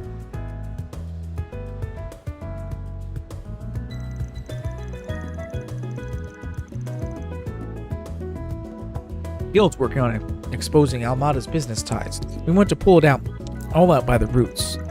Elaine and some S-ranks from HQ are in charge of that. Gotcha. How's she doing, out of curiosity? Sorry, can't say for sure. She should be back tomorrow, though. I'm sure she'd appreciate a nice, warm welcome when she gets home. Butt out, bucko. We'll be entrusting Almada's artifacts to the church, and the leftovers will fall under Highway's jurisdiction. The CAD and the guild should make quick work of the stragglers who remain. Melchior is still a concern, being one of their most prominent leaders. But we haven't noticed any moves from him as of late. Not that we should write them off just yet. We need to stay vigilant. Alrighty. The guild's helping out where it can, but we still don't have things under control just yet. Elaine should be coming back tomorrow. Make sure to give her a warm welcome, will you? I'm sure you're aware, but taking that group out of the equation is shaking things up here in Eden. Time for you to make good on your name, Spriggan. Yeah. I was figuring that anyway. Well... Incidentally, the clamor in Longport has subsided for the time being. I heard your comrades may be mixed up in all the chaos there. But I must say, those young men do inspire confidence in me. The future is in good hands with their types at the helm. See it in the boys, huh? Good to hear they're doing all right. Might as well kick back with them if they're coming on down for the festival. I can't... You have something to say, and I can't select you. There we go, fan. I'm impressed you tracked down this little meeting of ours up, Mr. Rockbride. As I'd heard you are a keen eye and a sharper nose. At any rate, Ashen should be here for the festival. It would be nice if you could show her a good time. Yeah, it's been 2 months already. I can't wait to see her again. Yeah, I don't mind as long as she keeps her opinions to herself. Add the pot to the kettle.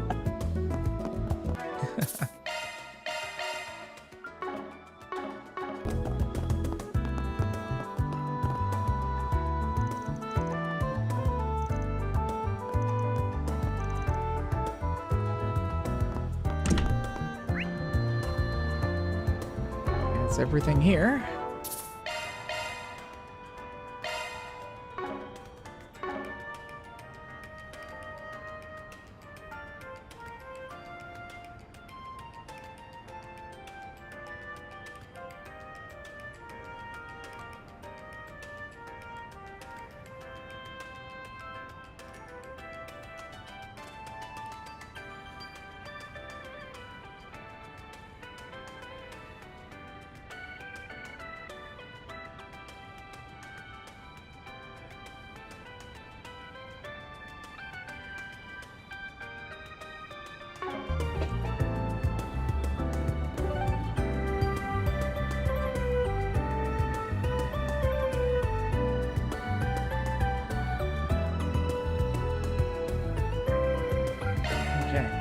Finally onto the Black Knight District.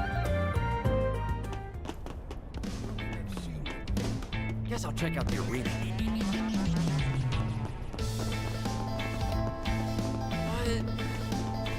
Leave Jock and Holly were here. See them again.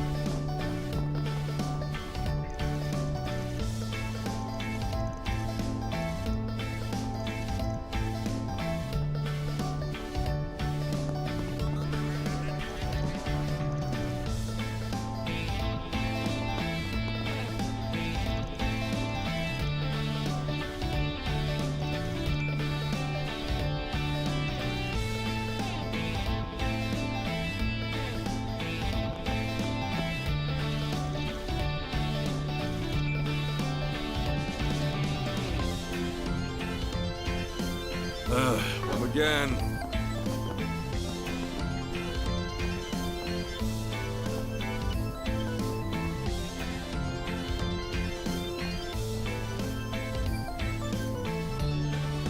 Waiter, I need water. I told you to take it easy on the hard stuff over here. We're not on our home turf. Can't expect them to make the same stuff here. Oh, I didn't realize you two were in Edith. Look like you're having a real fun time. Hey there, good to see you.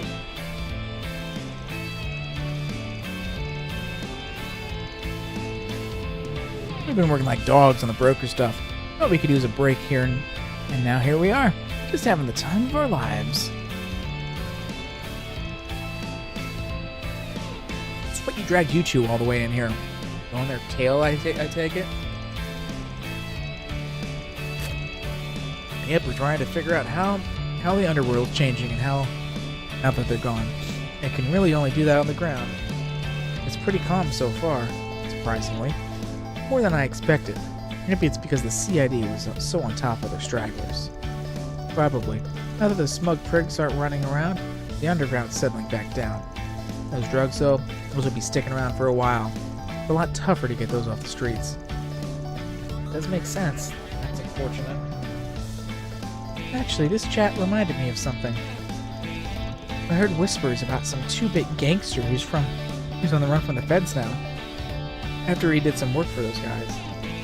Word is he's camping out somewhere in the Tyrell district. I don't have anything else to go on, but I figured you might want to know. The Tyrell district, huh? Well, that's a good tip. Appreciate it. Well, have fun, you two. Just try to stay on your feet, Jack, alright? We got lots of colorful folk down here already. It's not even festival time yet. Hardly any point in trying to babysit Jack here.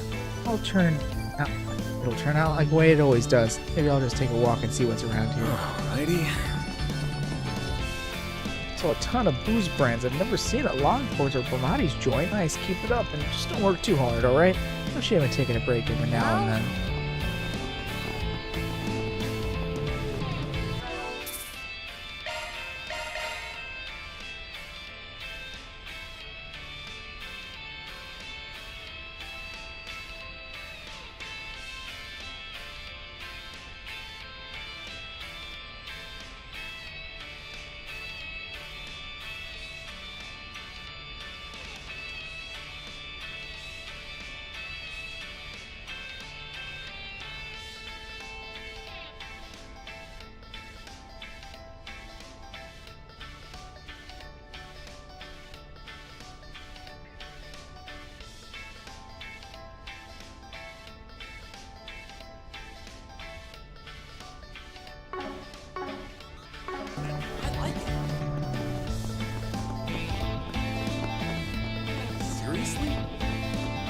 Hey, gorgeous.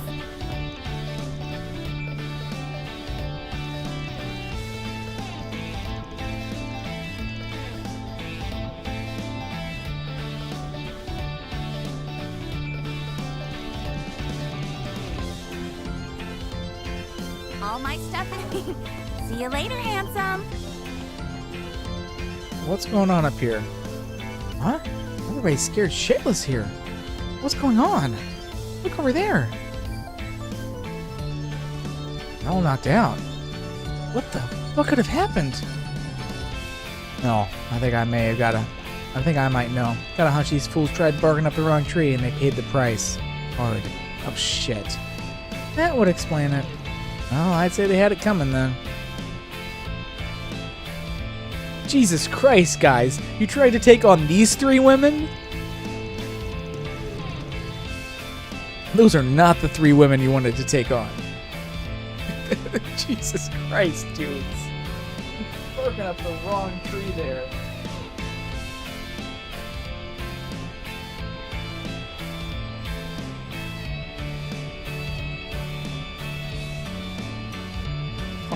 Hello again, Prince Reed.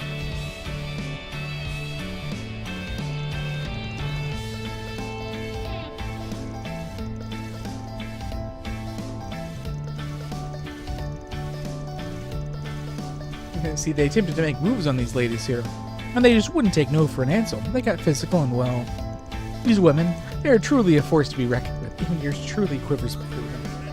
Yeah, these are not the three women I would mess around with.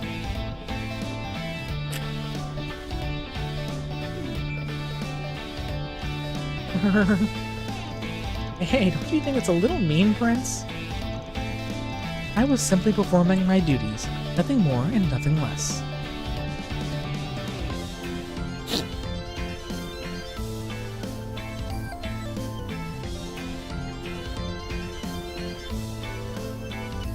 Okay, but that doesn't explain why you all were hanging out.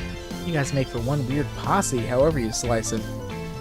A mutual acquaintance of ours was kind enough to put me in touch with His Highness, so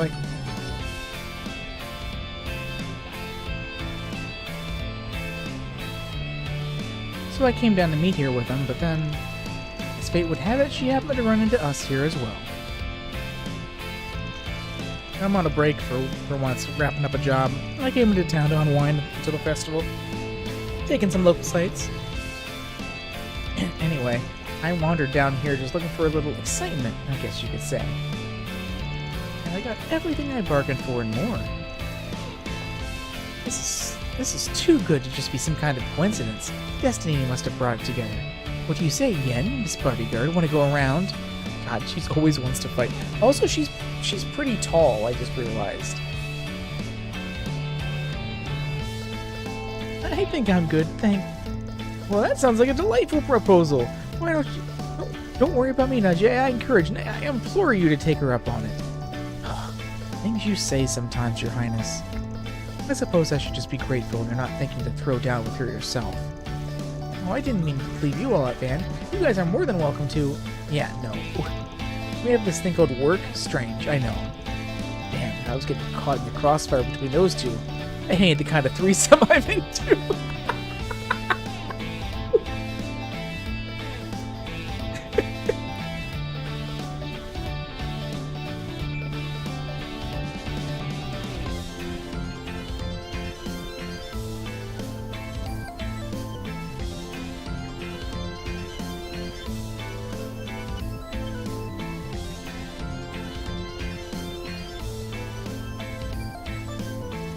Aw, you're no fun. Oh well, there's always next time. Just don't burn the whole district down, alright? You okay, Van? Oh, yeah, I'm fine. Just thinking. Is there something bothering you? I'm guessing the stories about the gangsters and Almada remnants are on your mind. Yeah. If Ramadi, Jack, and Kalika are all talking about them, there's definitely worth mulling over. We heard something interesting while following up with Mr. Brad's case as well. You're talking about how they were spotted in the Tyrell district, right? Yeah, now that you mention it, it is kind of worrying. Maybe we should drop by Tyrell, just in case, you know? Not a bad idea. It can't hurt to check the area out again. Oh yeah, that's the one area that didn't have any quest markers in it, wasn't it? We can roll out the busier parts of the district. Same for the area near the restaurant that's run by Highway.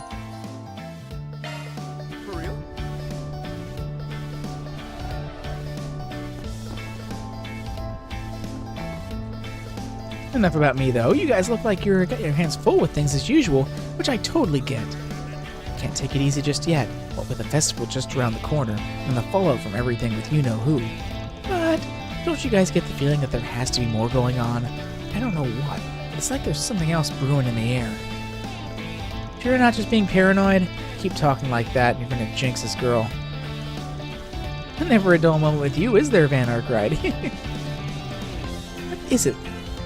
What is it people like to say about you? That you have a nose for these things? Reminds me a lot of the unclouded eye. But whatever. Whatever comes our way, both in the festival and beyond, I'm gonna take it in stride and have a blast doing it.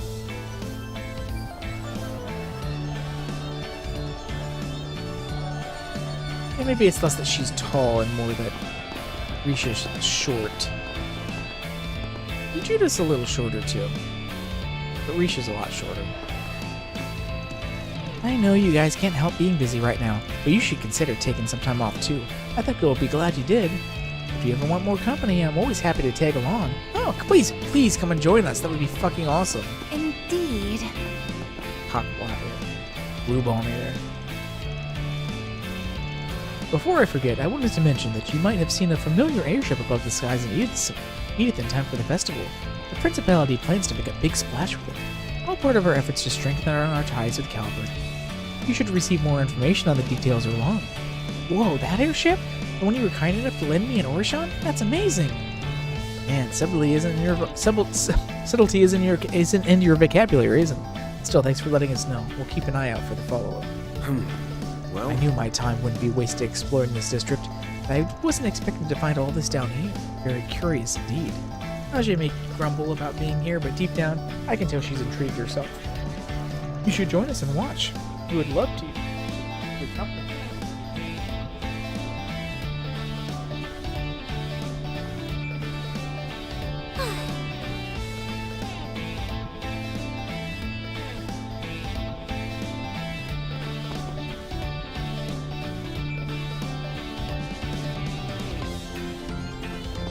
Very well. I really object in this vulgar den, staying in this vulgar den. We have no further business down here. I say we leave post haste. But as His Highness, it won't do. He'll be staying down here as long as he pleases.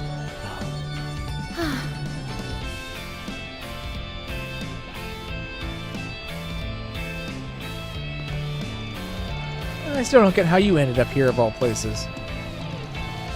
I did hear that you were back home tying up some loose ends, but that's about it. My travels actually took me to President Rocksmith, as fate would have it. After what happened the other day, I wanted to assess the situation for myself. Fair enough. Thanks again for everything you did in Orshan, by the way. We really, really appreciate it. What she said. I know you did a lot behind the scenes after we all ducked out back there. It's amazing how you and Highway were able to keep Amada in check like that. It couldn't have been easy. No need to thank me. I just did what I could to help. I may have moved to Crossbell, but Calvert is still my homeland. I won't allow them to defile it. So I'm happy I was able to help however I could. Got it. That makes even more sense now. I understand that you're currently on leave from Ark and Seal. You plan to return to the troop soon? I do, yes. I booked a handful of events coming up. Once the Revolution Festival is over, I'll be making my way back to Crossbell. I also want to attend the memorial service for the victims of Prey. I want to see for myself how the country responds. That's fair. Thanks for sharing all that with us. Sounds like you're going to have your hands full once you're back in Crossbell. Hope you're able to take it easy in the meantime. Be a little lazy for our local celebrity. What? Excuse me? Have I been acting lazy to you, huh? That's the plan, is taking it nice and slow while I can. I'll be heading back to Crossbell once the Revolution Festival is over. I have work waiting for me there. But until then, I'm relaxing here in Calvary. If anything comes up, don't hesitate to get in touch.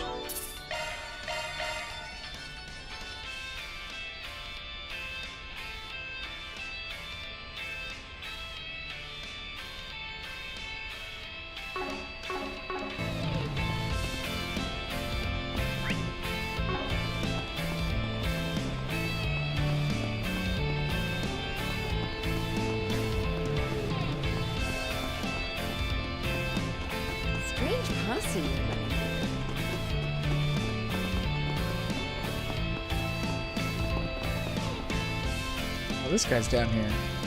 What a farce. Having my funding cut off was bad enough. Now people accusing me of working for Armada, can you believe that?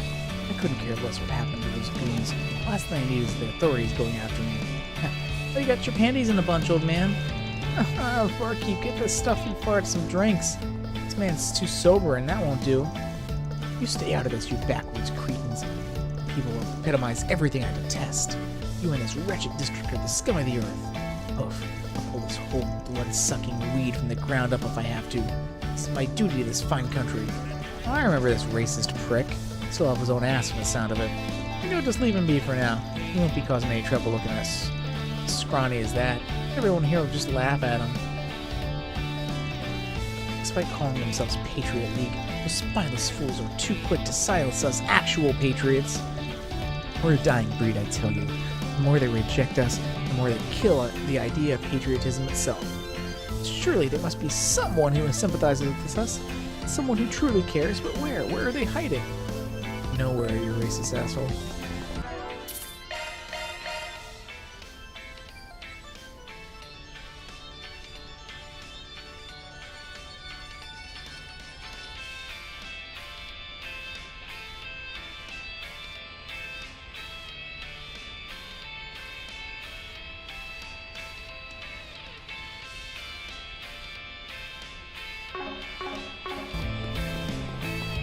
Okay.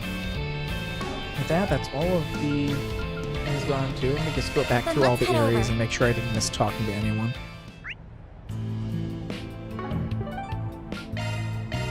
Let's be on our way.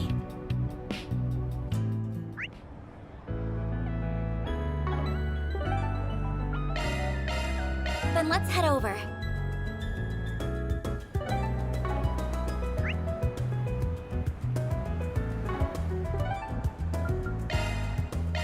Let's roll.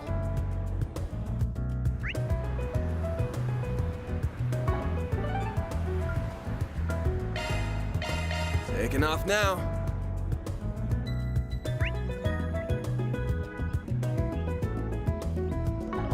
Okay.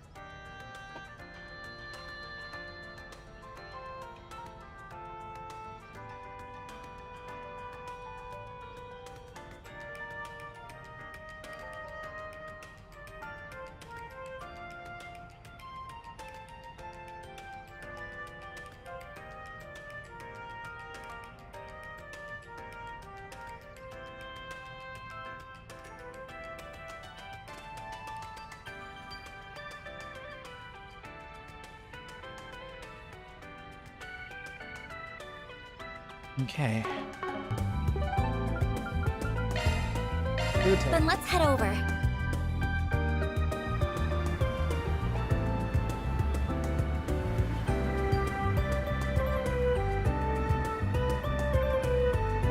Indeed.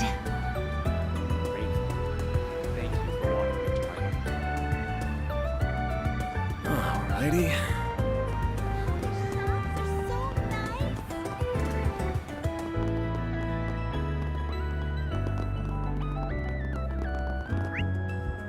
Oh, we're finally going to this place. This place has been here since the beginning, but always been locked off.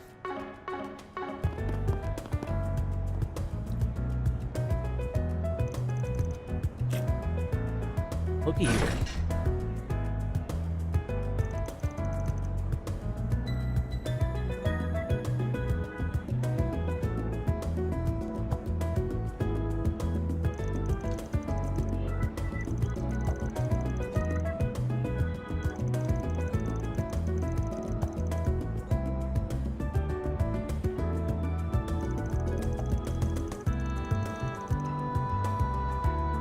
Huh.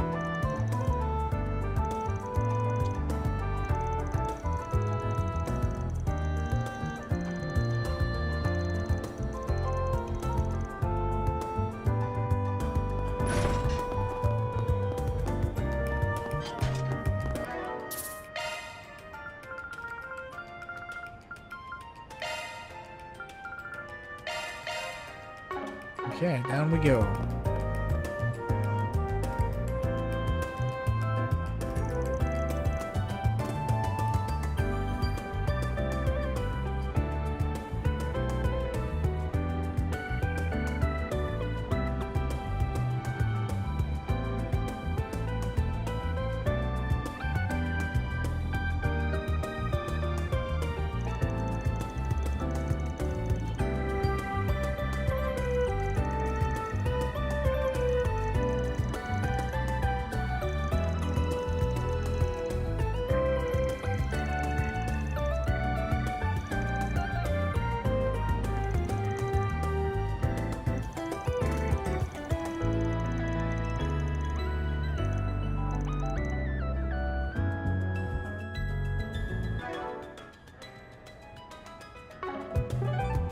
Maybe I should really quickly before we go in there.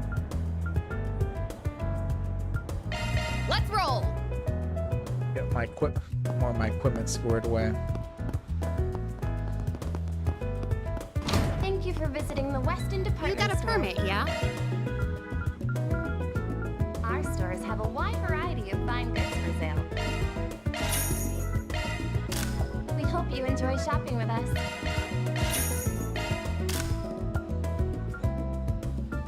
Ladies and gentlemen, your attention please. Limited edition Revolution Festival merchandise is on sale throughout the building. We invite everyone to come and see for yourselves.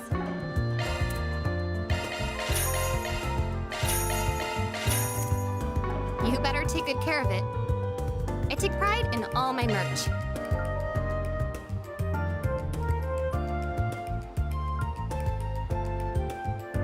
I'll get more good stuff in stock soon. Welcome. Thank you for coming. Thank you for visiting the Weston Department Store. We await your... Off we go. Welcome to Erland, sir. We have full confidence in our products.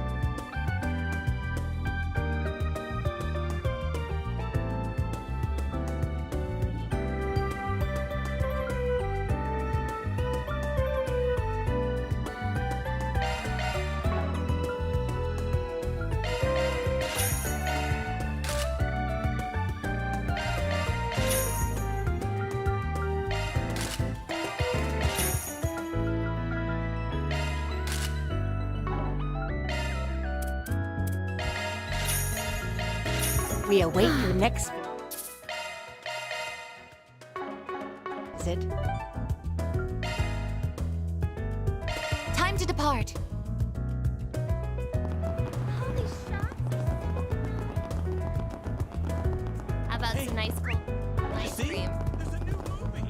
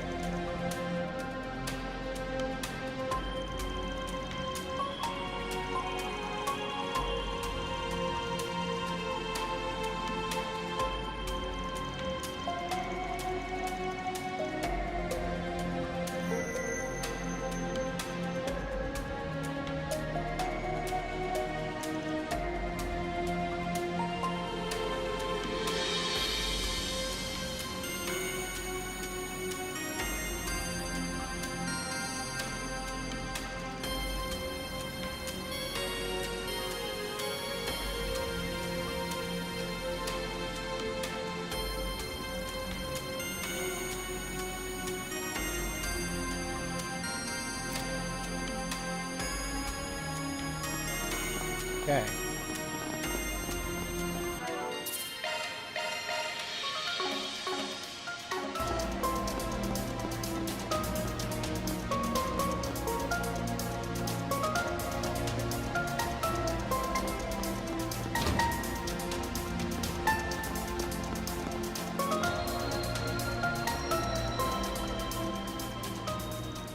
There they are. It's all over. We're finished. This can't be happening. What did we do to deserve this? What's gotten into you guys? Hey, who are you? You here for a fight? I'm a Spriggan here from Edith. Part of my crew's job is helping people who can't turn to the guild or cops for aid. So, is there something you need help with? We might be able to give it to you. Won't you at least talk to us? You're a Spriggan? I think I might have heard of you at some point. Now that I get a better look at you, you've got some real babes with you, huh? Maybe they're doing better than we thought. Don't let them trick you! The only Spriggan from Edith is from Arkwright Solutions. The guy who kept going up against the beasts at the top of Omada. Now that you mention it, if they take us in and manage to get anything out of us... No, I don't want to die! Damn it. You're clearly not of sound mind right now. You've got to be on something.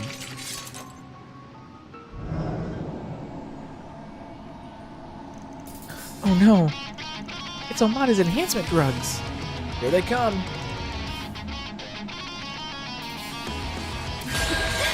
quite the posse.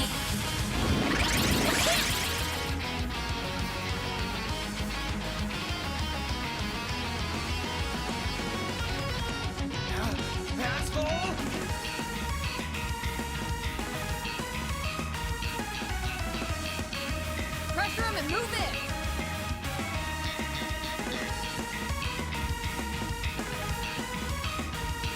I suggest we strike now.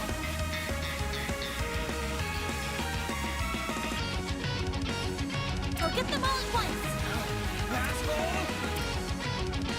Or get them all at once. Shield, protect everyone.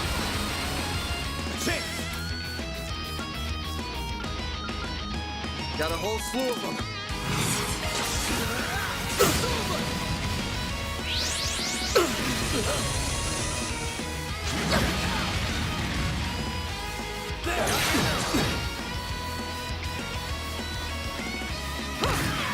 Now it's my turn. A chance for a shot boost. Going all in. I will address you all at once.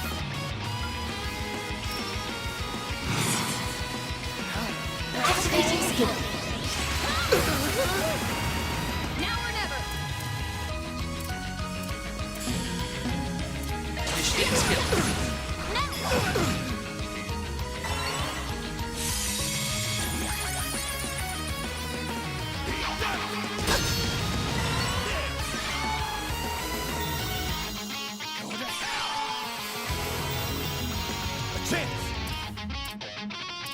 This'll hurt.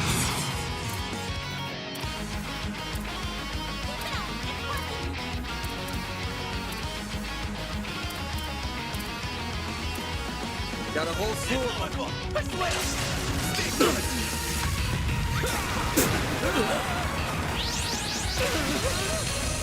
I took care of him.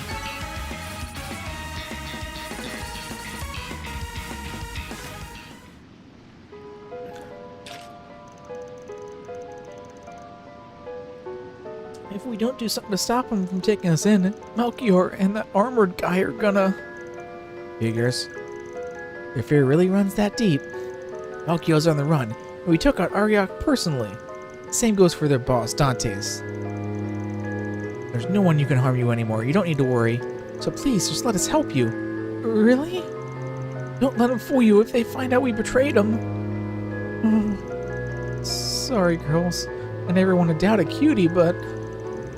it's a fate. If a fate worse than death is all that's waiting for us. I'd rather do the deed myself. What are you... Oh, fucking shit. Don't do it! Damn it! I can't make it in time.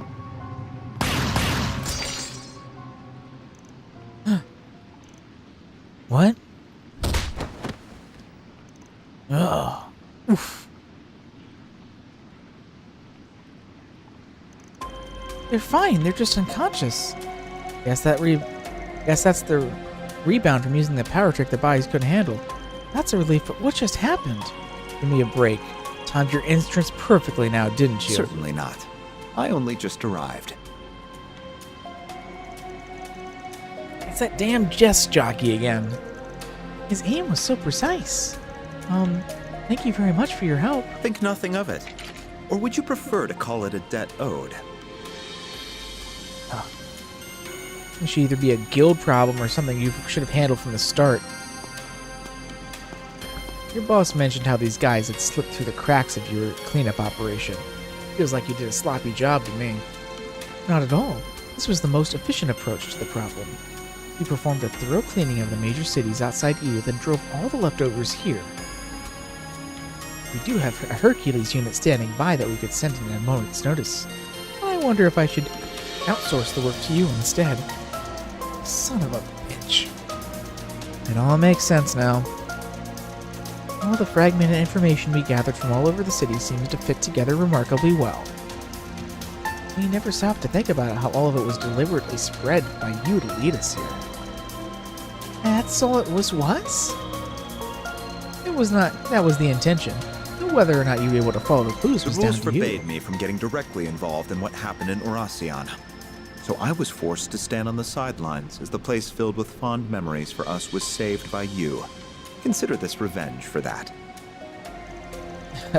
I call bullshit. You ain't the sentimental type. Still, she's gonna be back in town tomorrow. And I know she'd give me an earful if I left any problems unsolved.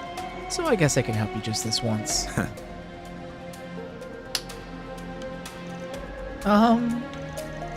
You can really tell they go way back. Oh, get a damn roomy, wrinkly old farts. We'll help too, of course. Do you have any idea how many more of them we can expect here? We believe there are roughly 30. 20 thugs and 10 former Armada members. Damn, even got a breakdown. Sure, a lot of them though, huh? We should contact the others at the office and have them come along to assist us.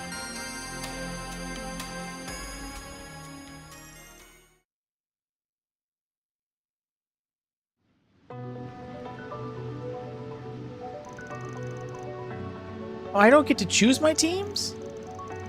Or with Mr. Kincaid, huh? No, I want Agnes to go with me. Damn you, game. Judging by his aim earlier, you won't drag us down in battle at least.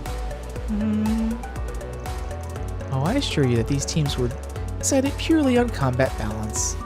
You can count me to support you in battle and even throw in some old stories about Van as a bonus. What? Oh, that. Agnes is now you've got my attention.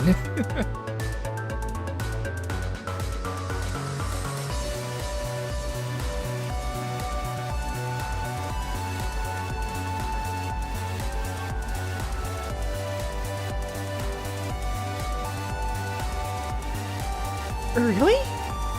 Now I'm in. Hey! Maybe being in the other group wouldn't be so bad after all.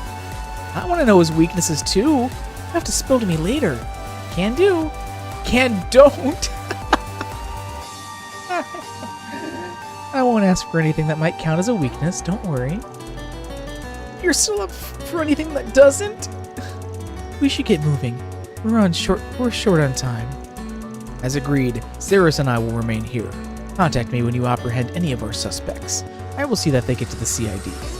Thanks, I know we can always count on you. I appreciate your assistance, Mr. Zimmerman. We'll need your help too, Zeros. Then let's get this thing started. Gotta make for the other side when the two of the routes meet. And taking everyone fine along the way. Right. Understood. We've got this. This is the perfect chance to show off all you've learned under Van. Let's get to work, Team B. Prove you're better at this than he is. Got it. And damn right I am. This isn't a competition. Well, take care, everyone. The same goes to you, Agnes.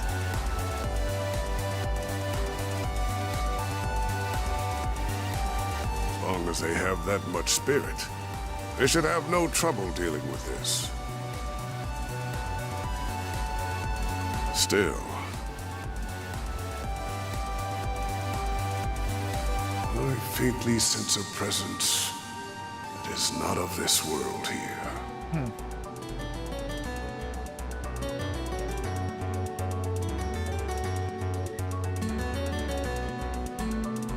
I cannot precisely pinpoint it, now that I've lost my stigma. But I can see I will need to be prepared for trouble, all the same.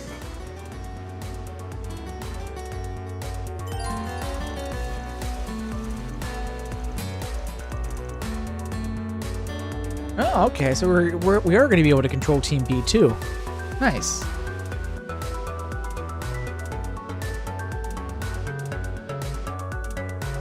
We got this music here too as well.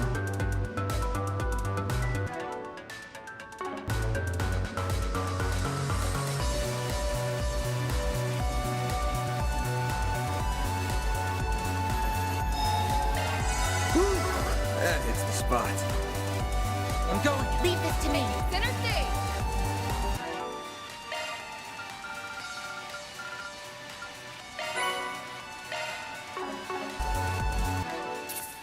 Well, with that, I am going to call it quits there for today. Next time we'll pick up and go through this dungeon.